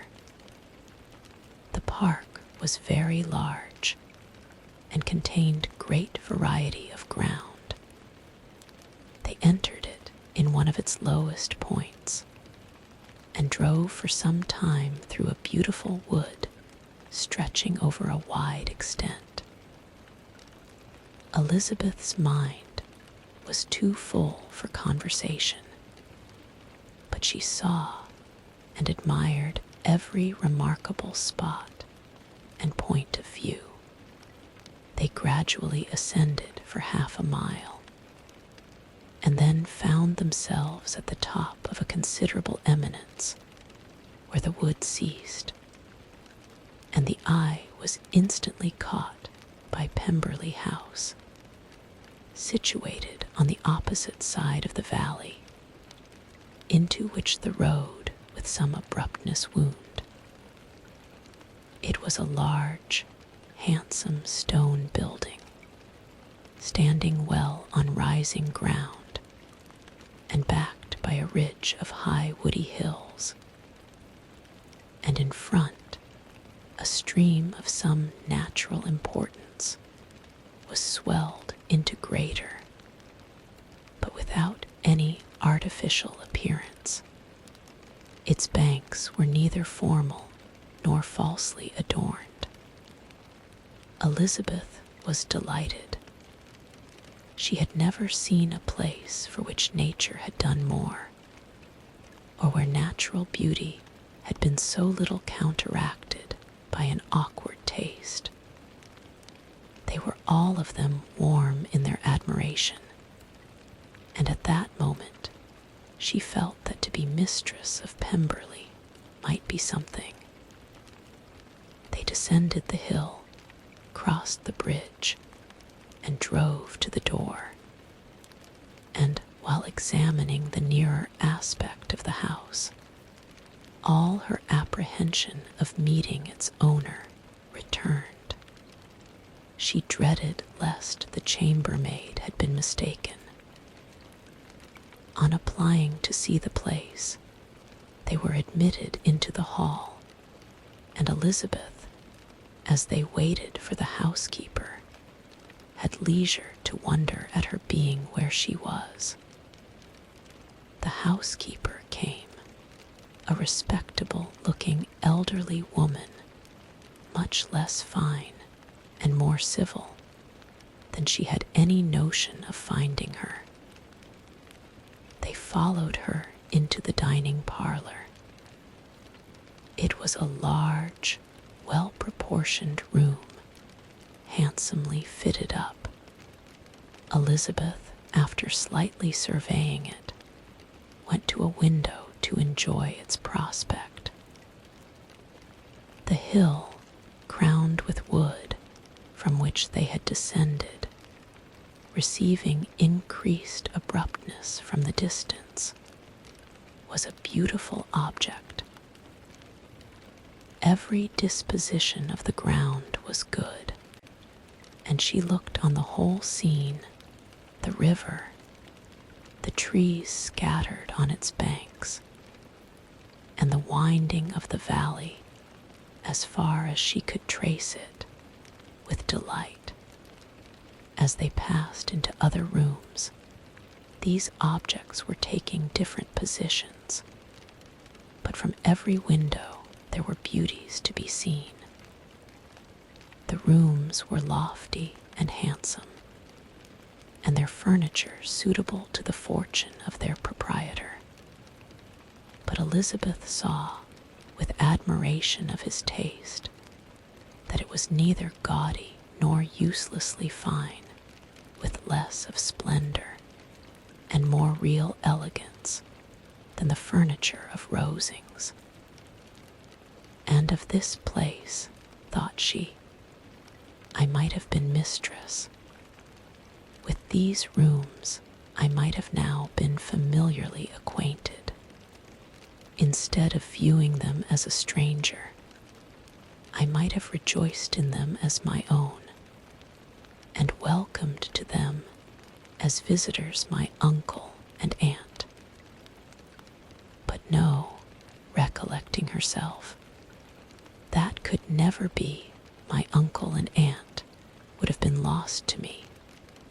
I should not have been allowed to invite them. This was a lucky recollection. It saved her from something like regret. She longed to inquire of the housekeeper whether her master were really absent, but had not courage for it. At length, however, the question was asked by her uncle, and she turned away with alarm, while Mrs. Reynolds replied that he was adding, "But we expect him tomorrow with a large party of friends." How rejoiced was Elizabeth that their own journey had not by any circumstance been delayed a day. Her aunt now called her to look at a picture. She approached and saw the likeness of Mr. Wickham suspended amongst several other miniatures over the mantelpiece. Her aunt asked her smilingly how she liked it. The housekeeper came forward and told them it was the picture of a young gentleman, the son of her late master's steward, who had been brought up by him at his own expense. "He is now gone into the army," she added, "but I am afraid he has turned out very wild." Mrs. Gardiner looked at her niece with a smile, but Elizabeth could not return it. "And that," said Mrs. Reynolds, pointing to another of the miniatures, "is my master, and very like him. It was drawn at the same time as the other, about 8 years ago. I have heard much of your master's fine person," said Mrs. Gardiner, looking at the picture. "It is a handsome face. But Lizzie, you can tell us whether it is like or not." Mrs. Reynolds' respect for Elizabeth seemed to increase on this intimation of her knowing her master. "Does that young lady know Mr. Darcy?" Elizabeth colored and said, "A little." "And do not you think him a very handsome gentleman, ma'am?" "Yes, very handsome. I am sure I know none so handsome. But in the gallery upstairs you will see a finer, larger picture of him than this. This room was my late master's favorite room, and these miniatures are just as they used to be then. He was very fond of them." This accounted to Elizabeth for Mr. Wickham's being among them. Mrs. Reynolds then directed their attention to one of Miss Darcy, drawn when she was only 8 years old. "And is Miss Darcy as handsome as her brother?" said Mr. Gardiner. "Oh, yes, the handsomest young lady that ever was seen, and so accomplished. She plays and sings all day long. In the next room is a new instrument just come down for her, a present from my master. She comes here tomorrow with him. Mr. Gardiner, whose manners were easy and pleasant, encouraged her communicativeness by his questions and remarks. Mrs. Reynolds, either from pride or attachment, had evidently great pleasure in talking of her master and his sister. Is your master much at Pemberley in the course of the year? Not so much as I could wish, sir, but I dare say he may spend half his time here, and Miss Darcy is always down for the summer months. Except, thought Elizabeth, when she goes to Ramsgate. If your master would marry, you might see more of him. Yes, sir, but I do not know when that will be. I do not know who is good enough for him. Mr. and Mrs. Gardiner smiled. Elizabeth could not help saying, "It is very much to his credit, I am sure, that you should think so." "I say no more than the truth, and what everybody will say that knows him," replied the other. Elizabeth thought this was going pretty far, and she listened with increasing astonishment as the housekeeper added, "I have never had a cross word from him in my life, and I have known him ever since he was 4 years old."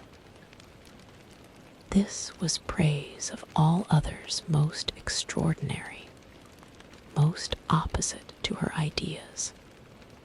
That he was not a good-tempered man had been her firmest opinion. Her keenest attention was awakened. She longed to hear more, and was grateful to her uncle for saying, "There are very few people of whom so much can be said. You are lucky in having such a master." "Yes, sir, I know I am. If I were to go through the world, I could not meet with a better. But I have always observed that they who are good-natured when children are good-natured when they grow up, and he was always the sweetest-tempered, most generous-hearted boy in the world." Elizabeth almost stared at her. "Can this be Mr. Darcy?" thought she. "His father was an excellent man," said Mrs. Gardiner. "Yes, ma'am, that he was indeed, and his son will be just like him, just as affable to the poor." Elizabeth listened, wondered, doubted, and was impatient for more. Mrs. Reynolds could interest her on no other point. She related the subjects of the pictures, the dimensions of the rooms, and the price of the furniture in vain. Mr. Gardiner, highly amused by the kind of family prejudice to which he attributed her excessive commendation of her master, soon led again to the subject, and she dwelt with energy on his many merits as they proceeded together up the great staircase. "He is the best landlord and the best master," said she, "that ever lived. Not like the wild young men nowadays, who think of nothing but themselves. There is not one of his tenants or servants but what will give him a good name. Some people call him proud, but I am sure I never saw anything of it. To my fancy, it is only because he does not rattle away like other young men. In what an amiable light does this place him, thought Elizabeth. This fine account of him, whispered her aunt as they walked, is not quite consistent with his behavior to our poor friend. Perhaps we might be deceived. That is not very likely. Our authority was too good. On reaching the spacious lobby above, they were shown into a very pretty sitting room, lately fitted up with greater elegance and lightness than the apartments below, and were informed that it was but just done to give pleasure to Miss Darcy, who had taken a liking to the room when last at Pemberley. "He is certainly a good brother," said Elizabeth, as she walked towards one of the windows. Mrs. Reynolds anticipated Miss Darcy's delight when she should enter the room.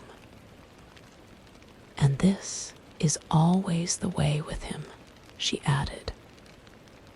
"Whatever can give his sister any pleasure is sure to be done in a moment. There is nothing he would not do for her. The picture gallery and 2 or 3 of the principal bedrooms were all that remained to be shown. In the former were many good paintings, but Elizabeth knew nothing of the art, and from such as had been already visible below, she had willingly turned to look at some drawings of Miss Darcy S. in crayons, whose subjects were usually more interesting and also more intelligible.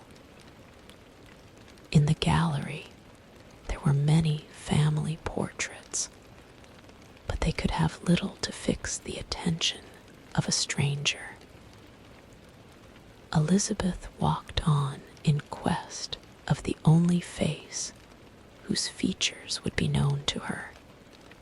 At last it arrested her, and she beheld a striking resemblance of Mr. Darcy, with such a smile over the face as she remembered to have sometimes seen when he looked at her.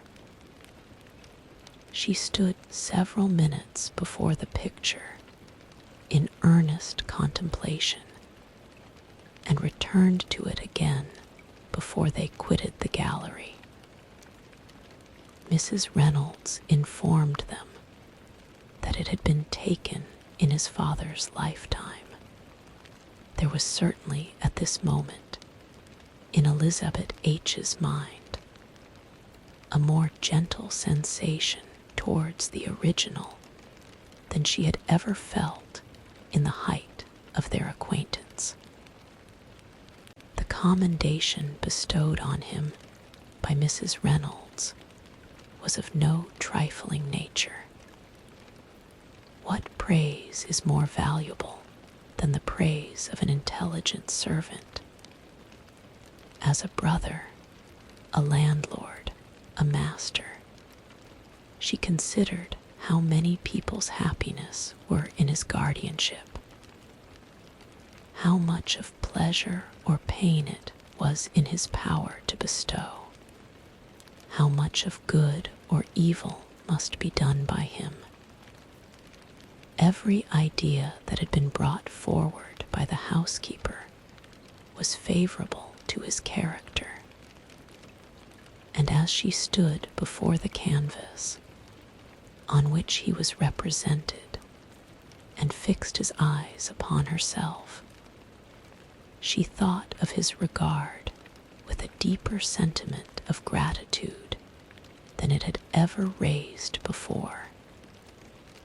She remembered its warmth and softened its impropriety of expression when all of the house that was open to general inspection had been seen, they returned downstairs, and, taking leave of the housekeeper, were consigned over to the gardener, who met them at the hall door. As they walked across the lawn towards the river, Elizabeth turned back to look again. Her uncle and aunt stopped also, and while the former was conjecturing as to the date of the building, the owner of it himself suddenly came forward from the road which led behind it to the stables. They were within 20 yards of each other, and so abrupt was his appearance that it was impossible to avoid his sight. Their eyes instantly met, and the cheeks of each were overspread with the deepest blush. He absolutely started, and for a moment seemed immovable from surprise, but shortly recovering himself, advanced towards the party and spoke to Elizabeth, if not in terms of perfect composure, at least of perfect civility. She had instinctively turned away, but stopping on his approach, received his compliments with an embarrassment impossible to be overcome.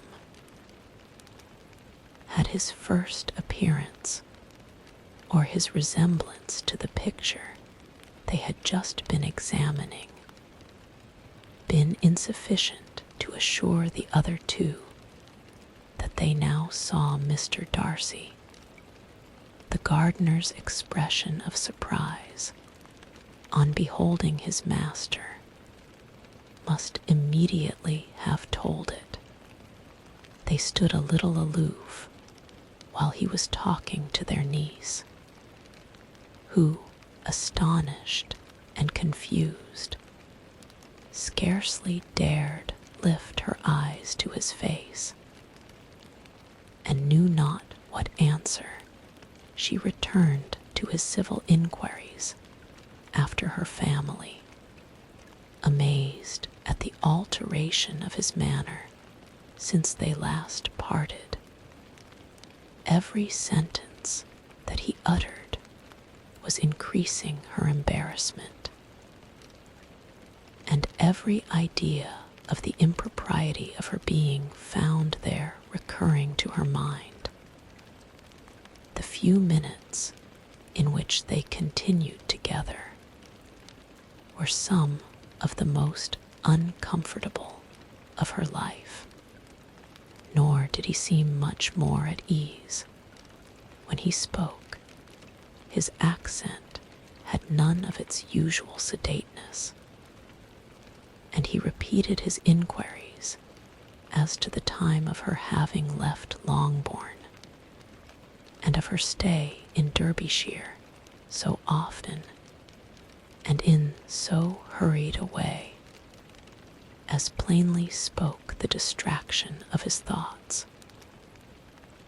At length, every idea seemed to fail him, and after standing a few moments without saying a word, he suddenly recollected himself and took leave. The others then joined her and expressed their admiration of his figure, but Elizabeth heard not a word, and wholly engrossed by her own feelings, followed them in silence. She was overpowered by shame and vexation. Her coming there was the most unfortunate, the most ill-judged thing in the world. How strange must it appear to him! In what a disgraceful light might it not strike so vain a man? It might seem as if she had purposely thrown herself in his way again. Oh, why did she come? Or Why did he thus come a day before he was expected? Had they been only 10 minutes sooner, they should have been beyond the reach of his discrimination, for it was plain that he was that moment arrived, that moment alighted from his horse or his carriage. She blushed again and again over the perverseness of the meeting, and his behavior, so strikingly altered, what could it mean? That he should even speak to her was amazing, but to speak with such civility, to inquire after her family. Never in her life had she seen his manners so little dignified. Never had he spoken with such gentleness as on this unexpected meeting. What a contrast did it offer to his last address in Rosings Park, when he put his letter into her hand. She knew not what to think or how to account for it. They had now entered a beautiful walk by the side of the water, and every step was bringing forward a nobler fall of ground, or a finer reach of the woods to which they were approaching. But it was some time before Elizabeth was sensible of any of it, and though she answered mechanically to the repeated appeals of her uncle and aunt, and seemed to direct her eyes to such objects as they pointed out, she distinguished no part of the scene. Her thoughts were all fixed on that one spot of Pemberley House, whichever it might be, where Mr. Darcy then was. She longed to know what at that moment was passing in his mind, in what manner he thought of her, and whether, in defiance of everything, she was still dear to him. Perhaps he had been civil only because he felt himself at ease, yet there had been that in his voice which was not like ease. Whether he had felt more of pain or of pleasure in seeing her, she could not tell, but he certainly had not seen her with composure. At length, however, the remarks of her companions on her absence of mind roused her, and she felt the necessity of appearing more like herself. They entered the woods, and bidding adieu to the river for a while, ascended some of the higher grounds whence, in spots where the opening of the trees gave the eye power to wander, were many charming views of the valley, the opposite hills, with the long range of woods overspreading many, and occasionally part of the stream. Mr. Gardiner expressed a wish of going round the whole park, but feared it might be beyond a walk. With a triumphant smile, they were told that it was 10 miles round. It settled the matter, and they pursued the accustomed circuit, which brought them again, after some time, in a descent among hanging woods, to the edge of the water, and one of its narrowest parts. They crossed it by a simple bridge, in character with the general air of the scene. It was a spot less adorned than any they had yet visited, and the valley, here contracted into a glen, allowed room only for the stream, and a narrow walk amidst the rough coppicewood which bordered it. Elizabeth longed to explore its windings, but when they had crossed the bridge and perceived their distance from the house, Mrs. Gardiner, who was not a great walker, could go no farther, and thought only of returning to the carriage as quickly as possible. Her niece was, therefore, obliged to submit, and they took their way towards the house on the opposite side of the river, in the nearest direction. But their progress was slow, for Mr. Gardiner, though seldom able to indulge the taste, was very fond of fishing, and was so much engaged in watching the occasional appearance of some trout in the water, and talking to the man about them, that he advanced but little. Whilst wandering on in this slow manner, they were again surprised, and Elizabeth's astonishment was quite equal to what it had been at first, by the sight of Mr. Darcy approaching them, and at no great distance. The walk being here less sheltered than on the other side, allowed them to see him before they met. Elizabeth, however astonished, was at least more prepared for an interview than before, and resolved to appear and to speak with calmness, if he really intended to meet them. For a few moments, indeed, she felt that he would probably strike into some other path. The idea lasted, while a turning in the walk concealed him from their view. The turning past, he was immediately before them. With a glance she saw that he had lost none of his recent civility, and to imitate his politeness, she began, as they met, to admire the beauty of the place. But she had not got beyond the words delightful and charming, when some unlucky recollections obtruded, and she fancied that praise of Pemberley from her might be mischievously construed. Her color changed, and she said no more.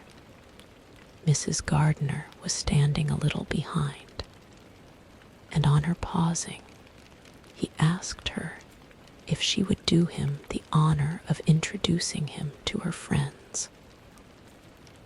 This was a stroke of civility for which she was quite unprepared, and she could hardly suppress a smile at his being now seeking the acquaintance of some of those very people against whom his pride had revolted in his offer to herself.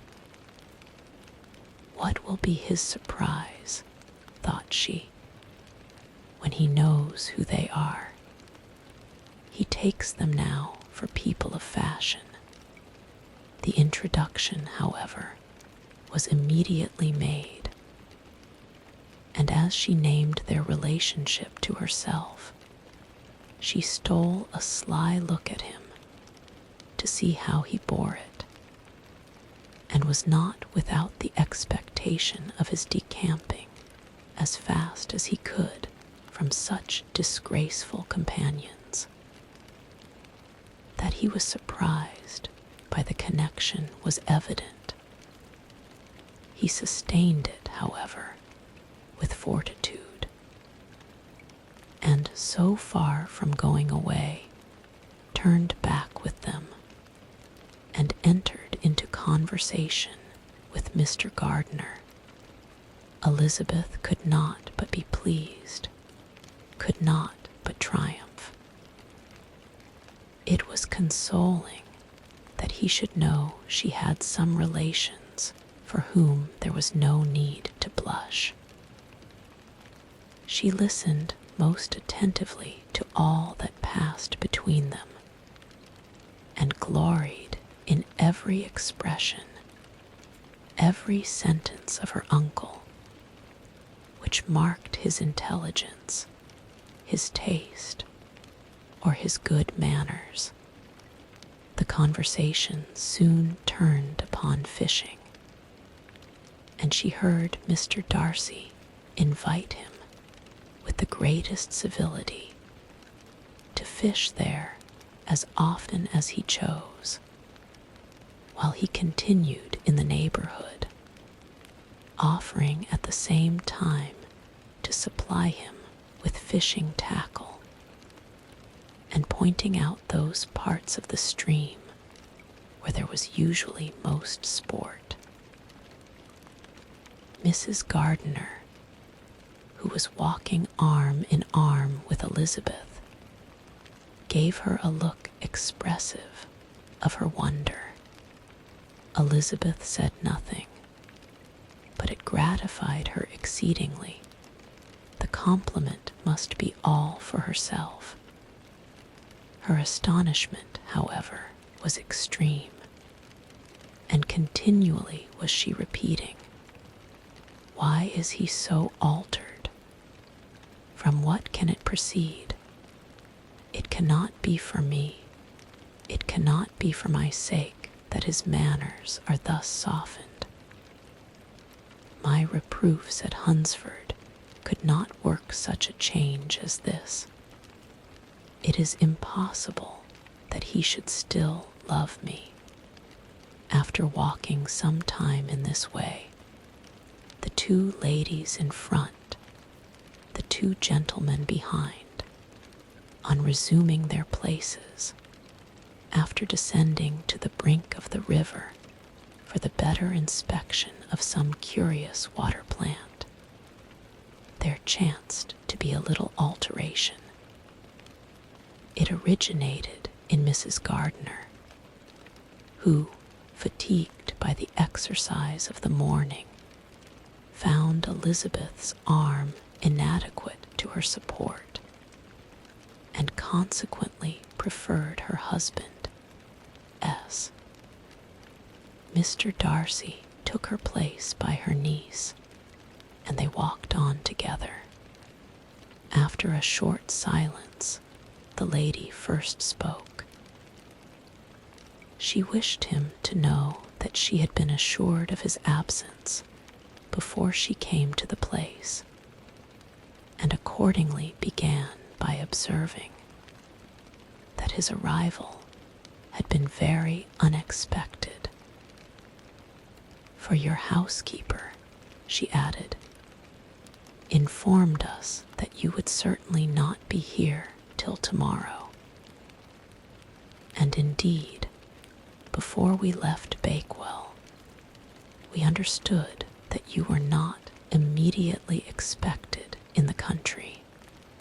He acknowledged the truth of it all, and said that business with his steward had occasioned his coming forward a few hours before the rest of the party with whom he had been traveling. They will join me early tomorrow, he continued, and among them are some who will claim an acquaintance with you, Mr. Bingley and his sisters. Elizabeth answered only by a slight bow. Her thoughts were instantly driven back to the time when Mr. Bingley's name had been last mentioned between them, and if she might judge from his complexion, his mind was not very differently engaged. There is also one other person in the party, he continued after a pause, who more particularly wishes to be known to you. Will you allow me, or do I ask too much, to introduce my sister to your acquaintance during your stay at Lambton? The surprise of such an application was great indeed. It was too great for her to know in what manner she acceded to it.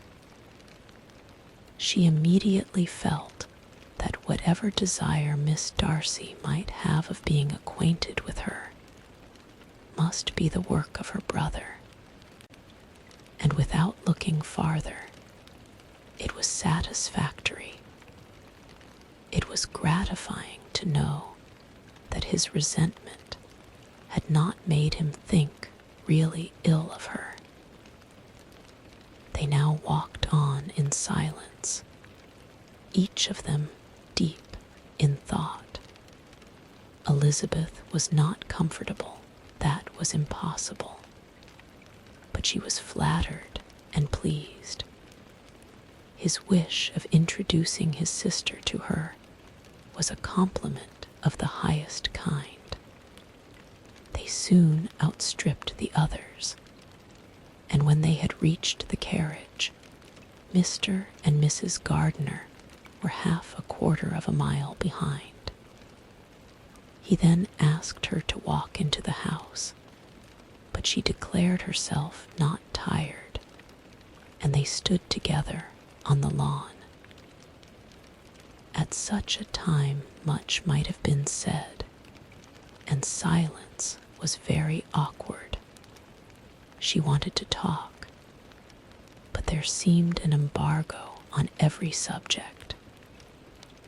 At last, she recollected that she had been traveling, and they talked of Matlock and Dovedale with great perseverance.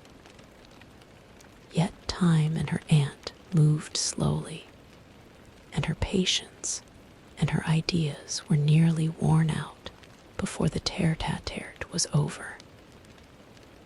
On Mr. and Mrs. Gardiner's coming up, they were all pressed to go into the house and take some refreshment, but this was declined, and they parted on each side with the utmost politeness. Mr. Darcy handed the ladies into the carriage, and when it drove off, Elizabeth saw him walking slowly towards the house. The observations of her uncle and aunt now began, and each of them pronounced him to be infinitely superior to anything they had expected. He is perfectly well behaved, polite, and unassuming, said her uncle. There is something a little stately in him, to be sure, replied her aunt, but it is confined to his air, and is not unbecoming. I can now say with the housekeeper that though some people may call him proud, I have seen nothing of it. I was never more surprised than by his behavior to us. It was more than civil, it was really attentive, and there was no necessity for such attention. His acquaintance with Elizabeth was very trifling. To be sure, Lizzie, said her aunt, he is not so handsome as Wickham, or rather he has not Wickham's countenance, for his features are perfectly good. But how came you to tell us that he was so disagreeable? Elizabeth excused herself as well as she could, said that she had liked him better when they met in Kent than before, and that she had never seen him so pleasant as this morning. But perhaps he may be a little whimsical in his civilities, replied her uncle. Your great men often are, and therefore I shall not take him at his word about fishing, as he might change his mind another day and warn me off his grounds. Elizabeth felt that they had entirely mistaken his character, but said nothing. From what we have seen of him, continued Mrs. Gardiner, I really should not have thought that he could have behaved in so cruel a way by anybody as he has done by poor Wickham. He has not an ill-natured look. On the contrary, there is something pleasing about his mouth when he speaks, and there is something of dignity in his countenance that would not give one an unfavorable idea of his heart. But to be sure, the good lady who showed us the house did give him a most flaming character. I could hardly help laughing aloud sometimes. But he is a liberal master, I suppose, and that, in the eye of a servant, comprehends every virtue. Elizabeth here felt herself called on to say something in vindication of his behavior to Wickham, and therefore gave them to understand, in as guarded a manner as she could, that by what she had heard from his relations in Kent, his actions were capable of a very different construction, and that his character was by no means so faulty, nor Wickham's so amiable, as they had been considered in Hertfordshire. In confirmation of this, she related the particulars of all the pecuniary transactions in which they had been connected, without actually naming her authority, but stating it to be such as might be relied on. Mrs. Gardiner was surprised and concerned, but as they were now approaching the scene of her former pleasures, every idea gave way to the charm of recollection, and she was too much engaged in pointing out to her husband all the interesting spots in its environs to think of anything else, fatigued as she had been by the morning's walk. They had no sooner dined than she set off again in quest of her former acquaintance, and the evening was spent in the satisfactions of an intercourse renewed after many years' discontinuance. The occurrences of the day were too full of interest to leave Elizabeth much attention for any of these new friends, and she could do nothing but think, and think with wonder, of Mr. Darcy's civility, and above all, of his wishing her to be acquainted with his sister. Chapter XXIV. Elizabeth had settled it that Mr. Darcy would bring his sister to visit her the very day after her reaching Pemberley, and was, consequently, resolved not to be out of sight of thee in the whole of that morning. But her conclusion was false, for on the very morning after their own arrival at Lambton, these visitors came. They had been walking about the place with some of their new friends, and were just returned to the inn to dress themselves for dining with the same family, when the sound of a carriage drew them to a window, and they saw a gentleman and lady in a curricle driving up the street. Elizabeth, immediately recognizing the livery, guessed what it meant, and imparted no small degree of surprise to her relations by acquainting them with the honor which she expected. Her uncle and aunt were all amazement, and the embarrassment of her manner as she spoke, joined to the circumstance itself, and many of the circumstances of the preceding day, opened to them a new idea on the business. Nothing had ever suggested it before, but they now felt that there was no other way of accounting for such attentions from such a quarter than by supposing a partiality for their niece. While these newly born notions were passing in their heads, the perturbation of Elizabeth's feelings was every moment increasing. She was quite amazed at her own discomposure, but amongst other causes of disquiet, she dreaded lest the partiality of the brother should have said too much in her favor, and more than commonly anxious to please, she naturally suspected that every power of pleasing would fail her. She retreated from the window, fearful of being seen, and as she walked up and down the room, endeavoring to compose herself, saw such looks of inquiring surprise in her uncle and aunt as made everything worse.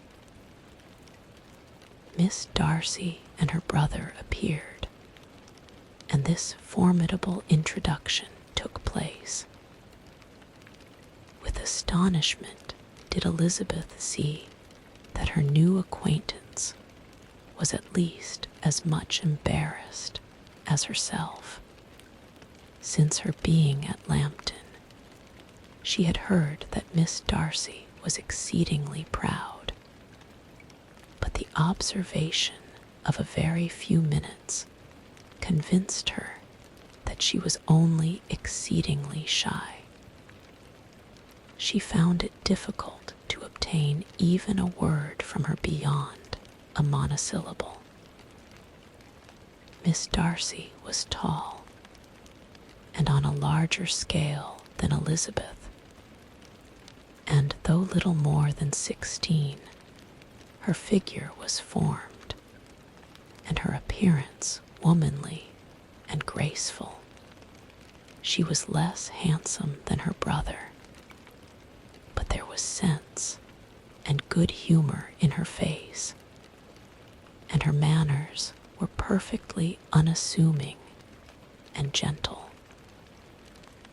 Elizabeth, who had expected to find in her as acute and unembarrassed an observer as ever Mr. Darcy had been, was much relieved by discerning such different feelings.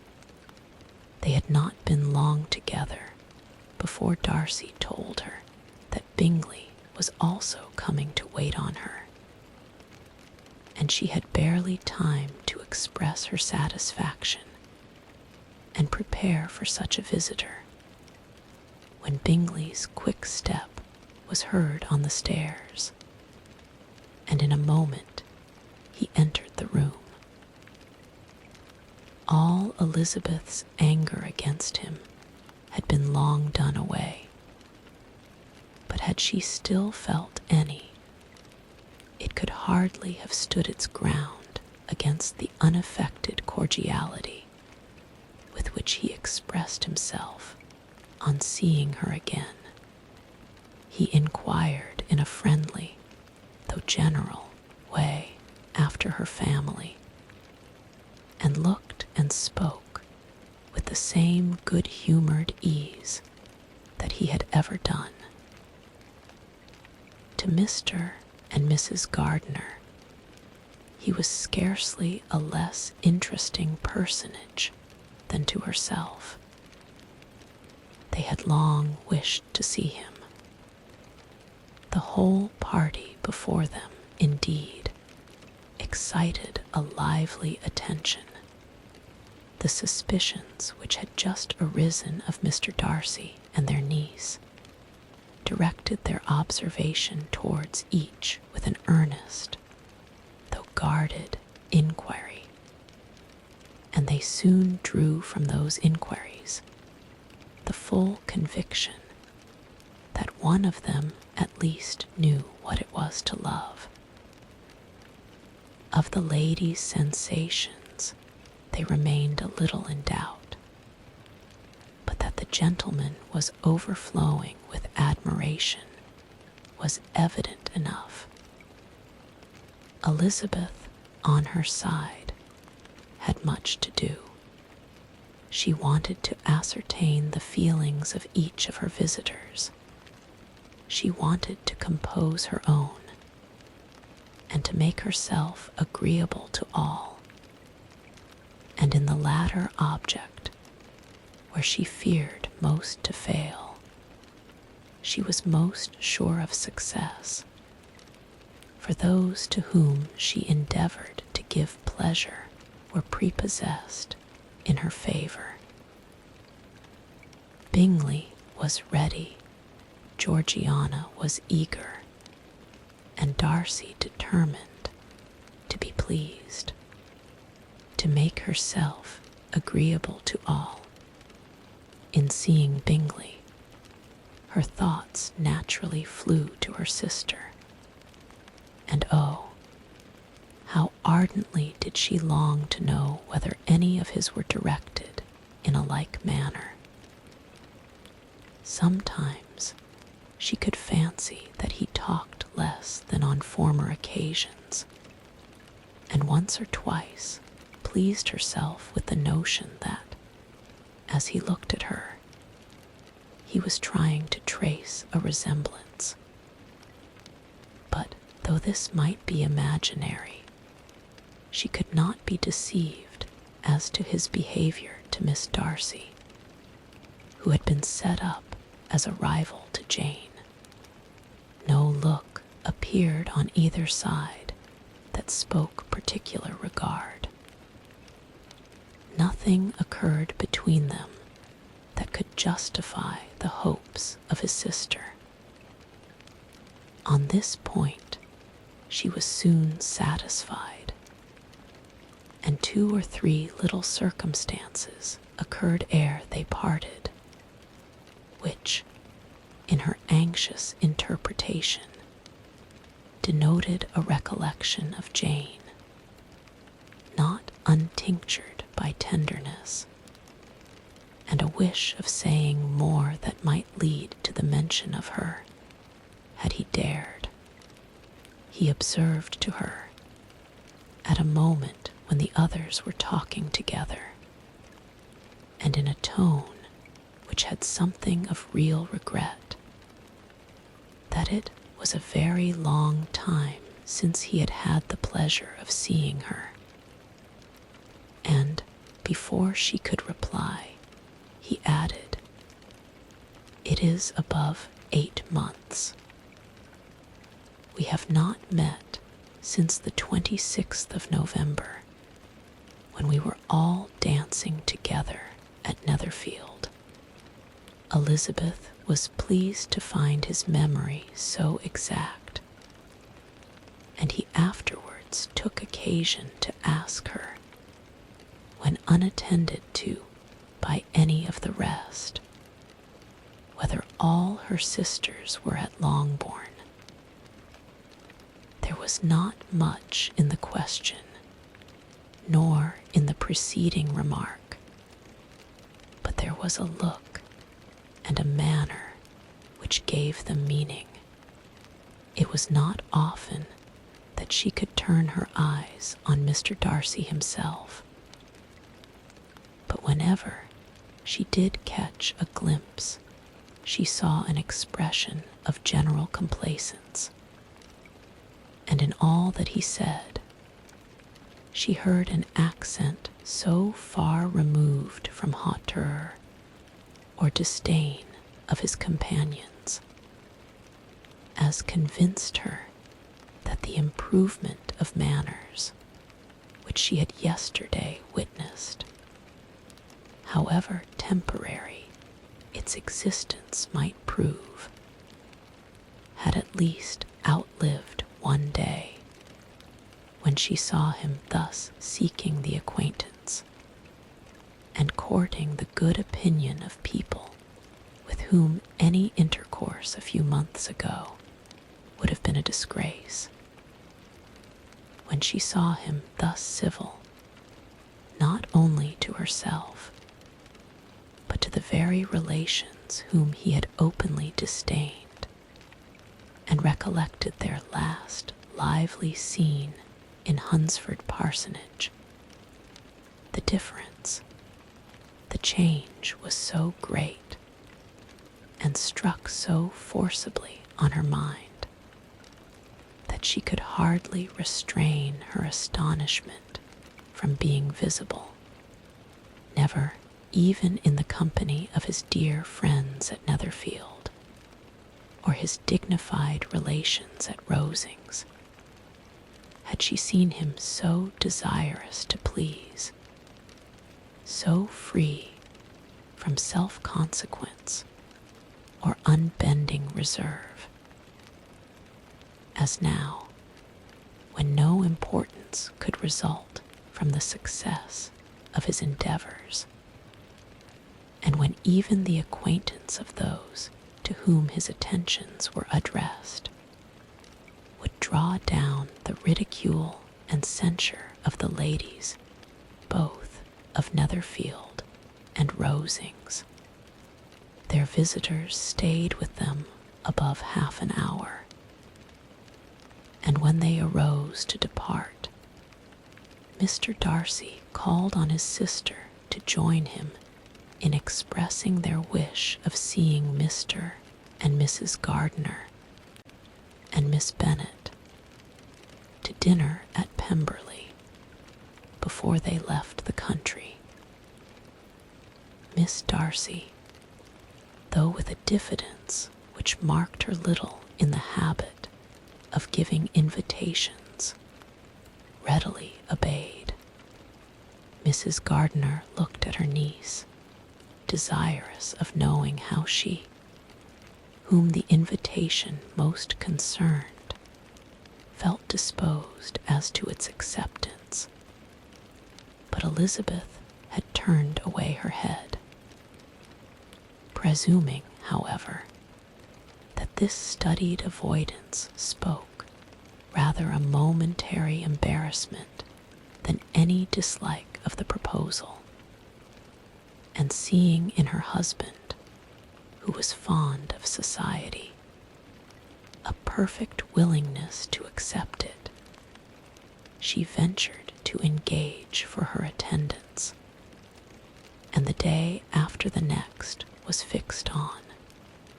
Bingley expressed great pleasure in the certainty of seeing Elizabeth again, having still a great deal to say to her, and many inquiries to make after all their Hertfordshire friends.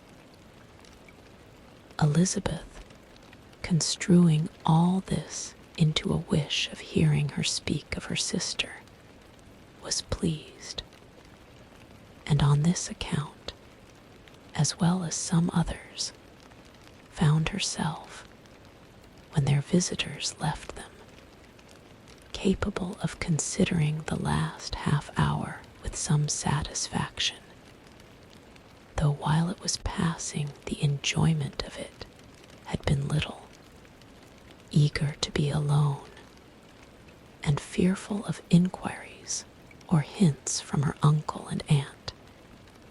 She stayed with them only long enough to hear their favorable opinion of Bingley, and then hurried away to address. But she had no reason to fear Mr.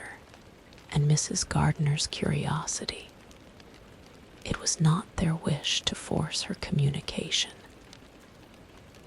It was evident that she was much better acquainted with Mr. Darcy than they had before any idea of. It was evident that he was very much in love with her. They saw much to interest, but nothing to justify inquiry. Of Mr. Darcy, it was now a matter of anxiety to think well, and as far as their acquaintance reached, there was no fault to find. They could not be untouched by his politeness, and had they drawn his character from their own feelings and his servant's report, without any reference to any other account, the circle in Hertfordshire to which he was known would not have recognized it for Mr. Darcy. There was now an interest, however, in believing the housekeeper, and they soon became sensible that the authority of a servant, who had known him since he was 4 years old, and whose own manners indicated respectability, was not to be hastily rejected. Neither had anything occurred in the intelligence of their Lambton friends that could materially lessen its weight. They had nothing to accuse him of but pride. Pride he probably had, and if not, it would certainly be imputed by the inhabitants of a small market town where the family did not visit. It was acknowledged, however, that he was a liberal man and did much good among the poor. With respect to Wickham, the travellers soon found that he was not held there in much estimation. For though the chief of his concerns with the son of his patron were imperfectly understood, it was yet a well-known fact that, on his quitting Derbyshire, he had left many debts behind him, which Mr. Darcy afterwards discharged. As for Elizabeth, her thoughts were at Pemberley this evening more than the last, and the evening, though as it passed it seemed long, was not long enough to determine her feelings towards one in that mansion, and she lay awake 2 whole hours, endeavoring to make them out. She certainly did not hate him. No, hatred had vanished long ago, and she had almost as long been ashamed of ever feeling a dislike against him that could be so called. The respect created by the conviction of his valuable qualities, though at first unwillingly admitted, had for some time ceased to be repugnant to her feelings, and it was now heightened into somewhat of a friendlier nature by the testimony so highly in his favor, and bringing forward his disposition in so amiable a light, which yesterday had produced. But above all, above respect and esteem, there was a motive within her of good, will which could not be overlooked. It was gratitude, gratitude, not merely for having once loved her, but for loving her still well enough to forgive all the petulance and acrimony of her manner in rejecting him, and all the unjust accusations accompanying her rejection. He who, she had been persuaded, would avoid her as his greatest enemy, seemed, on this accidental meeting, most eager to preserve the acquaintance, and without any indelicate display of regard or any peculiarity of manner, where their two selves only were concerned, was soliciting the good opinion of her friends, and bent on making her known to his sister. Such a change in a man of so much pride excited not only astonishment, but gratitude, for to love, ardent love, it must be attributed, and as such, its impression on her was of a sort to be encouraged, as by no means unpleasing, though it could not be exactly defined. She respected, she esteemed, she was grateful to him. She felt a real interest in his welfare, and she only wanted to know how far she wished that welfare to depend upon herself, and how far it would be for the happiness of both that she should employ the power which her fancy told her she still possessed, of bringing on the renewal of his addresses.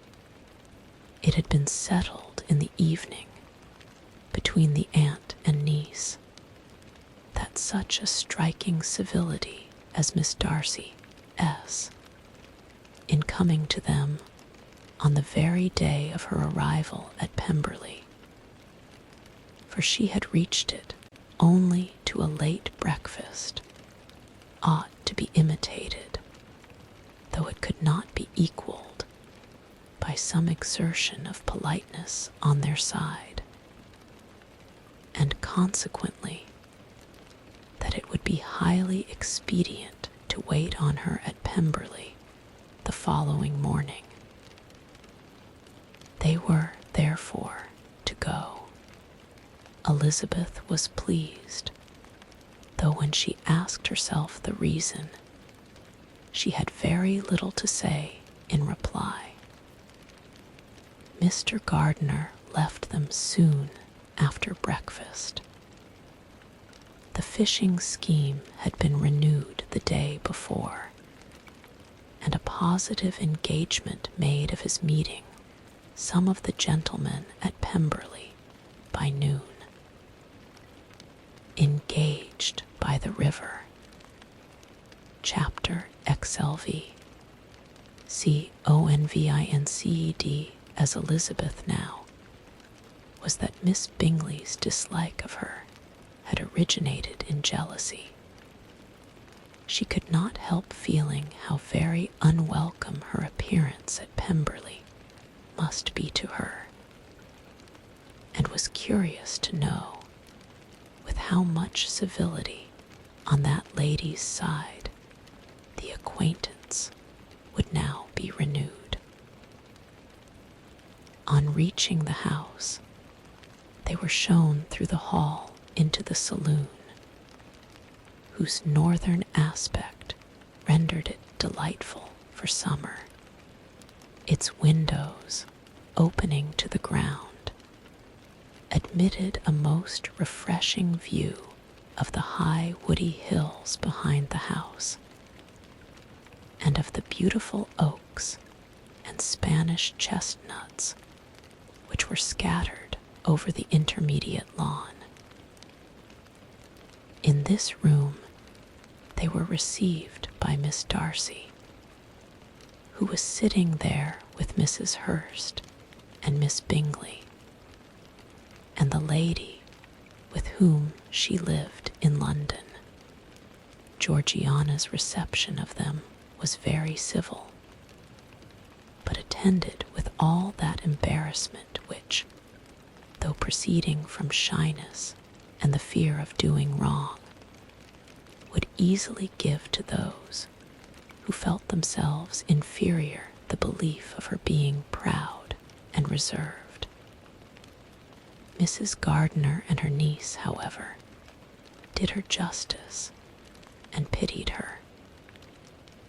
By Mrs. Hurst and Miss Bingley, they were noticed only by a courtesy, and on their being seated, a pause, awkward as such pauses must always be, succeeded for a few moments. It was first broken by Mrs. Annesley, a genteel, agreeable-looking woman, whose endeavor to introduce some kind of discourse proved her to be more truly well-bred than either of the others.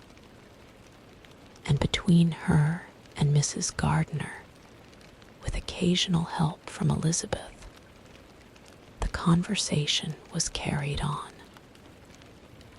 Miss Darcy looked as if she wished for courage enough to join in it, and sometimes did venture a short sentence when there was least danger of its being heard. Elizabeth soon saw that she was herself closely watched by Miss Bingley, and that she could not speak a word, especially to Miss Darcy, without calling her attention.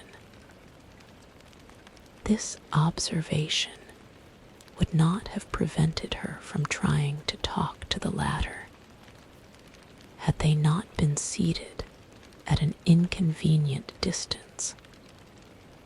But she was not sorry to be spared the necessity of saying much. Her own thoughts were employing her. She expected every moment that some of the gentlemen would enter the room. She wished, she feared, that the master of the house might be amongst them, and whether she wished or feared it most, she could scarcely determine. After sitting in this manner a quarter of an hour, without hearing Miss Bingley's voice, Elizabeth was roused by receiving from her a cold inquiry after the health of her family. She answered with equal indifference and brevity, and the other said no more. The next variation which their visit afforded was produced by the entrance of servants with cold meat, cake, and a variety of all the finest fruits in season. But this did not take place till after many a significant look and smile from Mrs. Annesley to Miss Darcy had been given to remind her of her post. There was now employment for the whole party, for though they could not all talk, they could all eat, and the beautiful pyramids of grapes, nectarines, and peaches soon collected them round the table. While thus engaged, Elizabeth had a fair opportunity of deciding whether she most feared or wished for the appearance of Mr. Darcy, by the feelings which prevailed on his entering the room.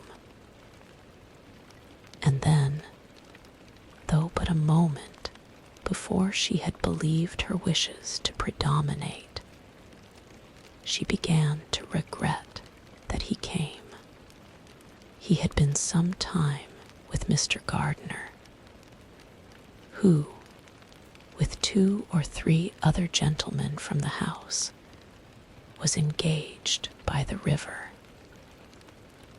and had left him only on learning that the ladies of the family intended a visit to Georgiana that morning. No sooner did he appear than Elizabeth wisely resolved to be perfectly easy and unembarrassed.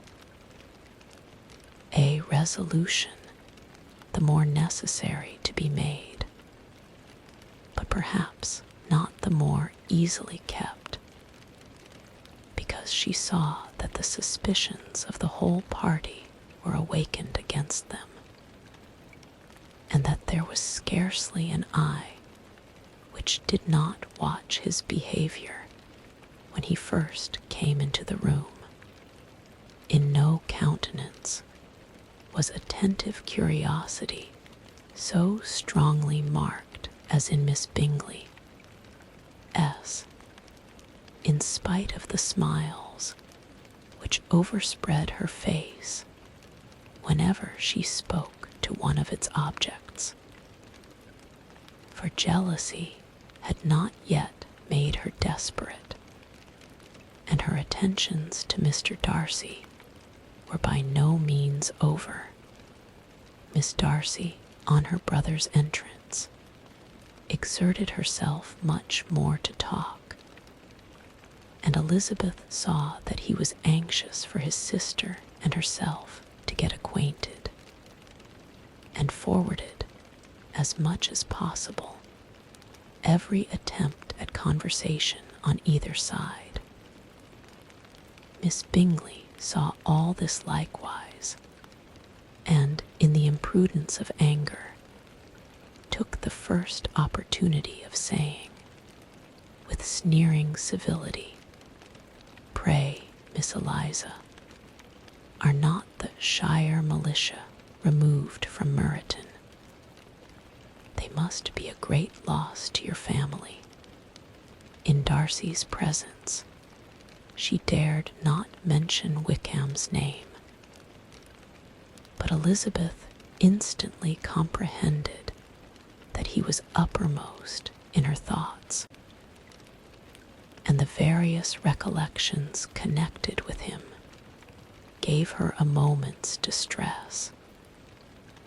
But exerting herself vigorously to repel the ill-natured attack, she presently answered the question in a tolerably disengaged tone. While she spoke, an involuntary glance showed her Darcy with a heightened complexion, earnestly looking at her, and his sister overcome with confusion and unable to lift up her eyes. Had Miss Bingley known what pain she was then giving her beloved friend, she undoubtedly would have refrained from the hint. But she had merely intended to discompose Elizabeth by bringing forward the idea of a man to whom she believed her partial, to make her betray a sensibility which might injure her in Darcy's opinion, and perhaps to remind the latter of all the follies and absurdities by which some part of her family were connected with that corps. Not a syllable had ever reached her of Miss Darcy's meditated elopement. To no creature had it been revealed, where secrecy was possible, except to Elizabeth, and from all Bingley's connections, her brother was particularly anxious to conceal it. From that very wish which Elizabeth had long ago attributed to him, of their becoming hereafter her own, he had certainly formed such a plan, and without meaning that it should affect his endeavor to separate him from Miss Bennet. It is probable that it might add something to his lively concern for the welfare of his friend. Elizabeth's collected behavior, however, soon quieted his emotion, and as Miss Bingley, vexed and disappointed, dared not approach nearer to Wickham, Georgiana also recovered in time, though not enough to be able to speak any more. Her brother, whose eye she feared to meet, scarcely recollected her interest in the affair, and the very circumstance which had been designed to turn his thoughts from Elizabeth seemed to have fixed them on her more and more cheerfully. Their visit did not continue long after the question and answer above mentioned, and while Mr. Darcy was attending them to their carriage, Miss Bingley was venting her feelings in criticisms on Elizabeth H's person, behavior, and dress. But Georgiana would not join her. Her brother's recommendation was enough to ensure her favor. His judgment could not err, and he had spoken in such terms of Elizabeth as to leave Georgiana without the power of finding her otherwise than lovely and amiable. When Darcy returned to the saloon, Miss Bingley could not help repeating to him some part of what she had been saying to his sister. "How very ill Eliza Bennet looks this morning, Mr. Darcy," she cried. "I never in my life saw anyone so much altered as she is since the winter. She is grown so brown and coarse. Louisa and I were agreeing that we should not have known her again." However little Mr. Darcy might have liked such an address, he contented himself with coolly replying that he perceived no other alteration than her being rather tanned, no miraculous consequence of traveling in the summer. "For my own part," she rejoined, "I must confess that I never could see any beauty in her. Her face is too thin, her complexion has no brilliancy, and her features are not at all handsome. Her nose wants character, there is nothing marked in its lines. Her teeth are tolerable, but not out of the common way. And as for her eyes, which have sometimes been called so fine, I never could perceive anything extraordinary in them. They have a sharp, shrewish look, which I do not like at all, and in her air altogether there is a self-sufficiency without fashion, which is intolerable. Persuaded, as Miss Bingley was, that Darcy admired Elizabeth, this was not the best method of recommending herself. But angry people are not always wise, and in seeing him at last look somewhat nettled, she had all the success she expected. He was resolutely silent, however, and from a determination of making him speak, she continued, "I remember, when we first knew her in Hertfordshire, how amazed we all were to find that she was a reputed beauty. And I particularly recollect your saying one night, after they had been dining at Netherfield, 'She a beauty, I should as soon call her mother a wit. But afterwards she seemed to improve on you, and I believe you thought her rather pretty at one time. Yes, replied Darcy, who could contain himself no longer. But that was only when I first knew her, for it is many months since I have considered her as one of the handsomest women of my acquaintance. He then went away, and Miss Bingley was left to all the satisfaction of having forced him to say what gave no one any pain but herself. Mrs. Gardiner and Elizabeth talked of all that had occurred during their visit as they returned, except what had particularly interested them both. The looks and behavior of everybody they had seen were discussed, except of the person who had mostly engaged their attention. They talked of his sister, his friends, his house, his fruit, of everything but himself. Yet Elizabeth was longing to know what Mrs. Gardiner thought of him, and Mrs. Gardiner would have been highly gratified by her niece's beginning the subject.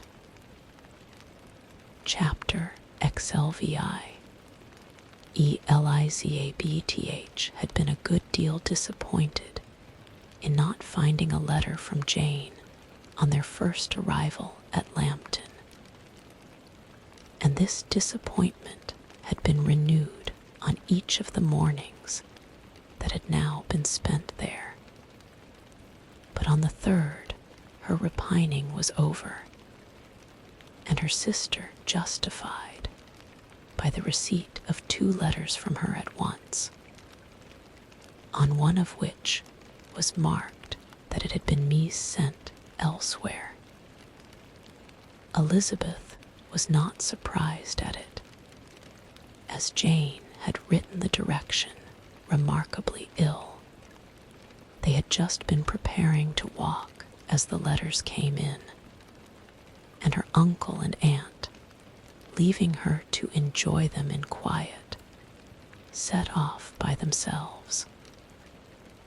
The one mis-sent must be first attended to. It had been written 5 days ago.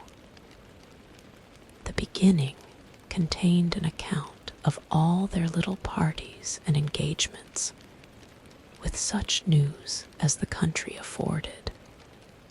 But the latter half, which was dated a day later, and written in evident agitation, gave more important intelligence. It was to this effect: since writing the above, dearest Lizzie, something has occurred of a most unexpected and serious nature, but I am afraid of alarming you. Be assured that we are all well. What I have to say relates to poor Lydia. An express came at 12 last night, just as we were all gone to bed, from Colonel Forster, to inform us that she was gone off to Scotland with one of his officers to own the truth with Wickham. Imagine our surprise. To Kitty, however, it does not seem so wholly unexpected. I am very, very sorry. So imprudent a match on both sides. But I am willing to hope the best, and that his character has been misunderstood. Thoughtless and indiscreet, I can easily believe him. But this step, and let us rejoice over it, marks nothing bad at heart. His choice is disinterested at least, for he must know my father can give her nothing, Our poor mother is sadly grieved. My father bears it better. How thankful am I that we never let them know what has been said against him. We must forget it ourselves. They were off Saturday night about 12, as is conjectured, but were not missed till yesterday morning at 8. The express was sent off directly. My dear Lizzie, they must have passed within 10 miles of us. Colonel Forster gives us reason to expect him here soon. Lydia left a few lines for his wife, informing her of their intention. I must conclude, for I cannot be long from my poor mother. I am afraid you will not be able to make it out, but I hardly know what I have written. Without allowing herself time for consideration, and scarcely knowing what she felt, Elizabeth, on finishing this letter, instantly seized the other, and opening it with the utmost impatience, read as follows. It had been written a day later than the conclusion of the first. By this time, my dearest sister, you have received my hurried letter. I wish this may be more intelligible, but though not confined for time, my head is so bewildered that I cannot answer for being coherent. Dearest Lizzie, I hardly know what I would write, but I have bad news for you, and it cannot be delayed. Imprudent as a marriage between Mr. Wickham and our poor Lydia would be, we are now anxious to be assured it has taken place, for there is but too much reason to fear they are not gone to Scotland. Colonel Forster came yesterday, having left Brighton the day before, not many hours after the express. Though Lydia's short letter to Mrs. F. gave them to understand that they were going to Gretna Green, something was dropped by Denny expressing his belief that W. never intended to go there, or to marry Lydia at all, which was repeated to Colonel F., who, instantly taking the alarm, set off from B, intending to trace their route. He did trace them easily to Clapham, but no farther, for on entering that place, they removed into a hackney coach, and dismissed the chaise that brought them from Epsom. All that is known after this is, that they were seen to continue the London road. I know not what to think. After making every possible inquiry on that side of London, Colonel F. came on into Hertfordshire, anxiously renewing them at all the turnpikes, and at the inns in Barnet and Hatfield, but without any success. No such people had been seen to pass through. With the kindest concern, he came on to Longbourn, and broke his apprehensions to us in a manner most creditable to his heart. I am sincerely grieved for him and Mrs. F., but no one can throw any blame on them. Our distress, my dear Lizzie, is very great.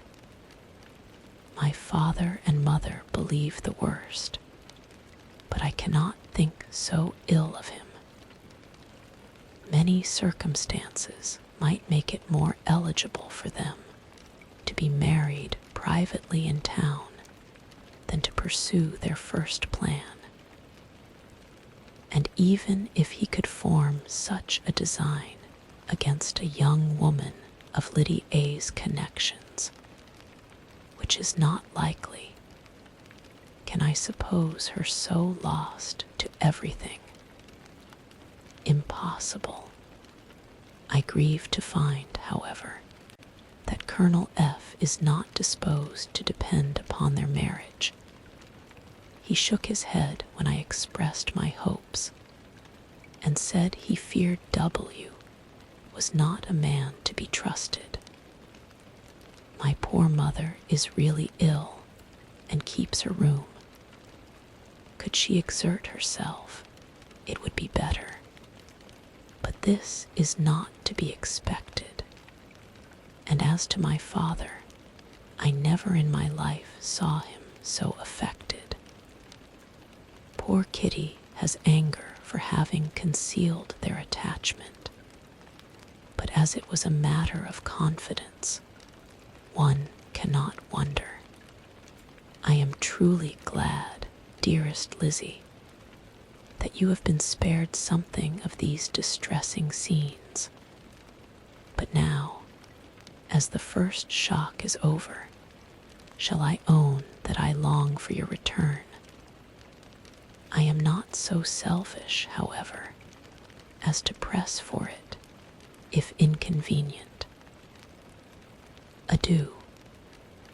I take up my pen again to do what I have just told you I would not, but circumstances are such that I cannot help earnestly begging you all to come here as soon as possible. I know my dear uncle and aunt so well that I am not afraid of requesting it, though I have still something more to ask of the former. My father is going to London with Colonel Forster instantly to try to discover her. What he means to do, I am sure I know not, but his excessive distress will not allow him to pursue any measure in the best and safest way. And Colonel Forster is obliged to be at Brighton again tomorrow evening. In such an exigence, my uncle's advice and assistance would be everything in the world. He will immediately comprehend what I must feel, and I rely upon his goodness. Oh, where is my uncle? Cried Elizabeth, darting from her seat as she finished the letter, in eagerness to follow him, without losing a moment of the time so precious. But as she reached the door, it was opened by a servant, and Mr. Darcy appeared. Her pale face and impetuous manner made him start, and before he could recover himself enough to speak, she, in whose mind every idea was superseded by Lydia's situation, hastily exclaimed, "I beg your pardon, but I must leave you. I must find Mr. Gardiner this moment on business that cannot be delayed. I have not an instant to lose. Good God, what is the matter?" cried he, with more feeling than politeness, then recollecting himself. "I will not detain you a minute, but let me, or let the servant, go after Mr. and Mrs. Gardiner. You are not well enough. You cannot go yourself." Elizabeth hesitated, but her knees trembled under her, and she felt how little would be gained by her attempting to pursue them. Calling back the servant, therefore, she commissioned him, though in so breathless an accent as made her almost unintelligible, to fetch his master and mistress home instantly. On his quitting the room, she sat down, unable to support herself, and looking so miserably ill that it was impossible for Darcy to leave her, or to refrain from saying, in a tone of gentleness and commiseration, "Let me call your maid. Is there nothing you could take to give you present relief? A glass of wine, shall I get you one? You are very ill." "No, I thank you," she replied, endeavoring to recover herself. "There is nothing the matter with me. I am quite well. I am only distressed by some dreadful news which I have just received from Longbourn." She burst into tears as she alluded to it, and for a few minutes could not speak another word. Darcy, in wretched suspense, could only say something indistinctly of his, "I have not an instant to lose concern," and observe her in compassionate silence. At length she spoke again. "I have just had a letter from Jane with such dreadful news. It cannot be concealed from anyone. My youngest sister has left all her friends, has eloped, has thrown herself into the power of Mr. Wickham. They are gone off together from Brighton. You know him too well to doubt the rest. She has no money, no connections, nothing that can tempt him to she is lost forever." Darcy was fixed in astonishment. "When I consider," she added, in a yet more agitated voice, "that I might have prevented it, I who knew what he was. Had I but explained some part of it, only some part of what I learnt, to my own family, had his character been known, this could not have happened. But it is all too late now. I am grieved indeed," cried Darcy, grieved, shocked. "But is it certain, absolutely certain?" "Oh, yes. They left Brighton together on Sunday night, and were traced almost to London, but not beyond. They are certainly not gone to Scotland. And what has been done, what has been attempted to recover her? My father has gone to London, and Jane has written to beg my uncle's immediate assistance, and we shall be off, I hope, in half an hour. But nothing can be done. I know very well that nothing can be done. How is such a man to be worked on? How are they even to be discovered? I have not the smallest hope. It is every way horrible." Darcy shook his head in silent acquiescence. "When my eyes were opened to his real character, oh, had I known what I ought, what I dared to do. But I knew not. I was afraid of doing too much. Wretched, wretched mistake." Darcy made no answer. He seemed scarcely to hear her, and was walking up and down the room in earnest meditation, his brow contracted, his air gloomy. Elizabeth soon observed, and instantly understood it. Her power was sinking. Everything must sink under such a proof of family weakness, such an assurance of the deepest disgrace. She could neither wonder nor condemn, but the belief of his self-conquest brought nothing consolatory to her bosom, afforded no palliation of her distress. It was, on the contrary, exactly calculated to make her understand her own wishes, and never had she so honestly felt that she could have loved him as now, when all love must be vain. But self, though it would intrude, could not engross her.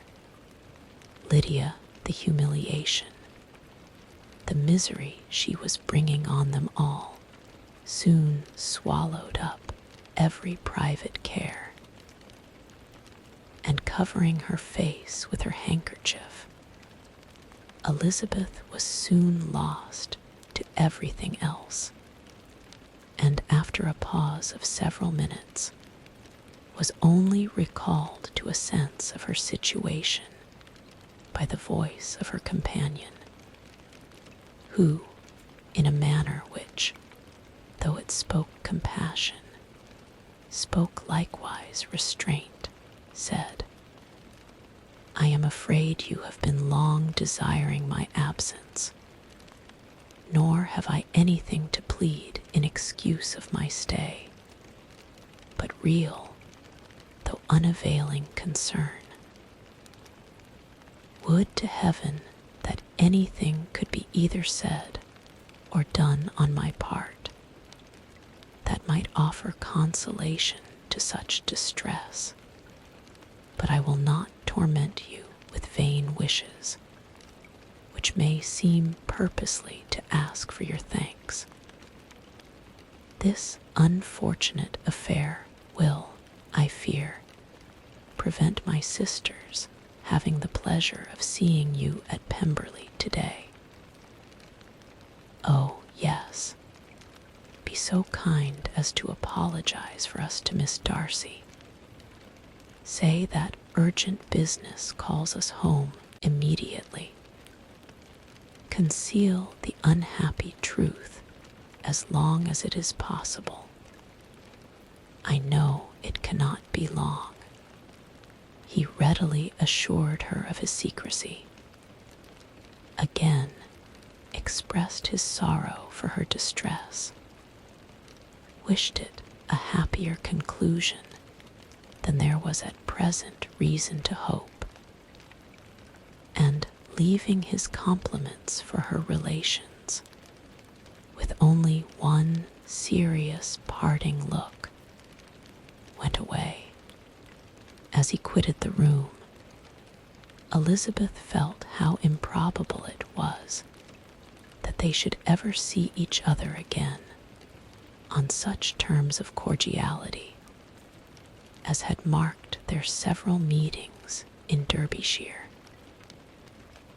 And as she threw a retrospective glance over the whole of their acquaintance, so full of contradictions and varieties, sighed at the perverseness of those feelings which would now have promoted its continuance, and would formerly have rejoiced in its termination, if gratitude and esteem are good foundations of affection.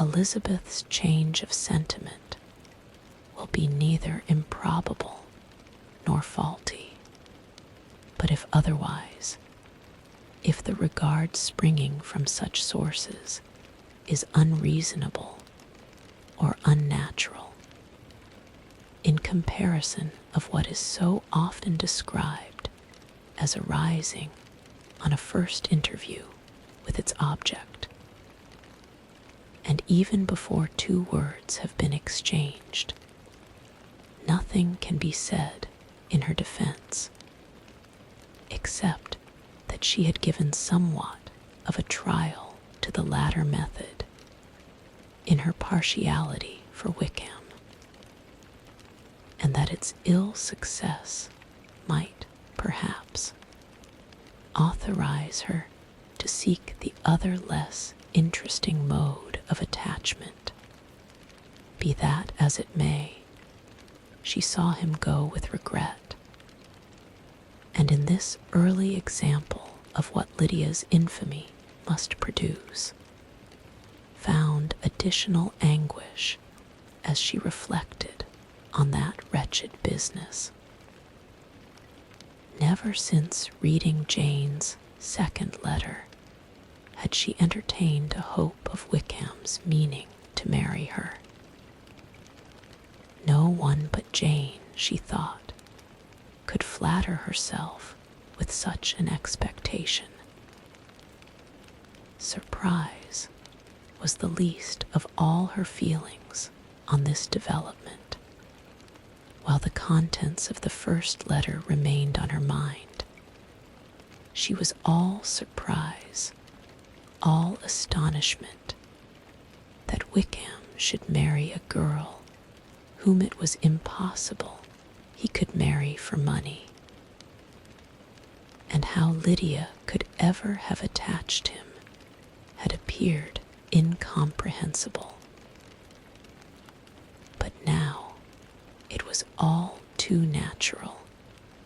For such an attachment as this, she might have sufficient charms, and though she did not suppose Lydia to be deliberately engaging in an elopement without the intention of marriage, she had no difficulty in believing that neither her virtue nor her understanding would preserve her from falling an easy prey.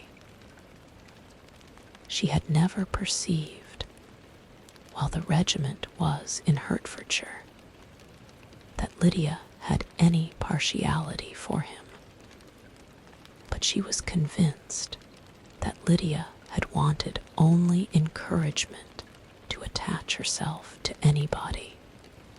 Sometimes one officer, sometimes another, had been her favorite, as their attentions raised them in her opinion. Her affections had been continually fluctuating, but never without an object. The mischief of neglect and mistaken indulgence towards such a girl, oh, how acutely did she now feel it! She was wild to be at home, to hear, to see, to be upon the spot to share with Jane in the cares that must now fall wholly upon her, in a family so deranged, a father absent, a mother incapable of exertion, and requiring constant attendance. And though almost persuaded that nothing could be done for Lydia, her uncle's interference seemed of the utmost importance. Until he entered the room, the misery of her impatience was severe.